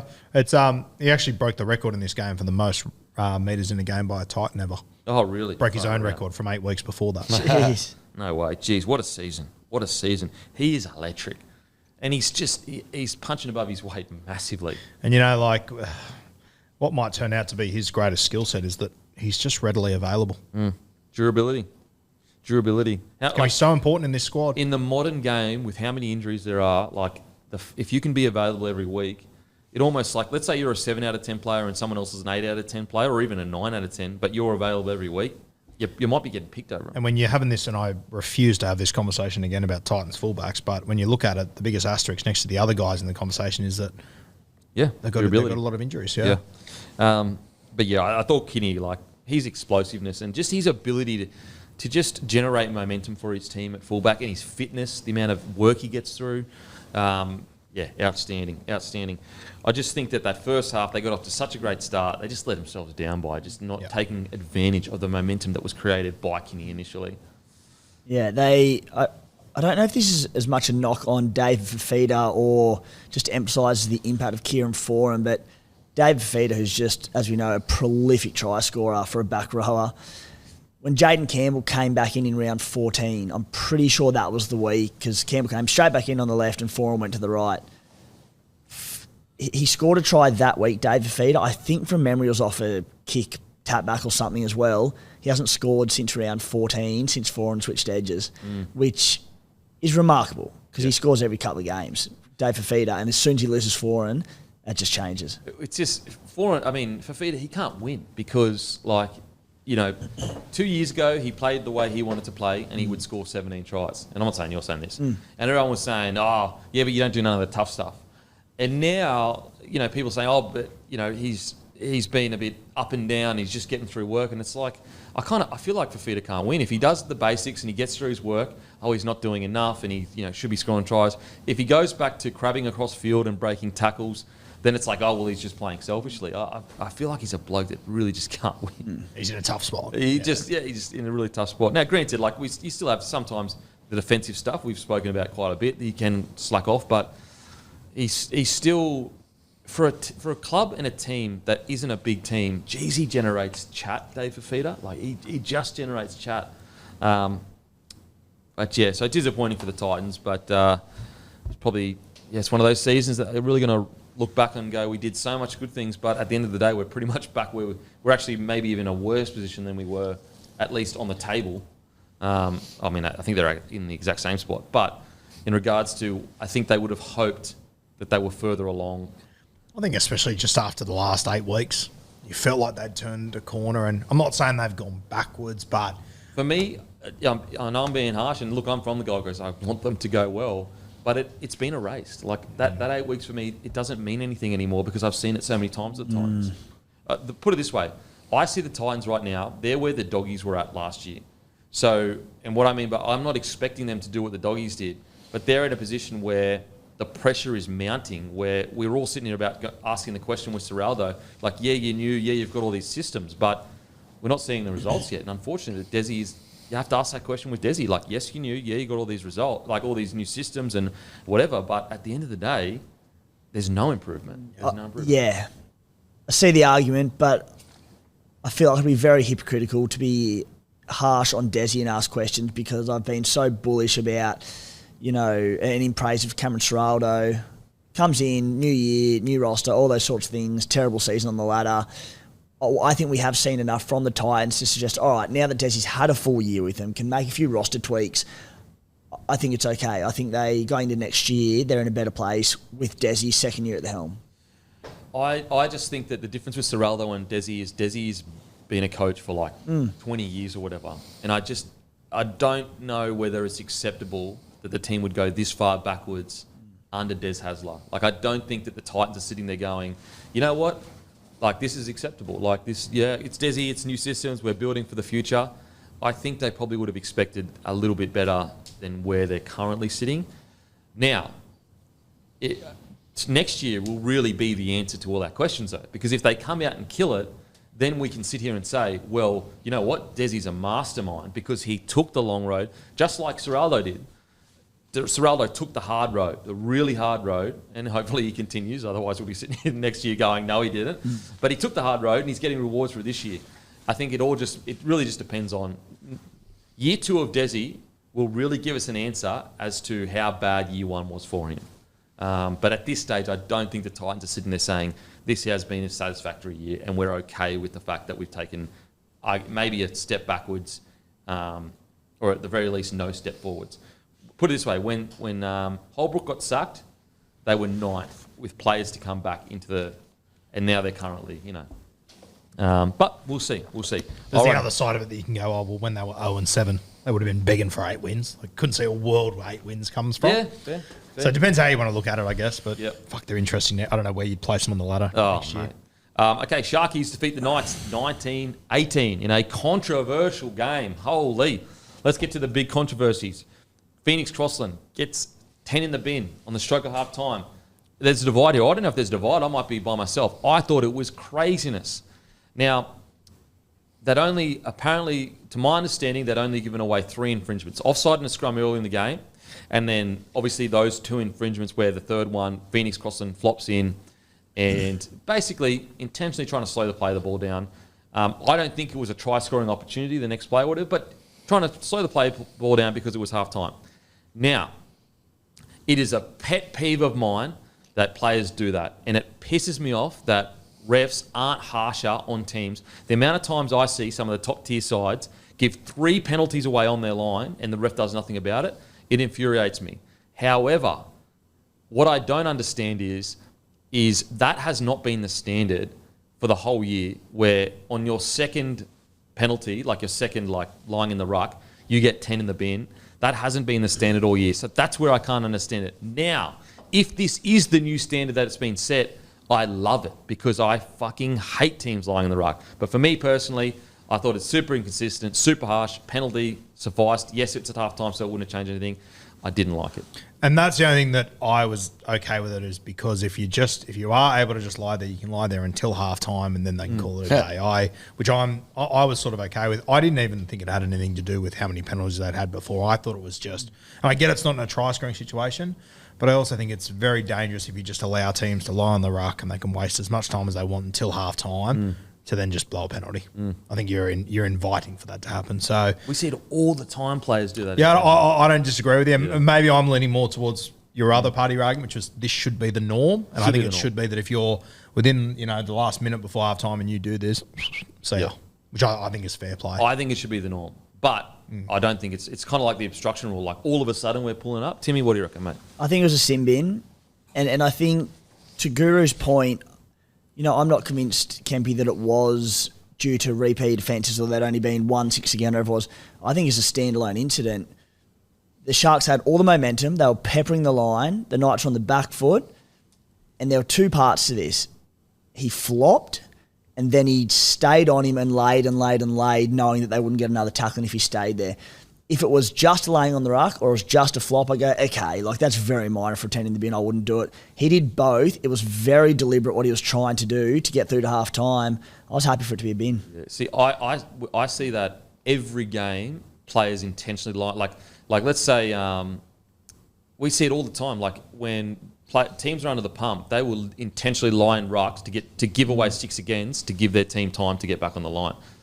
But I agree with you though. If that's the standard, I love it, because the only problem I have with the sin bin is I see that every single game. Like every game, you'll see teams intentionally, because it's easy for them easier to defend on your own goal line because you don't have to get back 10. It's the consistency that I don't like. That's the thing that frustrates me the most. What do you reckon, Hammy? Yeah, well, I think it was, an isolated incident on its own. I don't think it had to do with the weight of penalties or anything like that. But yeah, trying to slow the game down when they probably have one more opportunity to score the Sharks, I think it was a sin bin. Okay. I'm happy with it. Yeah, but sin bin for me, it was on the stroke of half time. For me, it was pretty obvious what he was doing. So okay, I think it's a professional foul, to be I honest. think he stayed on longer because he knew half time was around the corner. That's the difference for me. And that's why it's a sin bin. I see, the way I look at it is that players stay on longer all the time in their own 10 to give a 6 again away.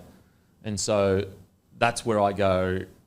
The standard has been set so many times where players intentionally lie in the ruck, give a 6 again away to give their team a chance to reset.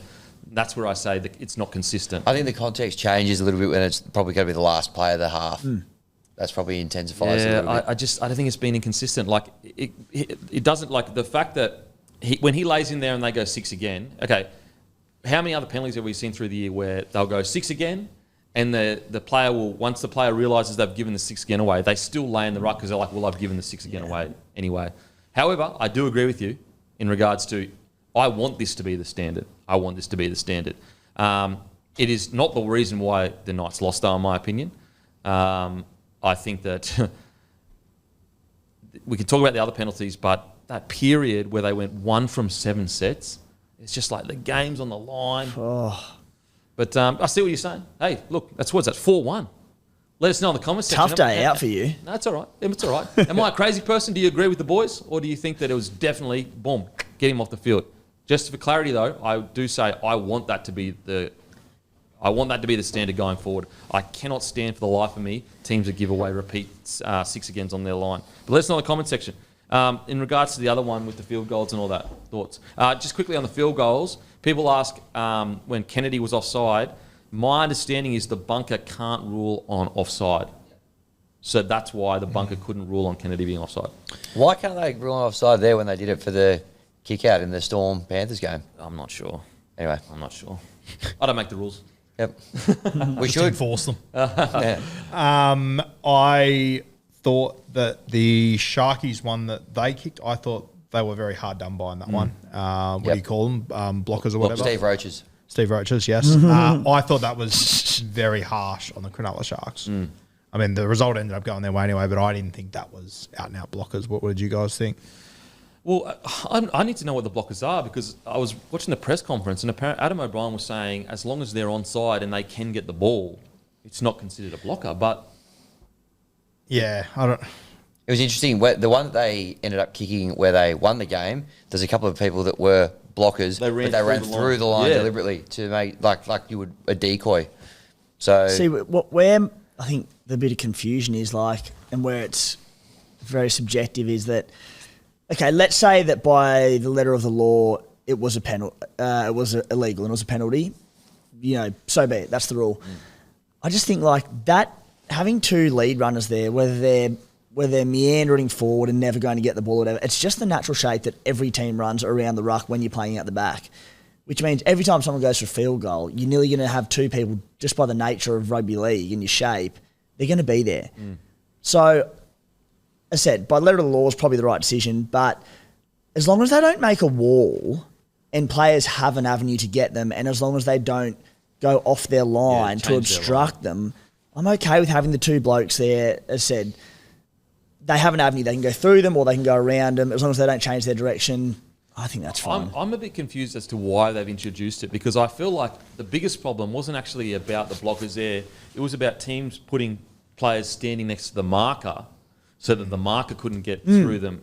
And so I feel like they've almost overcorrected it a little bit, because we already kind of had the rule in place that if you changed your line and blocked someone from getting to the kicker, it was a penalty. And I thought it's obviously changed, but my now obviously outdated understanding was that you just couldn't have two blokes there creating a wall.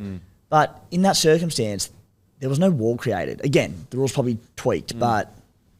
Be a weird one. Anyway, as I said, I think that, regardless of how you feel about the cross and sin bin and all the other calls or whatever, for me personally, the reason why the Knights lost was the one set out of 7 when the game is there to be won. Unfortunately, that's where the game was lost. By the way, confirmed, Ponga didn't kick the field goal. It missed. He missed it? Yeah, confirmed. Okay, so it's kind of, okay. I tell you what, just with finals around the corner though, and you're probably going to have games that are going to be decided like this, it's a dog's breakfast at the moment. We need clarity on all of it. And even including the Crossland one, because if that's the standard now where you're giving away intentional repeat sets on your line, and granted it's a unique situation because of the half time, and you guys feel that changes it, players need to know, because every single team is told to give away 6 against. Every team is told to put blockers in, all that kind of stuff. They need to know.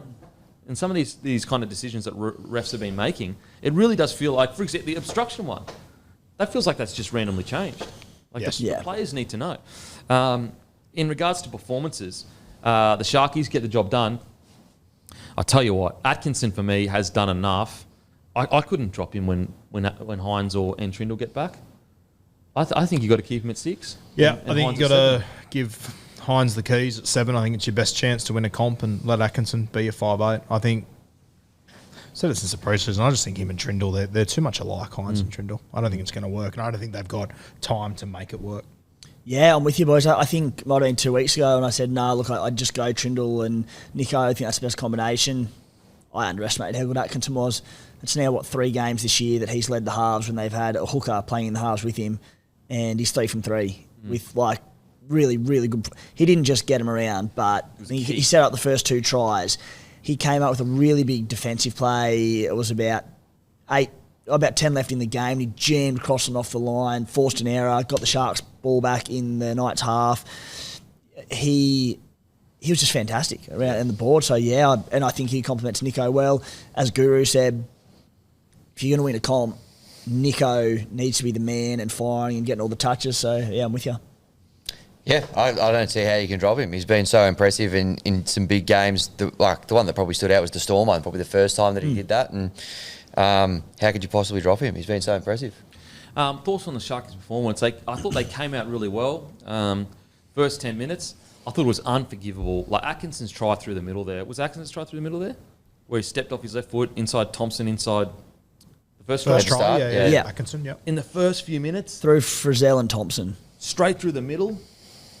Jeez. Soft. I can't understand with the Knights, this forward pack, I really think it needs some tweaking. Because to allow that, and what's weird though is that after that first 10 minutes, they were really bloody good. I just don't get it. And so, I felt like they got blown off the park. And then the Sharkies kind of just, the Sharkies at one stage, I think the offloads were 5-0. And the Knights just couldn't go with them. But they wrangled them back in. They got in the competition, and they were basically, they were there. It was there to win. They winning the competition, and the Sharks found a way. So I'm a bit iffy about the Sharkies. I know they're missing some key players, but I'm yet to see. I want to see. I mean, we have seen it. They've beaten the Storm, but I'm just a bit worried about their kind of up and down form heading into finals footy. I really feel that they should have been able to put the Knights away with the fact that the Knights haven't really been playing too crazy footy. I felt the same, mate. I felt like a bit of an arsehole coming in here. I wasn't that impressed with the Sharkies. There was a number of times throughout this game that I thought they are going to put this mob away. I think we spoke pre-show. The Knights didn't complete a set coming out of their own half. It felt like 20 minutes. They just kept getting the halfway and turning the ball over, and I just thought the Sharks would have put them to the sword by then. And they just didn't seem to. And now, granted, they are missing two of their starters. Now, we think that Atkinson, will be probably one of the starters, but they're missing Hines. So you can look at that, but it's just frustrating because, last week, I thought the Sharks were outstanding. And I'm going, this is the style of footy that we see. And we saw in that first 10 minutes. They played a power game through the middle, a lot of offloads, very hard to handle. And then they just kind of took the foot off the pedal. And all of a sudden, they're looking up and it's like, what is it, 18-12 to the Knights. And the game's nearly lost. Yeah, not an overly convincing performance. But, look, they got the job done. This is the Knights playing for their season down there. Near enough full strength, I think. Bradman Best out, but the majority of the squad there. And I thought it was an okay performance. As you said, they blew the Titans off the park and were just way too quick for them through the middle. This happened again at stages again early on in this fixture. They do look to me like a really galvanised group. They every time anyone does something good, big or small, they're up and about, they're jumping on top of each other. It reminds me of the Knights this time last year where they were just so about each other. They had so much belief. They were so excited. I love what I'm seeing from them, body language and everything and effort areas. The win yesterday, I said not overly convincing, but it was okay. Got the job done. I just worry that they're are there too many of those wins for the Sharks where it's just got the job done, especially when they're sitting top four.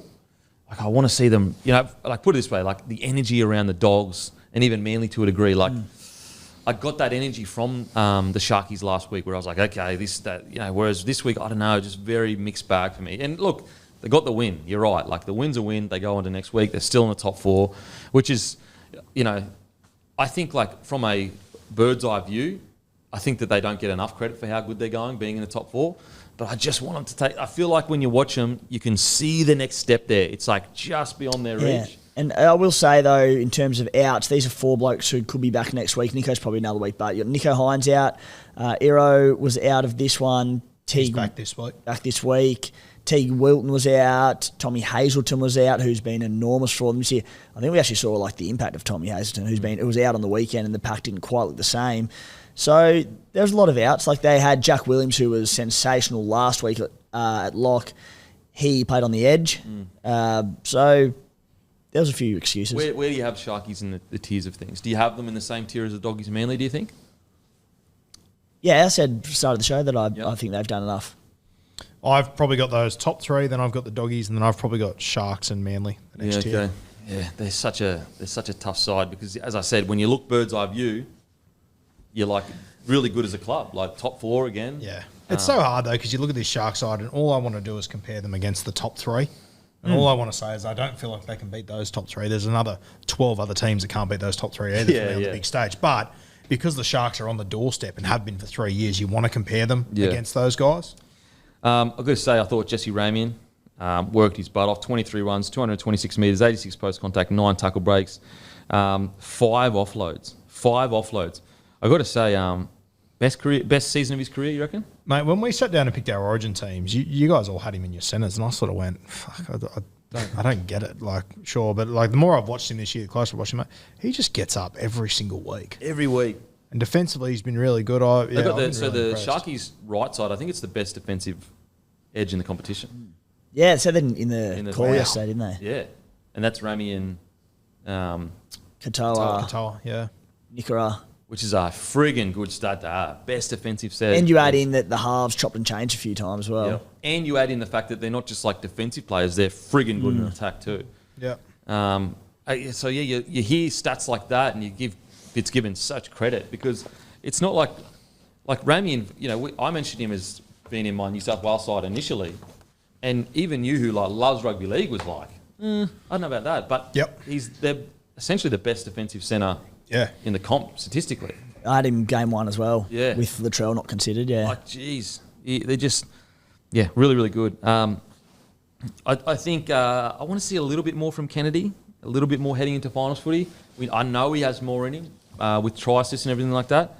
I think in the middle, I thought Rudolph had some really good moments outside of... I don't know what happened. Did he get a head knock or was his neck sore or early on?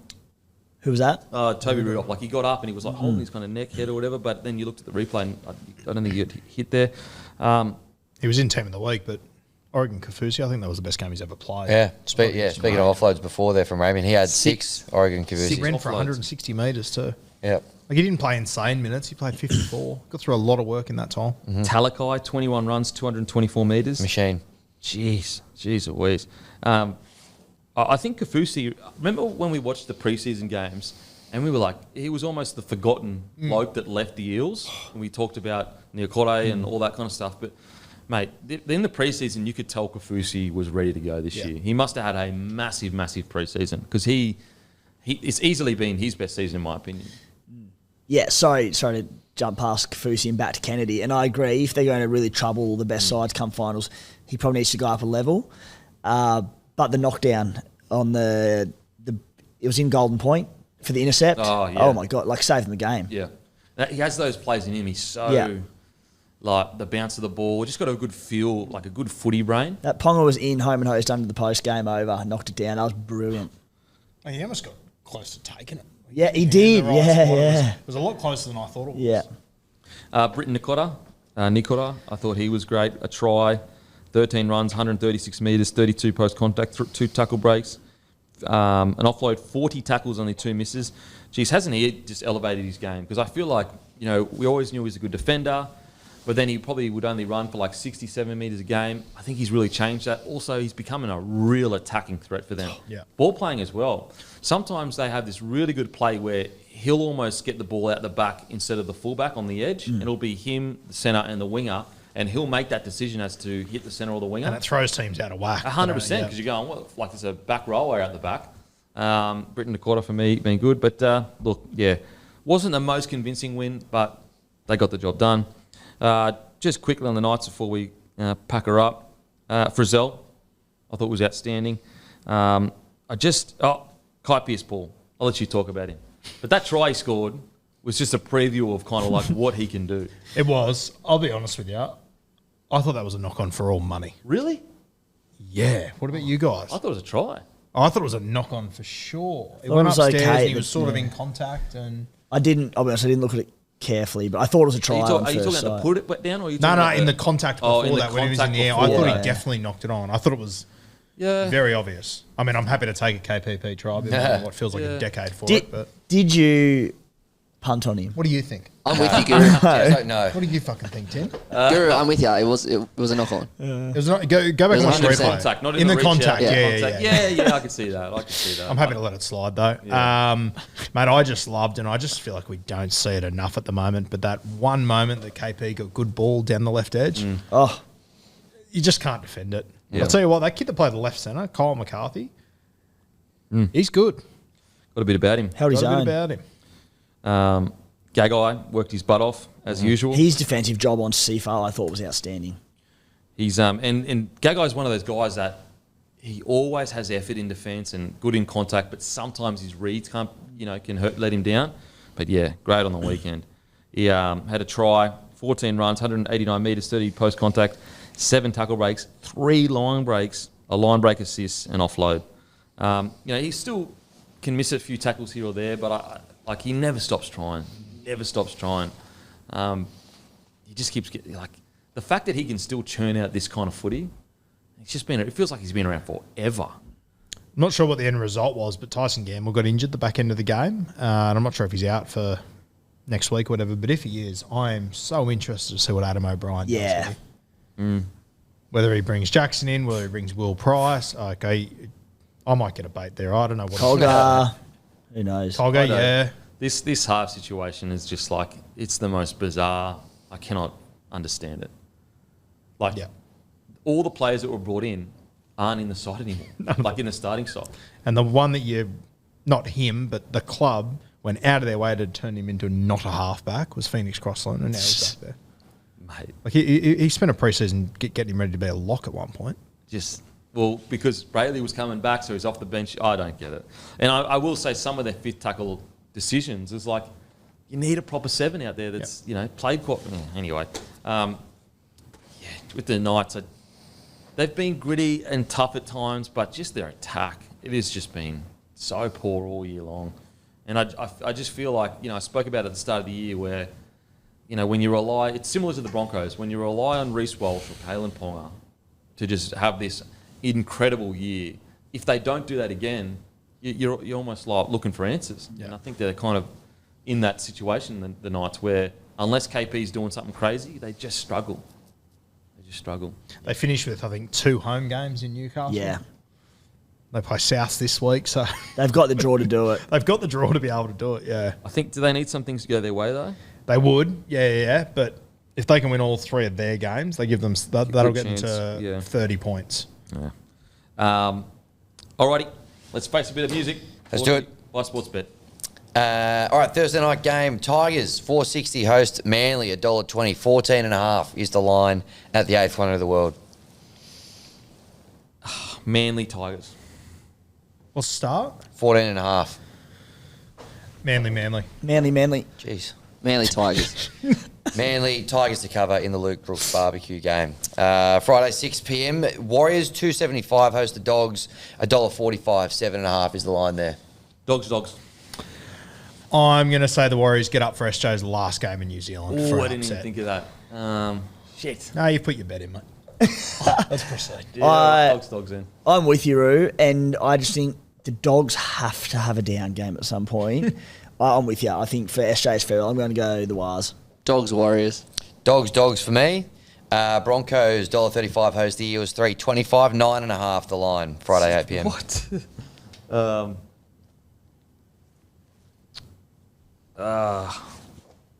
Broncos Eels. I'll go Broncos. Broncos Eels.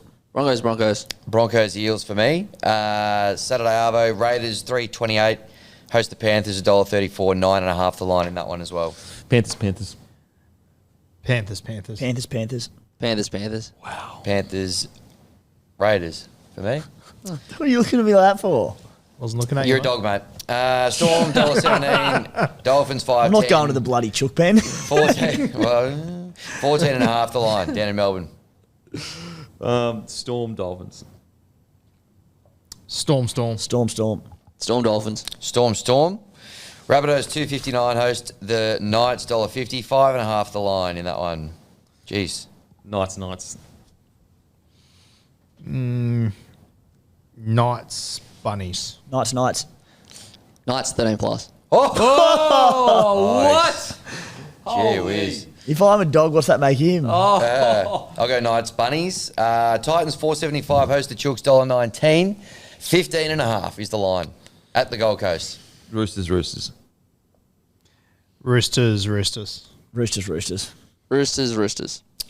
Titans for me. And then this one, the last game, the Dragons, 2.34, a bit of value against the Sharks, $1.61. 3.5 is the line. No Nico yet, right? I think round 26 is more likely. Hazleton and co, they back this week? Hazleton, Iro, Trindle, all back. Teague Wilton? Teague Wilton should be back. Jeez, okay. Flano Cup. The Flano, he doesn't know who they're playing. Dragons. He's not too sure. Dragons. Okay, Oh, Dragons. yep. Dragons in an upset, yep. Dragons in and up. Sure. What's the start? 3.5. Go Sharks, Dragons. I'll go Sharks. Sharks. All those ins. I'm going to go Sharks, Dragons. That's it, round That's 24. it. Face the music brought to you by Sportsbet. Alrighty, guys, don't forget, 6 p.m. next Monday, Bloke spray jackets going and Bloke OG shirts. Make sure to give the boys a follow on their podcasts, SC Playbook 1, Rugby League Guru. We're back, baby. Welcome He's back. Welcome We're back. Give Hammy a follow, Matty a follow on Instagram. Don't forget to leave your Beak's Bag question in the YouTube comment section. Give us a like on YouTube. Subscribe on the podcast feed and YouTube feed. Leave a nice review on the YouTube thing. On Spotify and Apple. And as usual, we'll go fuck ourselves. Thank you. Imagine what you could be buying instead. For free and confidential support, call the number on the screen or visit the website.